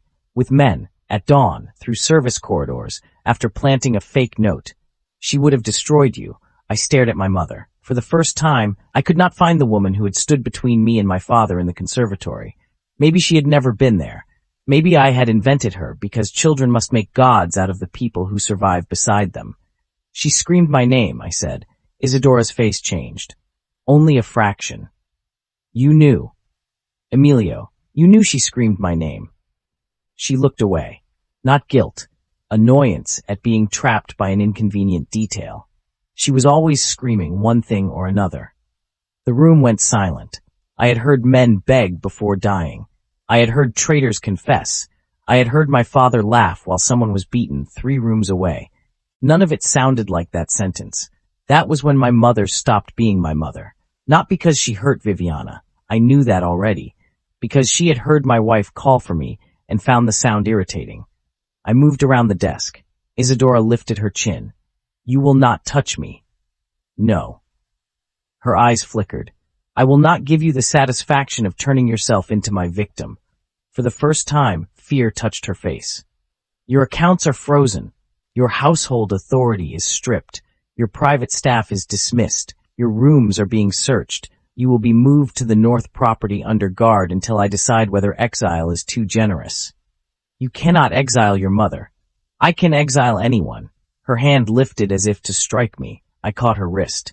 Not hard. Enough. You taught me blood must never threaten the house, I said softly. Then you threatened my wife. She is not blood. I released her wrist. She may be carrying it. The words came out before I had meant to speak them. The room changed. So did I. The night with Viviana returned in pieces, her hand on my chest, her mouth trembling with rage, her body choosing me, even while her heart knew I had failed her. I had not thought beyond that night, because men like me were trained to think consequences were things we forced other people to suffer. But now the possibility stood in the room with us. My child, Viviana alone, hurt, hidden, maybe pregnant and terrified because I had taught her that my love, if that was what this violent thing in me was becoming, could not be trusted to believe her before the wound. My mother saw the realization on my face. Her expression tightened. Then find her before she makes another mistake. I looked at her. No, I will find her so she can choose. Isadora's mouth twisted. You sound weak. I sound late. She had no answer for that. Aldo entered before she could find one. We have Enzo. My mother's composure cracked. Alive? I asked. Yes. Bring him to the lower room. Isadora stepped forward. Emilio? I did not look at her. Take her. The guards obeyed. For the first time in her life, my mother was escorted from a room she had not chosen to leave. Enzo lasted 13 minutes. Not because he was brave, because he was stupid enough to believe blood would still soften me after I had held Viviana's ring in my bleeding palm. He admitted to paying Rinaldi, admitted to arranging the dock distraction, admitted to hiring the removal men, admitted the plan was to take Viviana to an old property near the northern marsh, hold her long enough to make the runaway story credible, then either send her out of the country under a false name or bury her where paperwork could not follow. No body unless necessary, I said. He stared at me. The color drained from his face. So he knew I knew. She was becoming a problem, he whispered. I leaned closer. She was a woman. She blackmailed us. She told the truth. He laughed once. Broken. You believe her now? I looked at him for a long time. Yes. The word should have felt like victory. It felt like a funeral. I stripped Enzo of everything before he left that room. Rank, men, accounts, family shares, property, protection, name privileges. Every door he had opened with Ravelle blood was closed. Every man loyal to him would choose exile or consequences by nightfall. He tried to spit at me.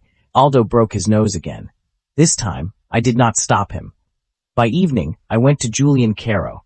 Not as Don Ravelle, not as a husband deserving mercy. As the man who had failed his daughter and needed to stand in front of the father who had warned her to stay away. The clinic was private, secure, and no longer under my mother's network. Aldo had replaced every guard, every nurse, every access code. Julian looked smaller than the file photographs. Thin, gray, eyes too sharp for a body failing him. He did not ask me to sit. Good, I did not deserve comfort. Where is Vivi, he asked. No greeting, no fear. Just his daughter's name, held like the only weapon he still had strength to lift. I don't know. His face changed. Pain first, then hatred. You lost her. Yes. You or your family? Yes. He closed his eyes. For one brutal second, I thought the answer might kill him. Then he opened them again. My daughter wanted one safe place to sleep, he said. That was all she ever wanted from powerful people. One place where she could close her eyes and not wake up owing pain to someone. I had no defense. Not one. She told you? I asked. She told me many things by not telling me enough. Of course she had. Viviana, who protected everyone but herself until survival made that impossible. Julian's hand trembled against the blanket. She came to you because I was dying. I know. No, he said, voice gaining a weak, terrible strength. You don't. She would walk into hell for me and apologize to the flames for being inconvenient. If she ran from your house, it is because hell learned her name. The words broke something in me. I looked down at my hand, at the bandage covering the cut from her ring. I will find her. Julian stared at me. Finding is not keeping. I know. No, Don Ravelle, you have taken things your whole life. You do not know. I lifted my eyes to his. Then I will learn before I touch her again. His expression did not soften. I did not expect it to. Aldo called as I left the clinic. We found footage. My body went still beside the car. Where? Brenner's Fuel, Route 19. Security camera caught a woman matching Mrs. Ravelle entering the maintenance shed after dawn.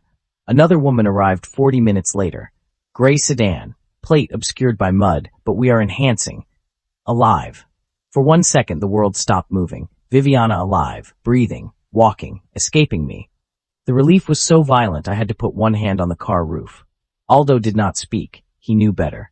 Finally, I said, do not approach. Don, you heard me. A pause. Yes. If we find the car, we do not touch her. We do not corner her. We do not frighten her. No Ravelle crest. No men in black suits standing outside her door like a threat.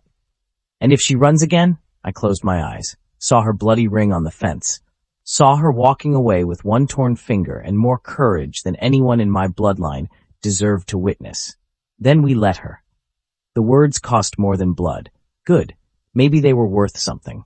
When I returned to the estate, the house was quiet in a new way, not controlled, defeated. I went to Viviana's room alone. The bed was still made, the chair still beside the window. Her scent barely lingered now, faint beneath the house's polish, but I found it near the old sweater's empty place in the closet. Something soft, clean, human. I sat on the floor where she must have sat guarding the door. For the first time in years, I did nothing. No calls, no orders, no punishment. Just sat with the bent ring in my palm and understood that justice was easier than repair. Punishing them had taken a day.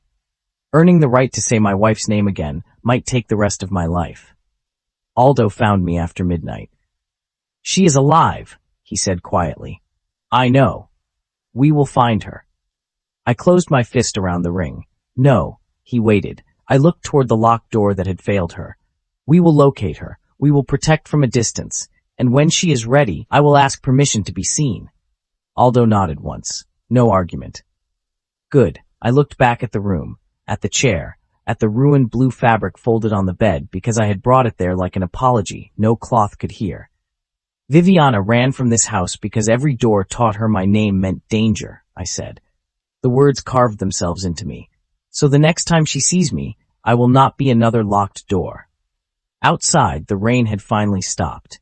Inside, the Ravelle house waited for me to rebuild it or burn it down. I looked at my wife's bent ring and knew the truth. It had already burned. Now I had to become someone who did not deserve the ashes. Chapter 11. The second pink line appeared in a gas station bathroom 2 towns away from the life that had tried to bury me. For a while, I did not breathe. I sat on the closed toilet lid with my bare knees pressed together, my borrowed jeans damp at the hem from the rain outside. The pregnancy test balanced across the sink like it had more right to exist than I did. 1 line was fear. 2 lines were a future. I stared at them until my vision blurred.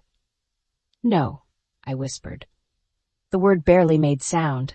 The bathroom light buzzed above me, flickering in ugly yellow pulses. Someone had scratched a phone number into the back of the stall door. The soap dispenser was empty. The floor smelled like bleach, old water, and gasoline tracked in from the pumps outside. It was not the place where a woman should discover she was carrying the child of a Mafia Don, but maybe that was fitting. Nothing about my life had been allowed to arrive gently. My hand lowered to my stomach, flat, silent, mine, his.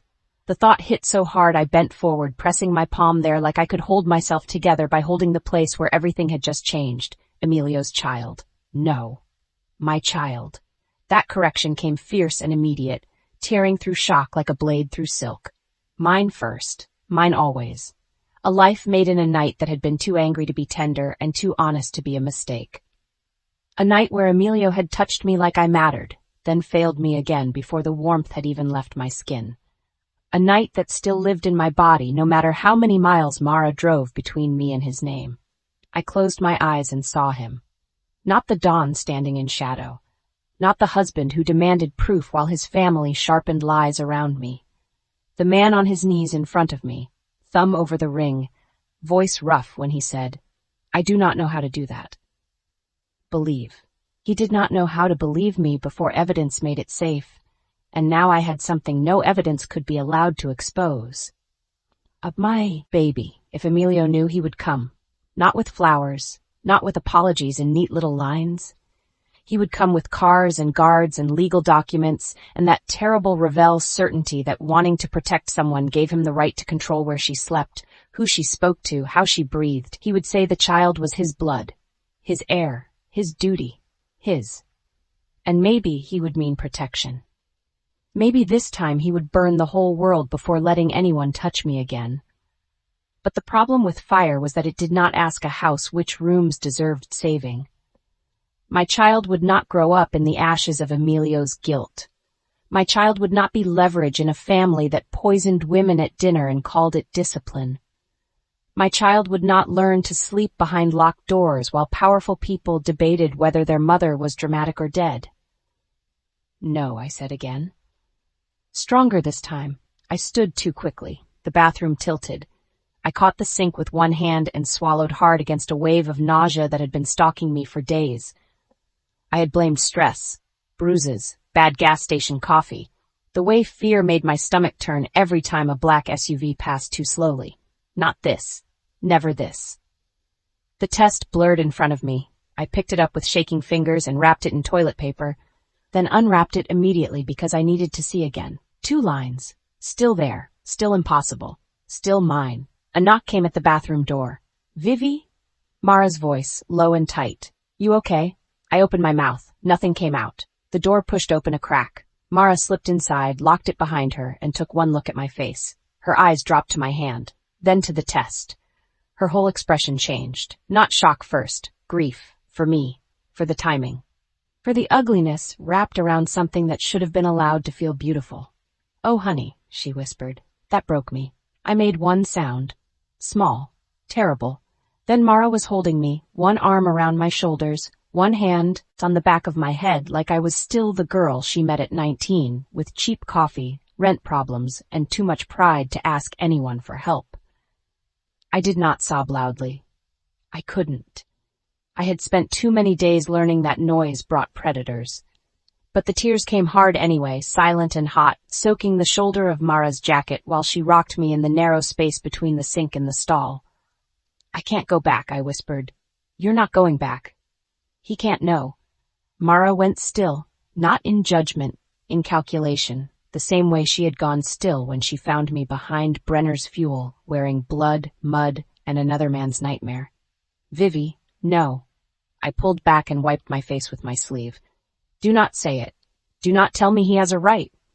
I wasn't. He doesn't. Not after that house. Not after what they did. Not after he kept asking for proof while they were practicing my disappearance.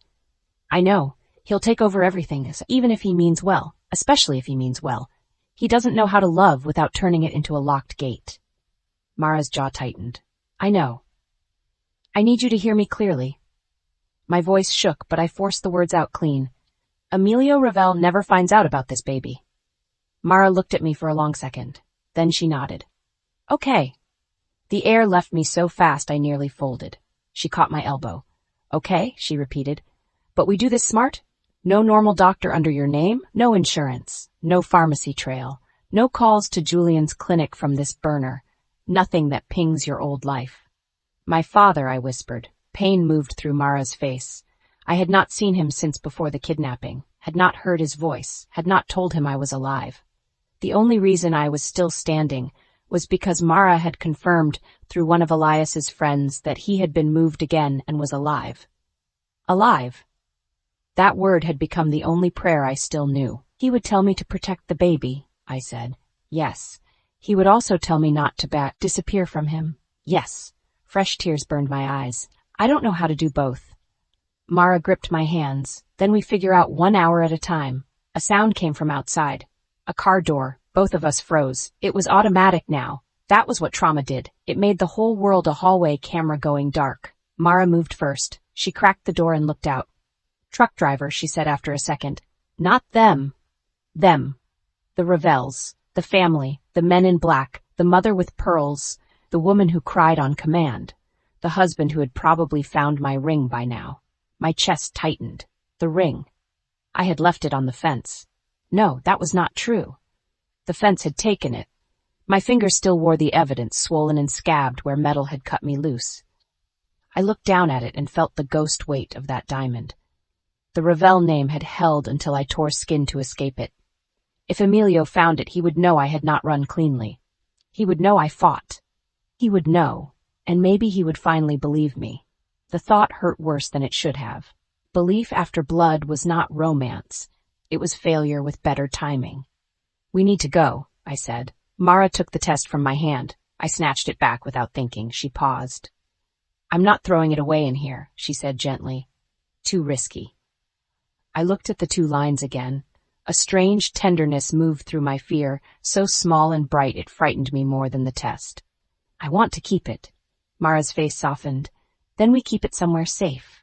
Safe. The word still felt like a lie in English.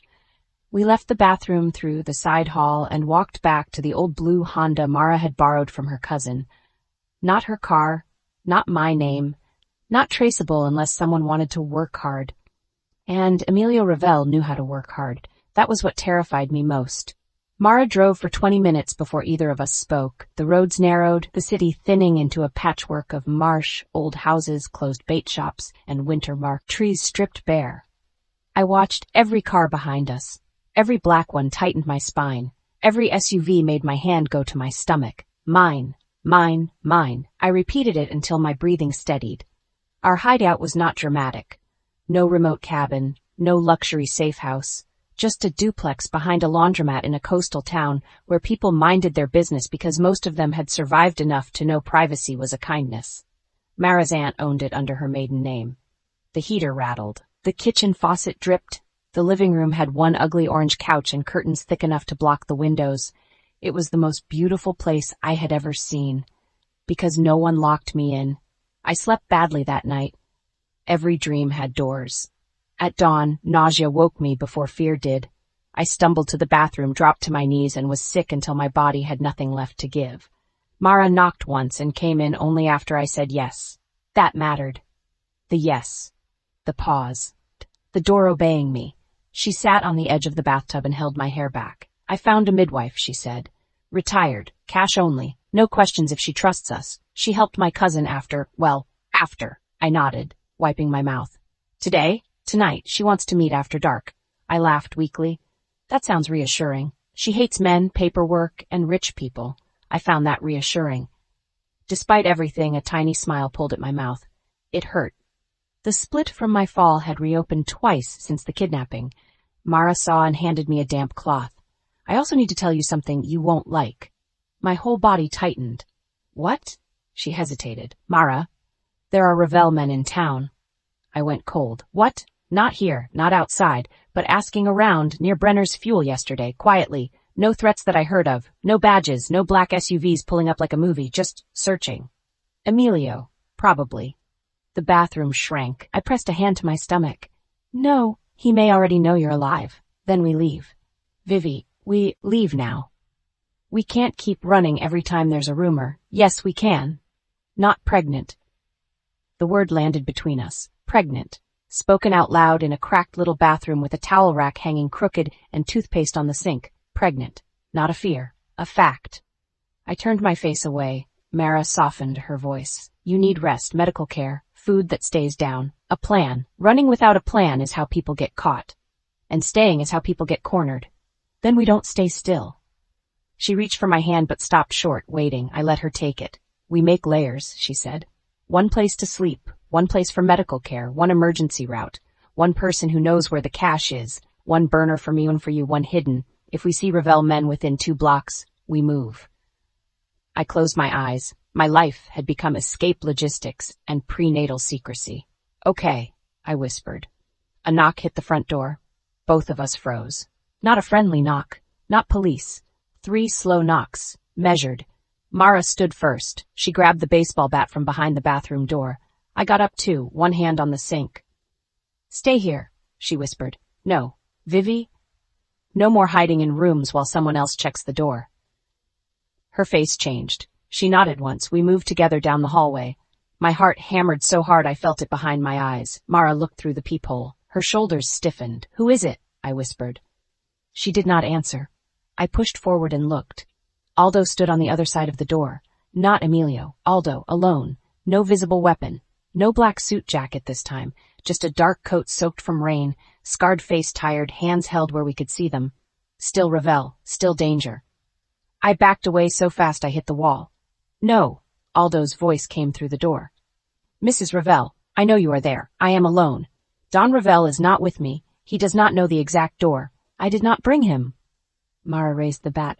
How did he find us? I whispered. He said he didn't, Mara murmured. That means they can. Aldo continued, calm and rough. I am here to give you something and leave. Mara looked at me. I shook my head. No, no doors, no Ravelle men, no gifts. A soft thud came from the other side, like something placed on the floor. You do not have to open it while I'm here, Aldo said. There is a phone inside, one number programmed. Mine, not his. A list of safe clinics not tied to Ravelle accounts. Cash. Your father's new medical location and his direct line. The line is secured. You may call him without the Don hearing. My breath stopped. My father. Mara's eyes flicked to mine. Aldo's voice lowered. He wanted to come. I told him if he did, you would run. He listened. The words opened something painful in me. He listened. Too late, my heart whispered. But listening late was not nothing. I hated that. I will step away now, Aldo said. 5 minutes, then I leave the street. No one follows you from here. His footsteps moved down the porch. Mara waited a full minute before looking through the peephole. He's at the curb. Is anyone else there? No, can you see? Enough. Another minute passed, then another. Finally, a car door closed. An engine started. Drove away. Mara opened the door with the bat still raised. A black canvas pouch sat on the mat. No crest, no name, no ribbon. I stared at it like it might bite. Mara dragged it inside with the bat, then shut and locked the door.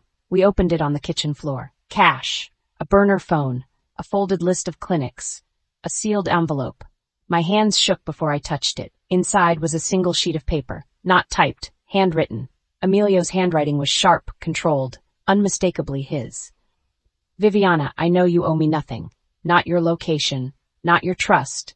Not your forgiveness. Your father is alive. His direct number is below. I moved him out of my mother's reach. He knows you are alive because I told him that much and nothing more. He asked me if you were safe.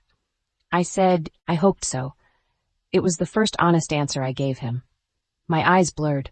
I kept reading. I found the ring. I found your records. I know what they did. I know what I failed to believe. There is no apology large enough to cover that. I am not asking you to come home. That house is not your home. It never was. A sound broke from me. Mara sat beside me silently. If you need protection, call Aldo. If you need money, use what is enclosed and ask for more through him. If you need me to stay away, I will. I am looking for the men who took you, not to drag you back, to make sure they never touch you again. You once said, I only remembered you were my wife when another man was in the frame. You were right. I am learning what it means when no one is watching. I will not come to your door unless you ask me to. Emilio. By the end, my hands were shaking so hard the paper rattled. I hated him then. For writing the right words after the wrong wounds. For knowing exactly what not to ask. For giving me my father's number when keeping it would have been the easiest leash. For making distance feel like care when I needed him to remain simple. Villain. Captor. Failure. Not a man capable of learning while I was too exhausted to trust the lesson. Mara touched my knee. Vivi. He can't know, I said. My voice sounded far away. The baby? I folded the letter carefully. Too carefully. No. Mara watched me. I looked down at my stomach. Still flat beneath the oversized sweater. He says he'll stay away now. But a baby changes that. A Ravelle heir changes that. His guilt will turn into protection. His protection will turn into control. His family may be broken, but that world is still his world. Mara did not argue. Good. I needed someone not to argue. I will call my father, I said. Not yet. I need to not cry when I hear him. That may be impossible. I know. I stood and took the test from my pocket. Mara had wrapped it in a small plastic bag, 2 lines, still there. I placed it inside an old tea tin we found above the stove, then put Emilio's letter on top of it.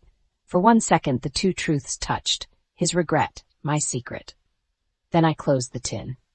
That night, the retired midwife confirmed what the gas station test already knew. Early, she said, her hands warm and careful as she checked me in the dim bedroom. But yes, you're pregnant. The room went silent. Mara stood near the door, arms crossed, eyes shining. The midwife, Mrs. Calder, looked at my bruises, my torn finger, the healing split in my lip, and then my face. You safe from the father? She asked.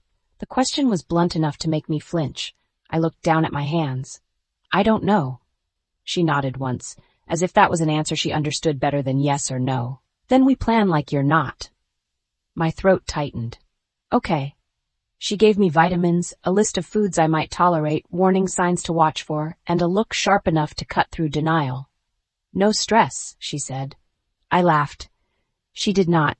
I mean it, whatever chased you here, it can't live inside your body with that baby. You need sleep, you need food, you need quiet. Quiet. I wondered what that felt like without fear underneath it. After she left, Mara went to make soup. I stayed in the bedroom and finally called my father. He answered on the second ring. Hello? I covered my mouth. That one word nearly destroyed me. Daddy. A sound left him. Not a sob. Worse. My father trying not to sob because he thought I needed strength. Vivi, he breathed. Baby. I slid down the wall to the floor. I'm alive. I know. He told me. But I needed your voice. God, I needed your voice. I closed my eyes. For a little while we said nothing useful. Just breathed and cried quietly and repeated each other's names like checking for life after a wreck. Then his voice changed. Are you hurt? I'm healing. That is not what I asked. I smiled through tears because Mara had said the same thing. I can walk. I'm safe tonight. Tonight is not enough. It's what I have. He was silent. Then, softly, are you alone? I looked toward the kitchen where Mara moved around, giving me privacy. No, Mara's here. Good. More silence. Then my father said Emilio came to see me. My whole body tightened. I know. He looked like a man who had found God in a graveyard and blamed himself for the digging. Daddy, I am not forgiving him for you. Good, but I think he knows. My hand went to my stomach, too fast. Even alone, I felt caught. My father meant the attacks. The truth, the family, not the baby. He could not mean the baby. He knows too late, I whispered. Yes, my father said. He does. I cried harder then, because my father did not tell me to go back, did not romanticize the man, did not make my pain a stepping stone for Emilio's redemption. He simply sat with me on the phone, sick and tired and alive, while I became a daughter and a mother in the same breath. When we hung up, I stayed on the floor for a long time. Then I opened the tea tin. The pregnancy test rested beneath Emilio's letter. I took the letter out and read the last line again. I will not come to your door unless you ask me to. I pressed the paper to my chest. Not because I forgave him. Because I wished those words had existed before I had to run through rain and blood to earn them. Outside, a car moved slowly down the street. My body went rigid. The headlights passed across the curtains and kept going. I waited until the engine faded completely. Then I placed Emilio's letter back in the tin, beneath the pregnancy test this time. My baby came first. His remorse came second. That was the order now. I put both hands over my stomach and whispered into the quiet room. He will not know about you until I know you are safe from the world that made him. The words settled over me like a vow, not against Emilio, against the woman I had been in his house, the one waiting for him to believe her before she believed herself. I was done waiting. I had escaped with torn skin, no ring, and a secret heartbeat beginning somewhere deep inside me. Emilio Ravelle could burn his house. He could punish his family. He could learn gentleness one late lesson at a time, but this child would not be raised on apologies. And if love ever came for us again, it would have to knock. Not command, not drag, not own. Knock, and wait for me to open the door. Chapter 12. Emilio Ravelle found me on a Tuesday, and for the first time since I had known him, he did not enter like he owned the door. He knocked 3 times, slow, even, patient. The sound landed in the little duplex like a gunshot wrapped in manners. I froze in the kitchen with one hand around a mug of ginger tea and the other pressed against my stomach, because that had become my body's first instinct now. Protect the secret, protect the child. Protect the tiny life no one could use against me unless I gave them the weapon. Mara looked up from the table. Her eyes went straight to the baseball bat leaning against the wall. No, I whispered. She stopped reaching for it, but her body stayed ready. Another knock did not come. That frightened me more.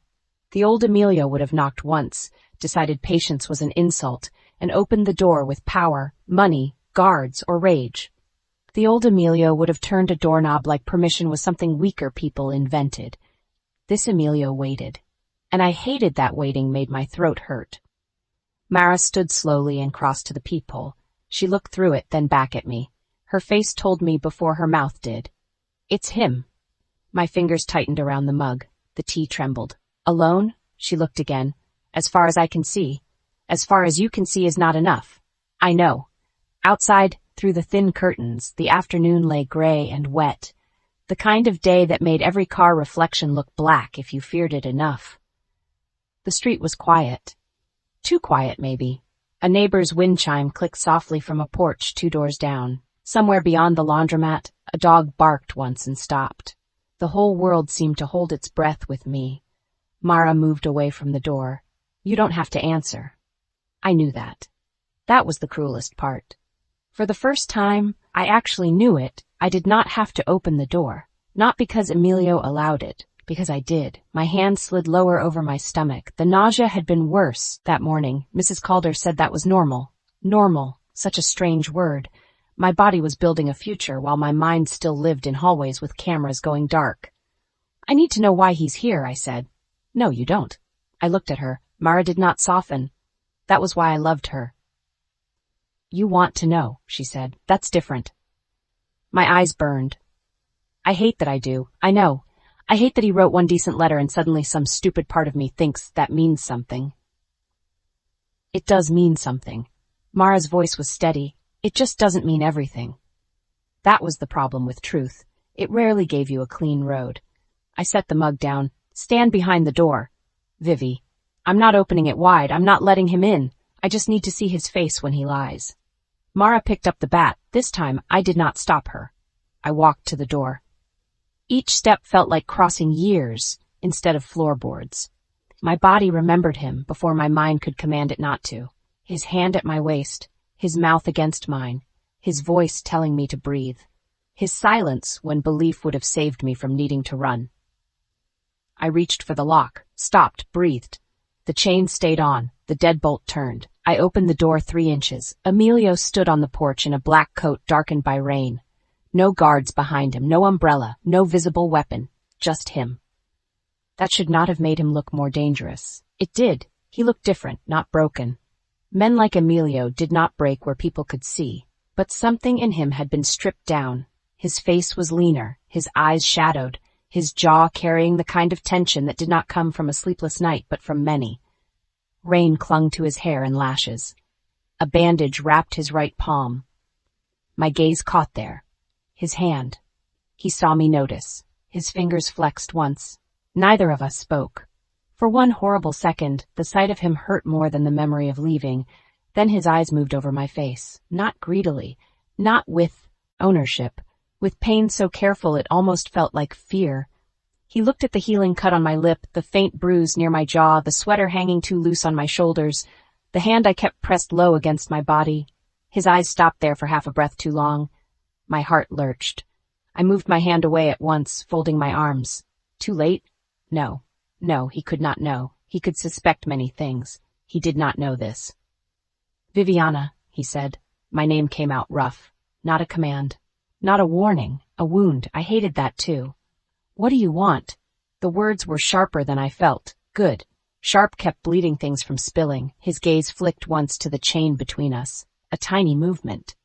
A deserved one.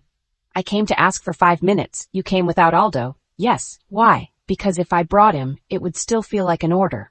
My throat tightened. Wrong answer. Right answer. Too late answer. Mara shifted behind the door with the bat ready. Emilio's gaze moved past me for 1 second. I'm not here to take you. Men who take women usually don't announce it first. His face changed. A small hit. He accepted it. I know. That made anger harder. I preferred him defensive. Defensive. Emilio was easier to hate. This one, standing in the rain like he had left the whole Ravelle empire behind because my door deserved quiet, was more dangerous than the Don ever had been. What do you need 5 minutes for? To tell you what has been done. I laughed once. To me, his eyes darkened. To them. Them. His family. The house. The people who had turned me into a target and called it tradition. I don't care. That was a lie. We both knew it. He did not call me on it. Isadora has been removed from the estate, he said. She is under guard at the North property. Her accounts are frozen. Her household authority is gone. My breath caught before I could stop it. Emilio watched my face, but did not step closer. Bianca has been stripped of all Ravelle protection and access. Every board, every account, every favor attached to my name. She has confessed to the altered speech cards, the photo of Elias, the phone messages, and the fake note.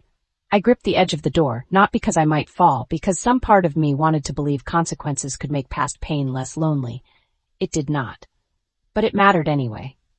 Enzo, I asked. His jaw tightened. Alive. Unfortunately, yes. The honesty startled me. He confessed to hiring Rinaldi and arranging the removal, Emilio continued.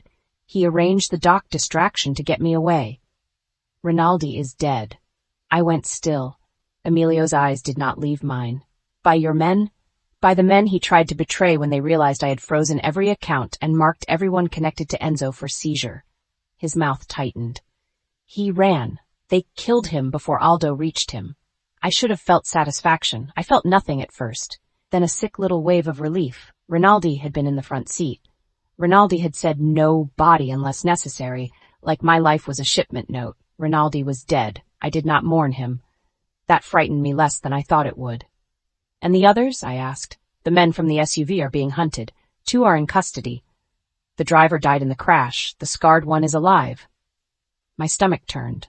The scarred one, his blood on the SUV seat, his hand reaching for my ankle. Emilio saw something change in my face and went very still. What? I snapped.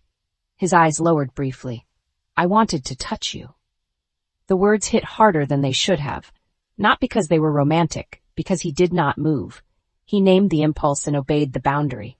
My chest ached. I hated him for learning. I hated him more for learning after he had already failed me. You don't get to, I said. I know. A silence stretched between us, filled with rain, chain metal, and every version of us that had died in his house. What about Belanti? I asked. Confessed. The sedative, the tea, the medical framing, the pineapple response. He will face law first. First? Emilio's mouth did not move. That was answer enough. I looked down at his bandaged palm. How did that happen? His gaze followed mine. The ring cut me. My lungs forgot how to work. He reached slowly into his coat pocket. So slowly Mara did not raise the bat. He pulled out a small black velvet box and held it in his open palm. He did not offer it through the gap. He did not push it at me. He simply opened it. Inside lay the ring. Bent, clean now, but visibly warped. The diamond sat slightly crooked in its setting. The band was no longer a perfect circle. It looked like what it had become, a pretty thing ruined by survival. My finger throbbed with phantom pain. I stepped back. The chain tightened, holding the door exactly where I needed it. Put it away. Emilio closed the box immediately. No argument, no insulted pride, just obedience. That almost hurt more than the ring. I didn't bring it to return it to you, he said. I brought it because you should know I found it. I know you tore yourself free. I know you fought. I know you did not run from me into another man's arms. I laughed, but it came out broken. You needed a bloody ring on a fence to know that? Pain flashed across his face. Yes. The answer was brutal, clean, unforgivable, true. My eyes burned. You were supposed to know because I told you. I know. You were supposed to hear me when I was still in that house. I know. You were supposed to believe me before the evidence came covered in blood. His throat moved. I know. The repetition should have angered me. It did. But it also stripped away every argument he might have used to protect himself. He did not defend, did not explain, did not blame the house, his mother, his training, the weight of his name. He stood there and let the truth hit him. Too late. Still. You can't fix it by punishing them, I said. No. You can't make me feel safe by destroying the people who made me unsafe. No. You can't come here looking like that and expect me to forget what it felt like when you doubted me. His eyes lifted to mine. What do I look like? The question was quiet. Too quiet. I hated that I answered. Like you're sorry. His face changed. Not much. Enough. I am. The words were not grand. No speech. No promise to burn the world. Just 2 syllables standing in the rain with no weapon but their lateness. My fingers tightened around the door until the edge bit into my palm. Mara stood silent behind me, letting me choose. I needed you to be sorry before I disappeared, I whispered. I know. Stop saying that. His mouth tightened. I don't know what else I'm allowed to say. Nothing. He nodded once. I expected him to leave. He did not. Not yet. There is one more thing. My body tightened immediately. What? Your father asked me to tell you he has been moved to the coastal facility Mara requested through Elias's contact. I looked back at Mara. Her eyes widened. She had not told me she requested anything. Of course she had. She would move mountains and then pretend she only rearranged furniture. Emilio continued. He has a direct line. No Ravelle monitoring. No guards inside his room. Security outside only, under Aldo's control, and Aldo answers to you on that matter. Not me. I stared at him. That isn't how your world works. No. He looked at me through the narrow opening. It is how yours will. Something in my chest cracked. Dangerous. No. Do not soften. Do not confuse repair with safety. My hand found my stomach again before I stopped it. This time Emilio saw, really saw. His eyes dropped, sharpened, then lifted to my face. The air changed. I went cold. He said nothing, but silence became a question. Mara moved closer behind me. I wrapped my arms around myself, covering the gesture, covering everything. I'm tired, I said. Emilio's face shut down. Not cold, controlled, too carefully controlled. Are you hurt? I said. I'm tired. His eyes stayed on mine. He knew better than to push. Thank God. I'll go, he said. Relief and grief hit at once. He stepped back from the door, then stopped. I will not come again unless you call. My throat closed. Good. He nodded. Rain dripped from his hair onto the porch. He looked like a man forcing himself to walk away from the only thing he wanted because taking it would prove he had learned nothing. That should not have made me want to cry. He turned. Emilio. His whole body went still. I hated myself for saying his name. He looked back. I should have told him nothing. I should have let him leave with suspicion and distance and unanswered questions. Instead, something small and viciously honest rose in me. Do you know what the worst part is? His voice was barely audible. No. I wanted you to be the one who came for me. The words tore through us both. His face went pale. I kept going because stopping would be mercy, and neither of us had earned that yet.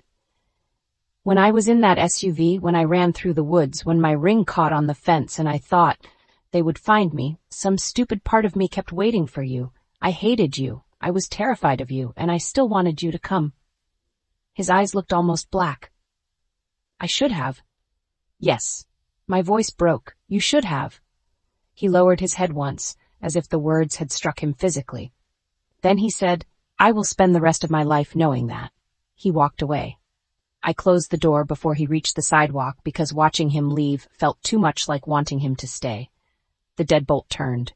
The chain slid free only after he was gone. Mara leaned the bat against the wall and came to stand beside me.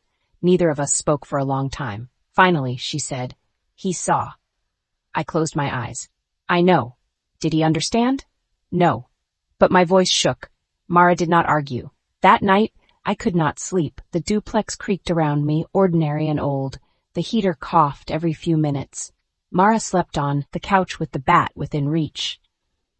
The burner phone sat on the nightstand beside a bottle of water I had opened myself. And inside my chest, Emilio's face kept returning. Not the old face. That would have been easier. The new one. The one outside my door. The one that looked at my hand on my stomach and chose silence instead of control. Near 2 a.m, I got up and opened the tea tin. The pregnancy test was still wrapped inside. Emilio's letter beneath it. I placed the velvet box beside them. I had not realized until after he left that he had set it down on the porch before walking away. Mara found it when she checked the door. No note. No demand. Just the ring returned to my possession without being asked to wear it. I opened the box.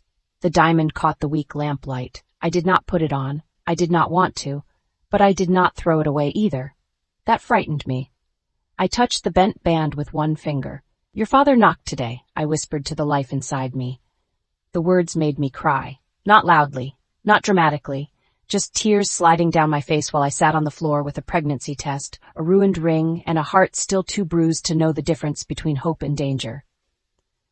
I didn't open the door, I whispered. My hand settled on my stomach, but I listened. The next morning, Mara took me to see my father. The coastal facility looked nothing like the clinic where I had last left him. It sat on a bluff above gray water, small and private, with clean windows and nurses who looked me in the face instead of around me. Aldo had sent instructions through Mara. No Ravelle men inside. No one stops Viviana Carrow Ravelle.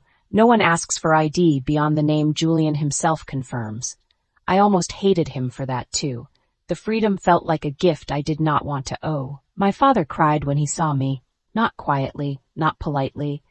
He held out his arms from the bed, and I climbed into them like I was 8 years old, and the world had not yet learned how to be cruel in adult ways. He was thinner than before, fragile in places that made my heart ache, but his hands still found the back of my head, still held me like his body remembered fatherhood even when sickness took everything else.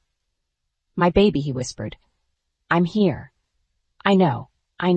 For a while, that was enough. Then he pulled back and looked at my face. Really looked. His eyes filled with fury so deep it gave him color. Did he do this? No. His house did. I swallowed. Yes. And he let it. I looked down. Yes. My father closed his eyes. When he opened them, his voice was quieter. He came here. I know. He looked ruined. Good. My father's mouth twitched sadly. There's my girl. I sat beside his bed and held his hand, the secret pressed against my tongue until it hurt. I had not planned to tell him. Not yet. Maybe not until I had a plan, a place, a doctor, a name not tied to Ravelle blood.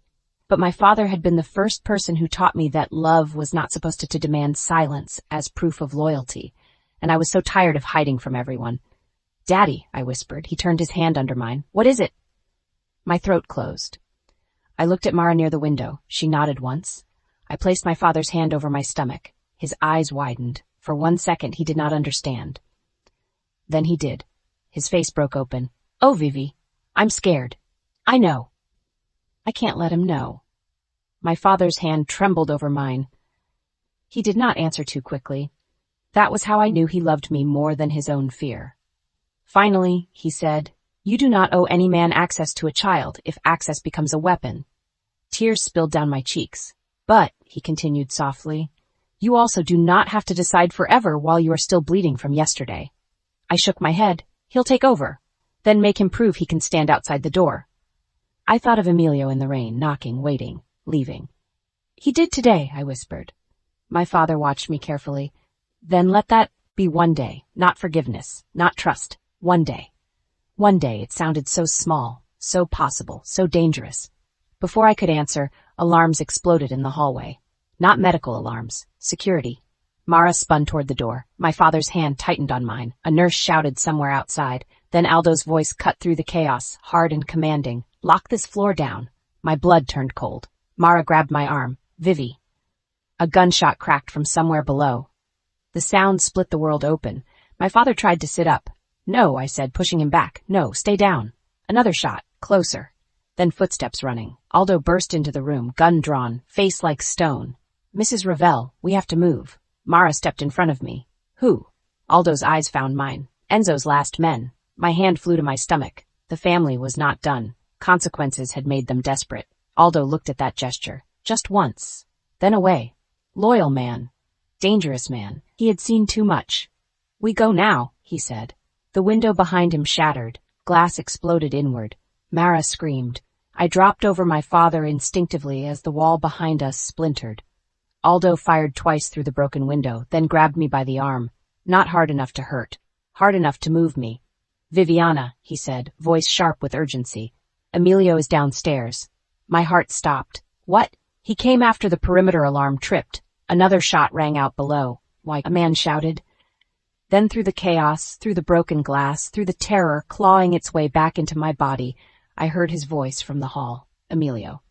Not calling orders this time, calling my name. "Viviana." Everything inside me froze and reached for him at once. Aldo pulled the door open. Smoke curled from the corridor. Mara took my father's other side, helping him toward the emergency chair near the bed. I stepped into the hallway with one hand over my stomach and the other gripping the doorframe. At the far end, through flashing emergency lights, Emilio appeared with blood on his cheek and a gun in his hand. He saw me, alive, standing, terrified, pregnant, though he still did not know. For one breath, we stared at each other across the war his family had dragged to my father's door. Then a man stepped out behind Emilio with a blade raised. I screamed his name before I could stop myself. "Emilio!" This time he heard me in time. Chapter 13. This time, when I screamed Emilio's name, he turned before the blade found his heart. He moved like violence had been carved into his bones long before I ever met him. 1 second, the man was behind him, arm raised, steel flashing beneath the emergency lights. The next, Emilio twisted, caught the attacker's wrist, and drove him into the wall so hard the framed evacuation map shattered behind his head. The gun in Emilio's hand disappeared under his coat. Not dropped, not forgotten, just replaced by something more brutal and immediate.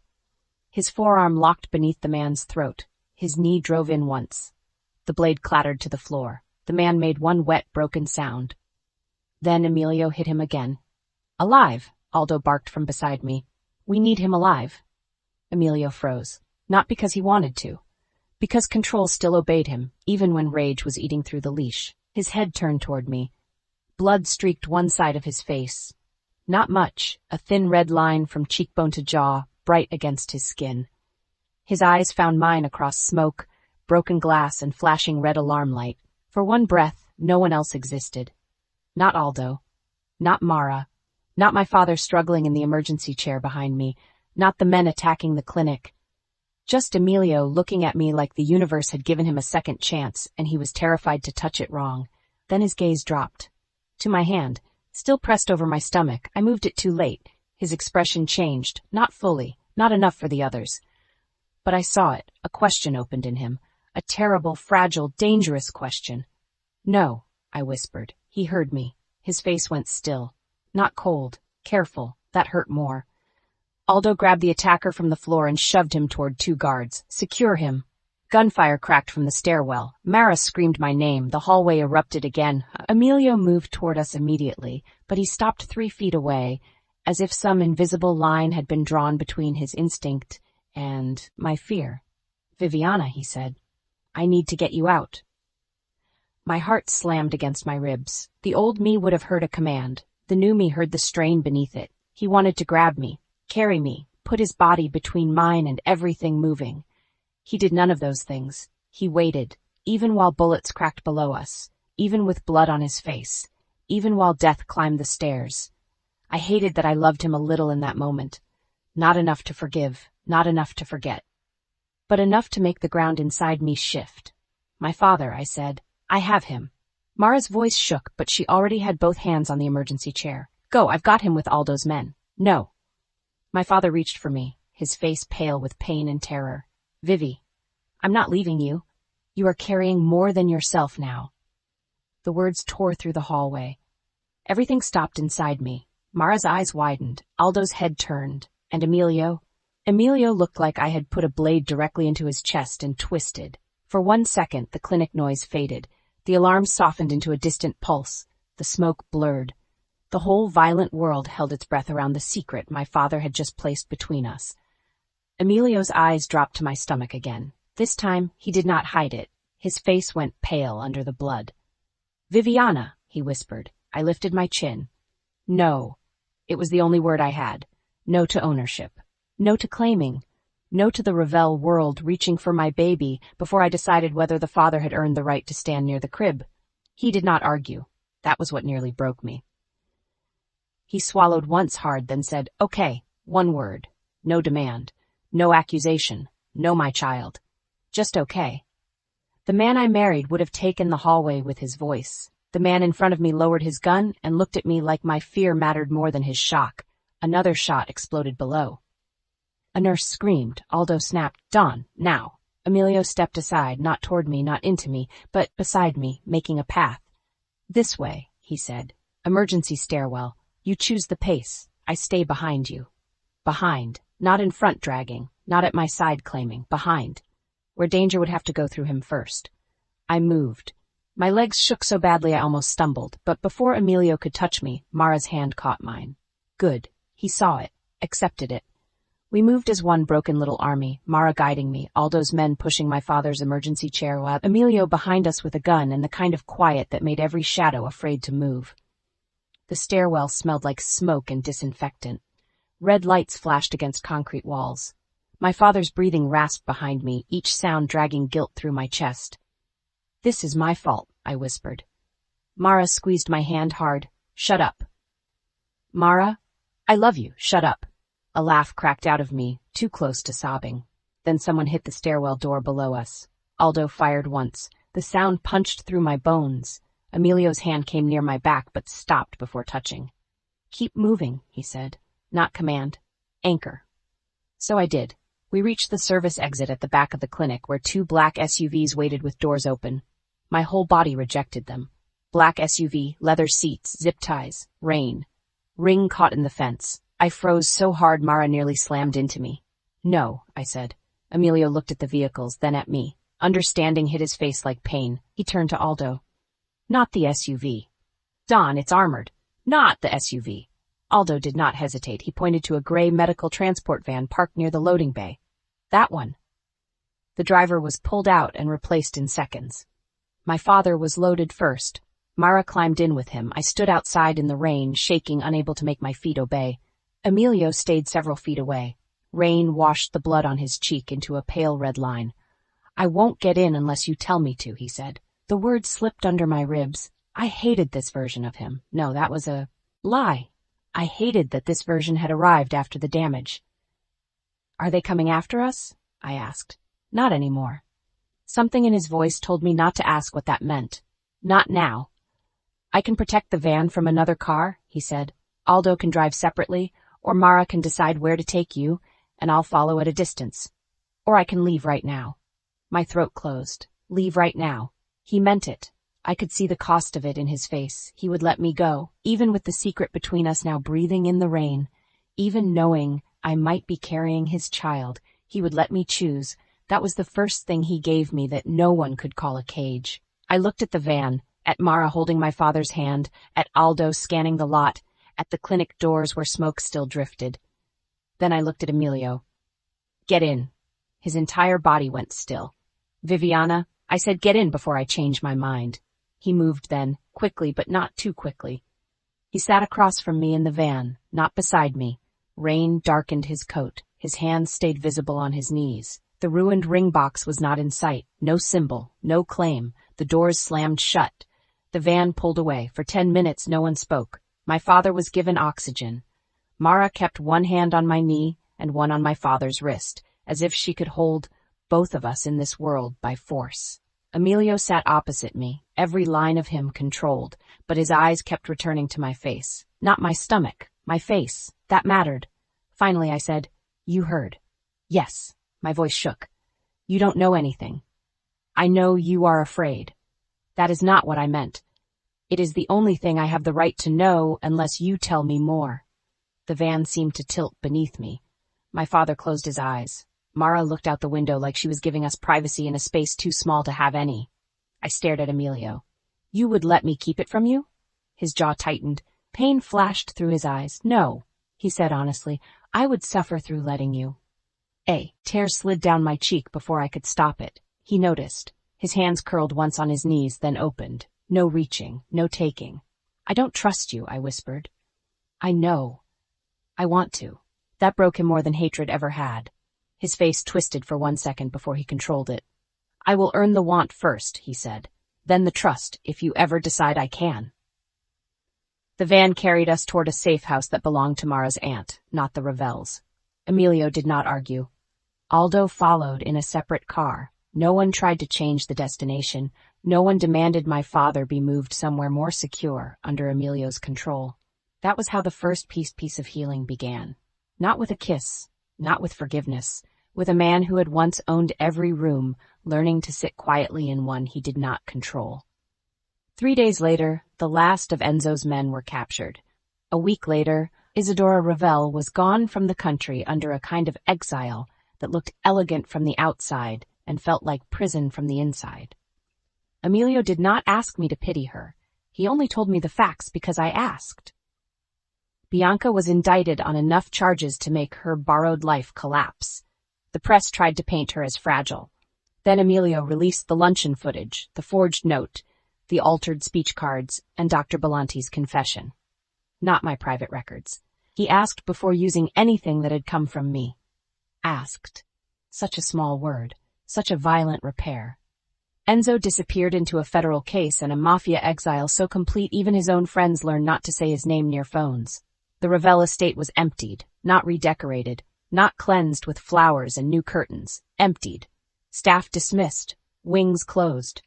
My room sealed exactly as I left it until I could decide whether I wanted anything from it burned or kept. I did not go back for 2 months. When I did, Emilio met me at the gate, not the door, the gate, as if he understood the house itself needed to ask permission. He looked at my stomach first that day, because by then there was no hiding the small curve beneath my black dress. But he only looked once, then lifted his eyes to mine. "You can leave any time," he said. "I know." That was the only reason I entered. The mansion felt smaller without fear, making it endless. Still poisonous, still beautiful, still haunted. Emilio walked behind me through the corridor where the cameras had gone dark. I stopped outside my old bedroom and could not breathe. He stopped too. No questions, no touching, just presence. "I hate this room," I said. "So do I." "You don't get to hate it like I do." "No," he said, "I don't." The chair still sat beside the window. The black overnight bag was gone. The fake note was gone. My vanity drawer was open, empty lining exposed like a wound. On the bed lay my blue dress, repaired. Not perfectly. No invisible seam trying to pretend it had never been cut. It had been stitched in gold thread from neckline to hem, each scar visible, deliberate, luminous. I walked to it slowly. My hand hovered above the fabric. "Who did this?" I whispered. "An artisan your father recommended." I turned. "My father?" Emilio nodded. "He said damage should not always be hidden. Sometimes it should be made expensive enough that no one mistakes survival for shame." A sob rose so fast I had to press my hand to my mouth. Emilio stayed where he was, across the room, waiting. I looked at the dress until the blur cleared.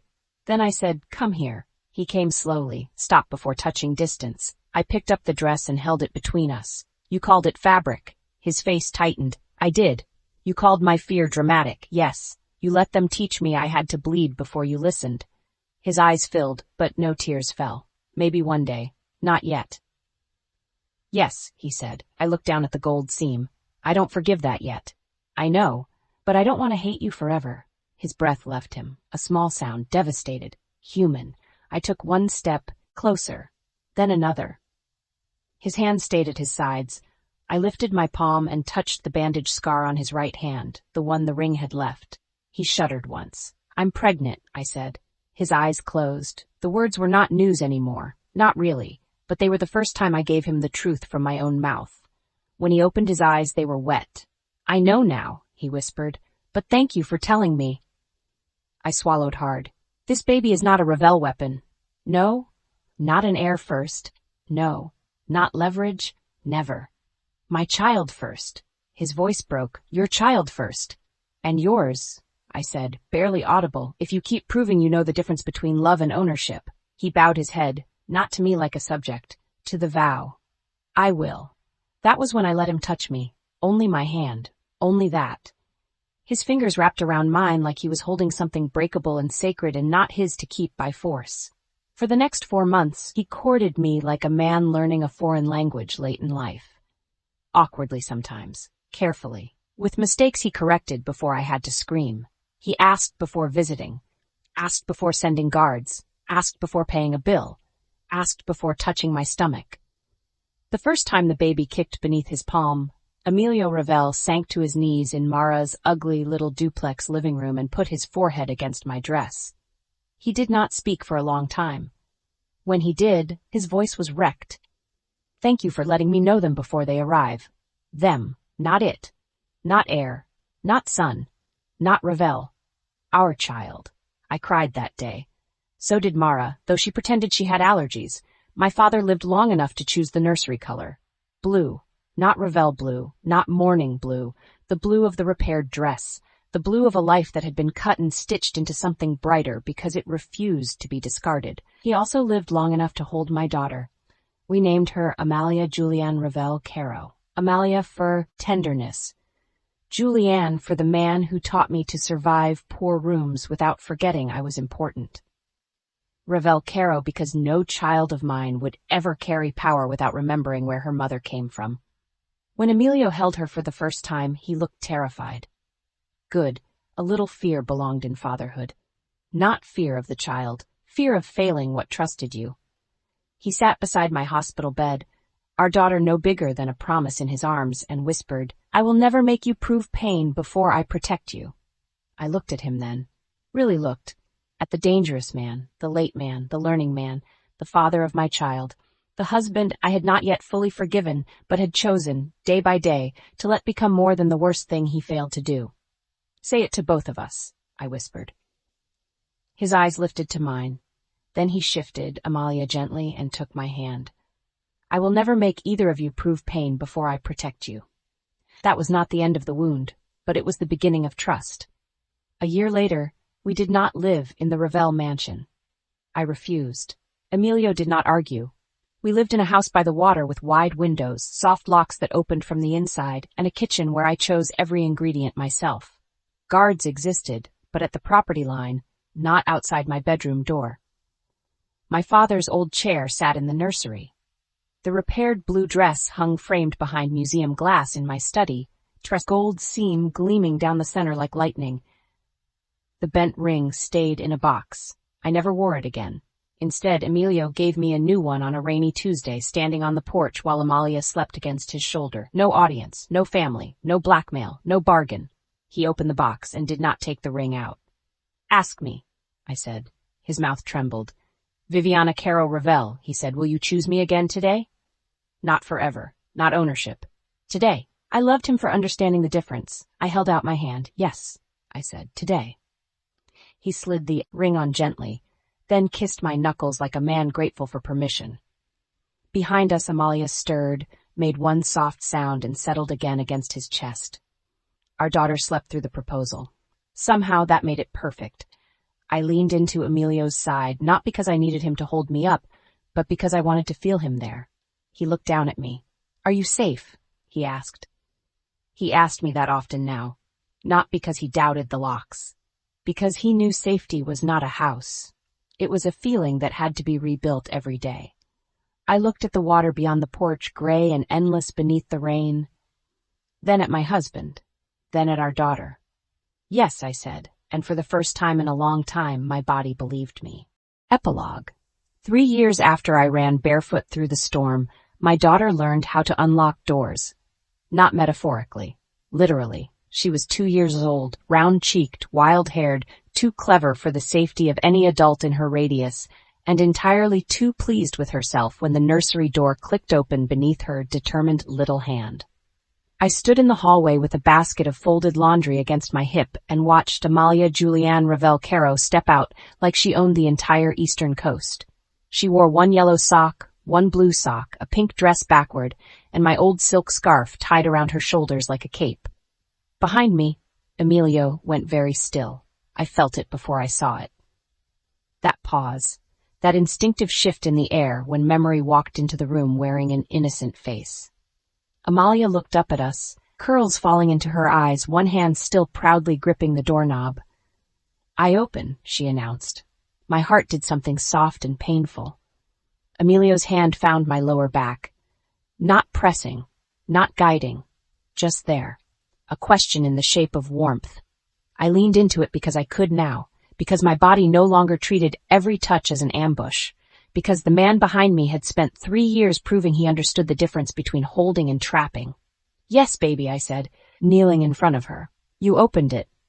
Amalia smiled with all 8 of her tiny teeth. Again. She shut the nursery door in our faces, then opened it again. Ta-da! I laughed. The sound startled me sometimes, even now. Not because laughter was rare anymore, but because there had been a time when I believed joy would always arrive with a bruise beneath it. Like I would always have to check the food, check the windows, check the hallway camera, check whether happiness had been staged by someone waiting for me to trust it. But our house by the water was not the Ravelle mansion. It had pale cedar walls, wide windows, soft blue curtains, and door locks that opened easily from the inside.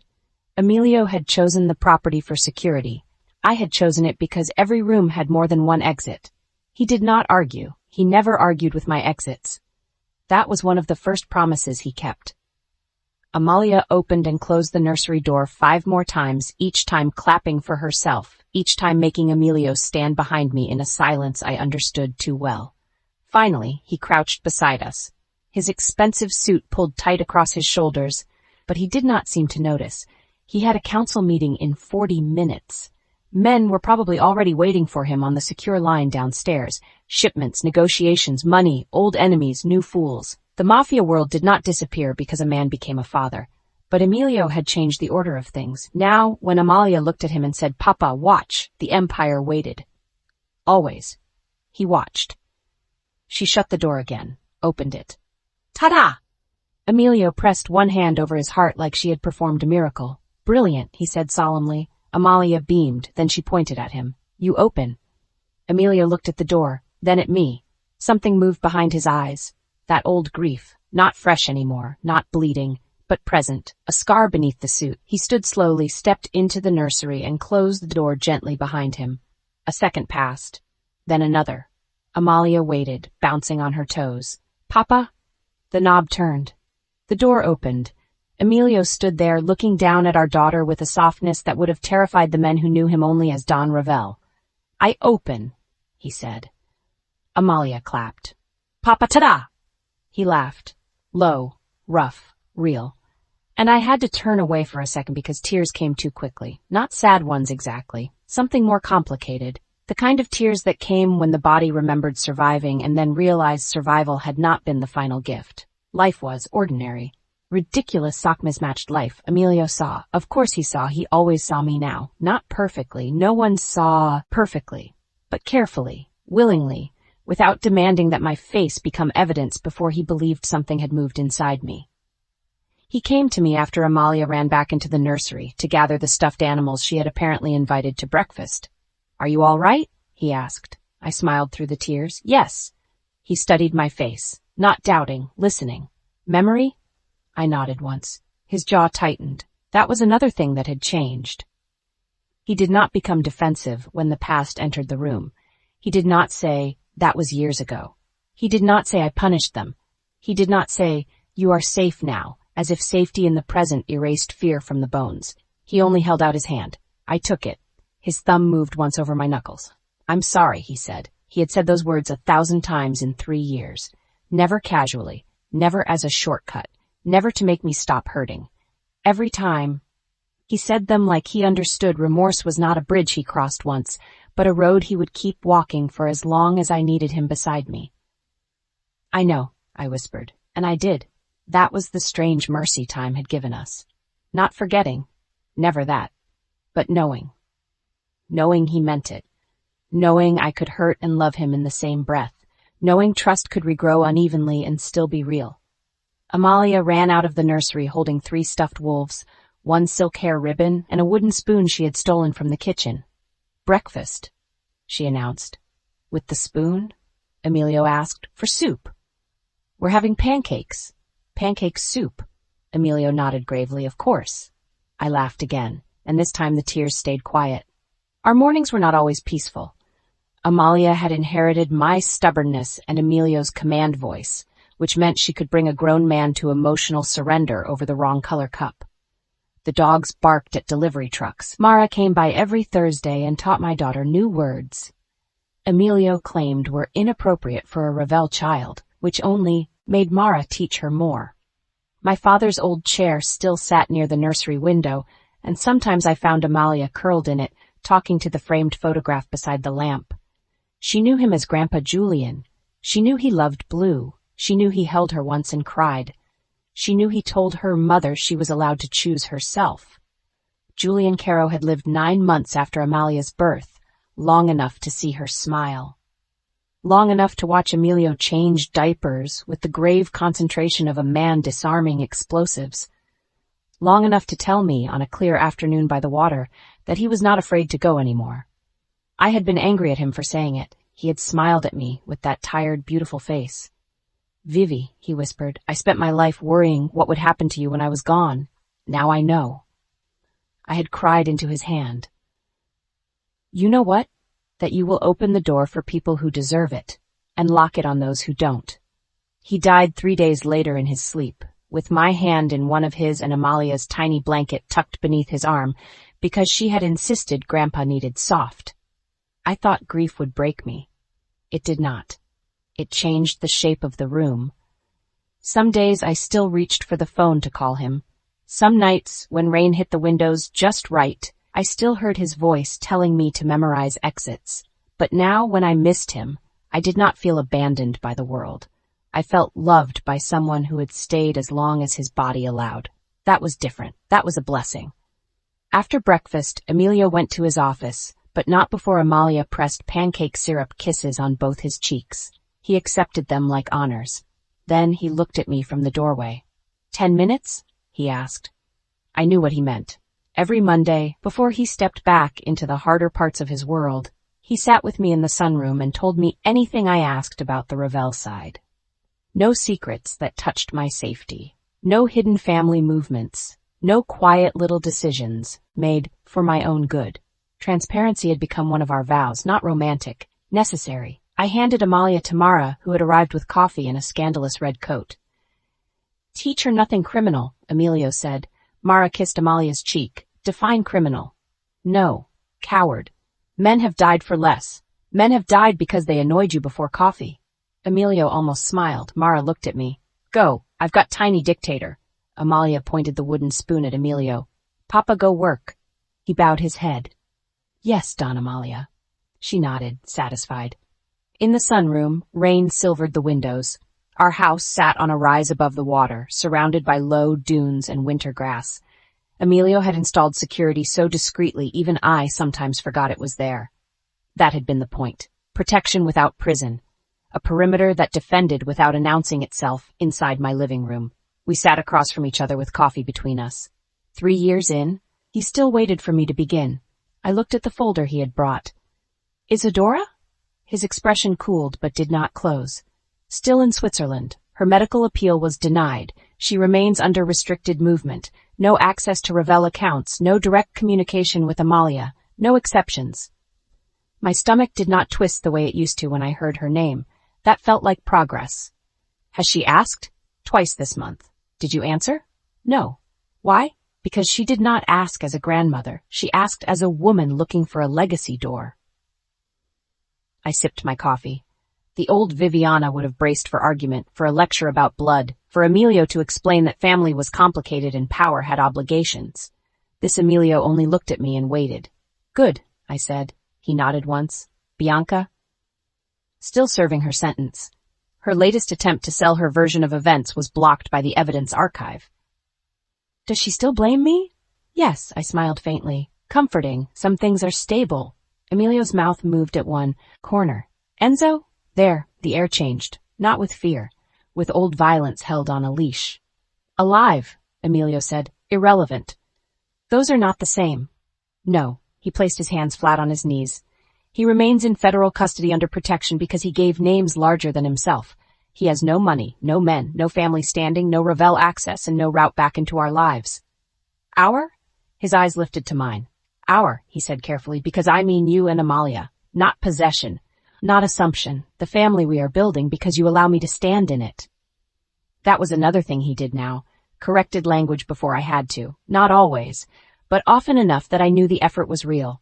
I relaxed back into the chair. Good, he nodded. The scarred man? I asked. His face hardened. In prison, separate facility, he will not leave. I looked out at the rain.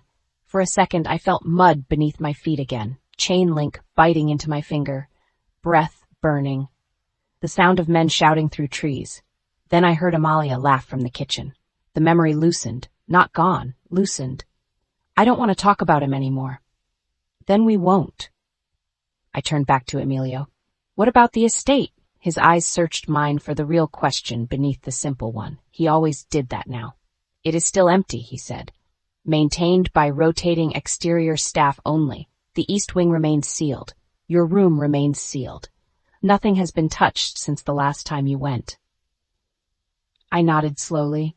The last time I had gone to the mansion, I had taken only 3 things. My father's medical update letter, the little blue charm necklace, and the repaired dress. The rest I left, not because it had no meaning, because it had too much. Some rooms did not need to be reclaimed. Some deserved to be abandoned until they understood absence. I want to turn it into something, I said. Emilio went still. The estate? Yes. Anything. No hesitation. That almost made me smile. You don't even know what I'm going to say. I don't need to. You might hate it. Then I'll hate it quietly while making the calls. I looked down to hide the smile. Too late. He saw it. His expression warmed in that restrained way of his. Emilio's joy never arrived loudly. It came like sunlight through storm clouds, slow, startling, beautiful because of how little he trusted it before me. I want the West Wing turned into a legal and medical shelter for women who need to disappear safely, I said. Not charity gala nonsense. Real help, doctors not tied to husbands, lawyers, emergency funds, safe transport, new documents when necessary, women with children, women without papers, women whose danger wears a wedding ring. Emilio did not speak. I watched his face. The idea had come to me months ago, but I had been afraid to say it aloud. Not because I thought he would refuse, because the estate still existed in my memory as a mouth. Taking that mouth and making it shelter felt powerful. It also felt terrifying. I know it will be complicated, I said. Legal structure, security, Ravelle enemies, your mother's name attached to old charity boards. Yes. I blinked. Yes? Yes. He leaned forward, elbows on his knees, eyes fixed on mine. We will gut the West Wing, build private entrances, separate security from Ravelle operations. No male guard inside residential corridors unless requested. Staff trained by people you choose. Medical care through independent contracts. Legal aid funded through a foundation not named after my family. My throat tightened. He continued, and if you want the house renamed, it is renamed. If you want the Ravelle crest removed stone by stone, I will remove it myself. Something broke open in my chest, not pain, something bigger. I stared at him across the table. You would do that? Yes. Why? His answer came quietly, because no woman should have to become evidence before someone believes she is in danger. My eyes filled. He did not move toward me. He waited, always waiting now when waiting mattered. I stood first, walked to him, touched his face. Only then did his hand lift to my wrist, warm and careful. You learned, I whispered. His eyes darkened with emotion. Late. Yes. I am still learning. Yes. His mouth trembled with the smallest, almost smile. You like saying yes when it injures me. I enjoy accuracy. He kissed my palm. Not seduction, not apology. A quiet devotion that had become our language. That afternoon we drove to the estate. Together. Amalia stayed with Mara, who promised not to let her declare war on the mailman. The rain softened as we approached the gates. I had not seen them in months, but my body still remembered the first time I arrived there as a bride with a contract and a sick father waiting somewhere beyond my reach. The gates opened. I did not flinch. Emilio noticed. So did I. He drove slowly up the long gravel path. The mansion rose ahead, pale and severe, its windows dark. Without Isadora's flowers, without staff moving behind the glass, without guests and gossip and dangerous beauty dressed as refinement, it looked less like a palace and more like what it was, stone, wood, history, not destiny. We stood in the entrance hall together. Our footsteps echoed. I looked at the grand staircase where I had once counted exits with my pulse pounding in my ears, the dining room doors where pineapple had been served, the hallway that had led to Emilio's suite, the service corridor hidden behind beauty. For once the house did not feel alive. It felt waiting. Open every door, I said. Emilio looked at me. All of them? All of them. He called Aldo. Within an hour, men moved through the estate, unlocking doors that had stayed shut for years. Storage rooms, guest suites, Isadora's private sitting room, the West Wing bedrooms, the ballroom where Charity had once been used as costume. Door after door opened. Some rooms were dusty, some too clean, some still smelled faintly, of flowers and lies. I walked through each one. Emilio stayed behind me, not because danger was there, because he had learned the position. Behind meant I chose the room first. Behind meant I had the exit. Behind meant if anything came for me, it met him before it reached my back. In the West Wing, sunlight finally broke through the clouds and crossed the floor in long, pale lines. I stood in the center of the largest suite. This one. For what? For the first woman who arrives with a baby and no shoes. His jaw tightened. I looked at him. She gets the best room. His voice was rough. Yes, and a lock that opens from the inside. Every lock will, and food she can choose herself. Yes, and no one calls her dramatic. Emilio's eyes met mine. No one. The house seemed to exhale. Maybe that was foolish. Maybe it was only wind moving through old vents, but I felt it. Something changing, not erasing. Never erasing. Transformation was not forgetting what a place had done. It was refusing to let that be the last thing it did. 6 months later, the Carrow house opened quietly. No press conference, no ribbon cutting, no society luncheon, no champagne, only a small plaque near the west entrance, the Carrow house. For women who need to be believed before they bleed. The first woman arrived at midnight with a toddler asleep against her shoulder and a bruise hidden beneath expensive makeup. I was there, not as a symbol, not as Don Ravelle's wife, as Viviana Carrow Ravelle, director, founder, survivor, mother. She looked at me with the hollow eyes of someone who had been told too many times that fear made her unreliable. "My husband knows important people," she whispered. I held out my hand. "So does mine." Her eyes widened. "Will that help me?" I looked past her toward the hall where Emilio stood at a distance, holding Amalia on his hip. Our daughter had one small hand tangled in his tie, commanding his entire empire without knowing it. "Yes," I said, "but only because he finally learned how to use power correctly." The woman began to cry. I did not hush her. I did not tell her not to be scared. I did not tell her she was safe, as if my words alone could make it true. I said, "Come inside. You can lock the door yourself." She stepped over the threshold. Behind her, Emilio's eyes met mine. I saw the old pain there, the old regret, but I saw something else too. Purpose, not redemption like a prize he could collect. Repair as a practice. That night, after the woman and her child were settled, Emilio and I walked the estate grounds beneath a cold, star-bright sky. Amalia slept inside with Mara, who had become the unofficial terror of the entire foundation staff and insisted all security protocols were cute but improvable. We ended at the fence, the one beyond the east boundary. The chain link had been removed, replaced by a low stone wall and wild blue flowers. But one section of the old fence remained preserved beneath glass in a small garden alcove. My idea. Not his. A piece of the place where I tore myself free.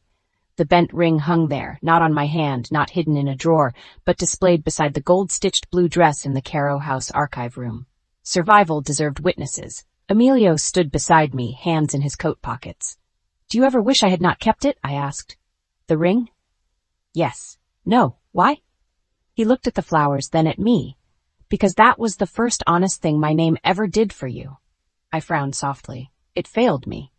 It showed me I had. The answer settled between us. Clean, painful, true. I looked at the flowers. I used to think happy endings meant the pain stopped mattering. And now? Now I think it means the pain is not the only thing that matters. Emilio reached for my hand slowly. I let him take it. Our wedding ring, the new one, rested warm against my finger. Chosen, asked for, accepted one day at a time. "Are you happy?" he asked. I looked back at the house. Light glowed in the west wing, where women slept behind doors they controlled. In the family wing, Amalia's room waited at our real home by the water, painted blue, full of books and stuffed wolves, and one wooden spoon she still insisted belonged to her. Mara would call us in the morning to complain dramatically that my daughter had attempted to negotiate bedtime like a hostage exchange. My father's photograph sat in both houses now, watching over what his love had helped build. I looked at my husband. Dangerous still, powerful still, no saint, no soft man disguised by love. Emilio Ravelle would always be capable of violence. The difference was that now his violence no longer stood between me and the truth. It stood between danger and our door. "Yes," I said. His eyes searched mine. I smiled. "My body believes me." He closed his eyes for 1 second. When he opened them, they were wet. I touched his cheek. He leaned into my palm the way he had the first night we broke each other open in anger and want and ruin. But now there was no punishment in the gesture, no desperation, no room full of things we were too afraid to name. Only us, changed, scarred, still choosing. "I love you," he said. The words no longer sounded like possession when he said them. They sounded like a door opening. "I love you too," I whispered. Then, because love had made me honest but not soft enough to spare him completely, I added, "Today." He laughed quietly, forehead touching mine. "Then I will ask again tomorrow." "You better." "I will." Behind us, the Carrow house glowed beneath the night sky. In front of us, the sea moved in the dark, endless and alive. And for the first time, when I thought of the girl who had run barefoot through mud, bleeding, terrified, one hand empty where a ring had been, I did not want to reach back and warn her that more pain was coming. I wanted to tell her this: you will get out. You will be believed. You will become a mother. You will build a house from the place that tried to destroy you. And one day, the man who failed to open the door in time will spend the rest of his life waiting outside it until you choose to let him in. Not because he owns the key, because you do. If you stayed with me all the way to the end, thank you, truly. Stories like this are not just about danger, betrayal, revenge, or mafia power. They are about the kind of love that has to be earned after the damage is done. They are about a woman finding her voice after no one believed her. They are about a man learning that protection means nothing if it only arrives after the wound. Viviana did not just survive the Ravelle family. She became stronger than the house that tried to erase her. And Emilio did not win her back by force, by power, or by being the Don. He had to learn how to wait, how to listen, how to knock instead of command. And that is what made their ending feel earned. If this story moved you, made you angry, broke your heart, or made you believe in second chances after deep betrayal, please hit the like button before you leave. It helps YouTube understand that this is the kind of emotional dark romance audiobook you want more of. And please leave me a comment. Tell me honestly, could you have forgiven Emilio after what he allowed his family to do? Or would you have disappeared forever? Your comments help this channel more than you know. They tell YouTube that this story is worth sharing with more listeners, and they also help me know what kind of stories you want next. If you are new here, please subscribe to Bianca Audiobooks and turn on notifications so you do not miss the next dark mafia romance. I bring you emotional, dangerous, possessive, scandal-filled romance stories with powerful men, strong women, shocking betrayals, and love that has to fight its way out of the dark. Your likes, comments, and subscriptions are not small things. They help this channel grow. They help these stories reach more romance lovers, and they allow me to keep creating long, immersive audiobooks for you to escape into. So, before you go, like the video, comment your thoughts, subscribe if you have not already, and share this story with someone who loves dark mafia romance as much as we do. Thank you for listening. This story was written and produced by Bianca. All rights reserved. No part of this story, audio, script, characters, or original content may be copied, reposted, redistributed, reproduced, adapted, narrated, uploaded, or used in any form without written permission from Bianca. Until the next story, stay safe, stay bold, and remember, sometimes the most dangerous love is the one that learns how to become safe. Stay ruined.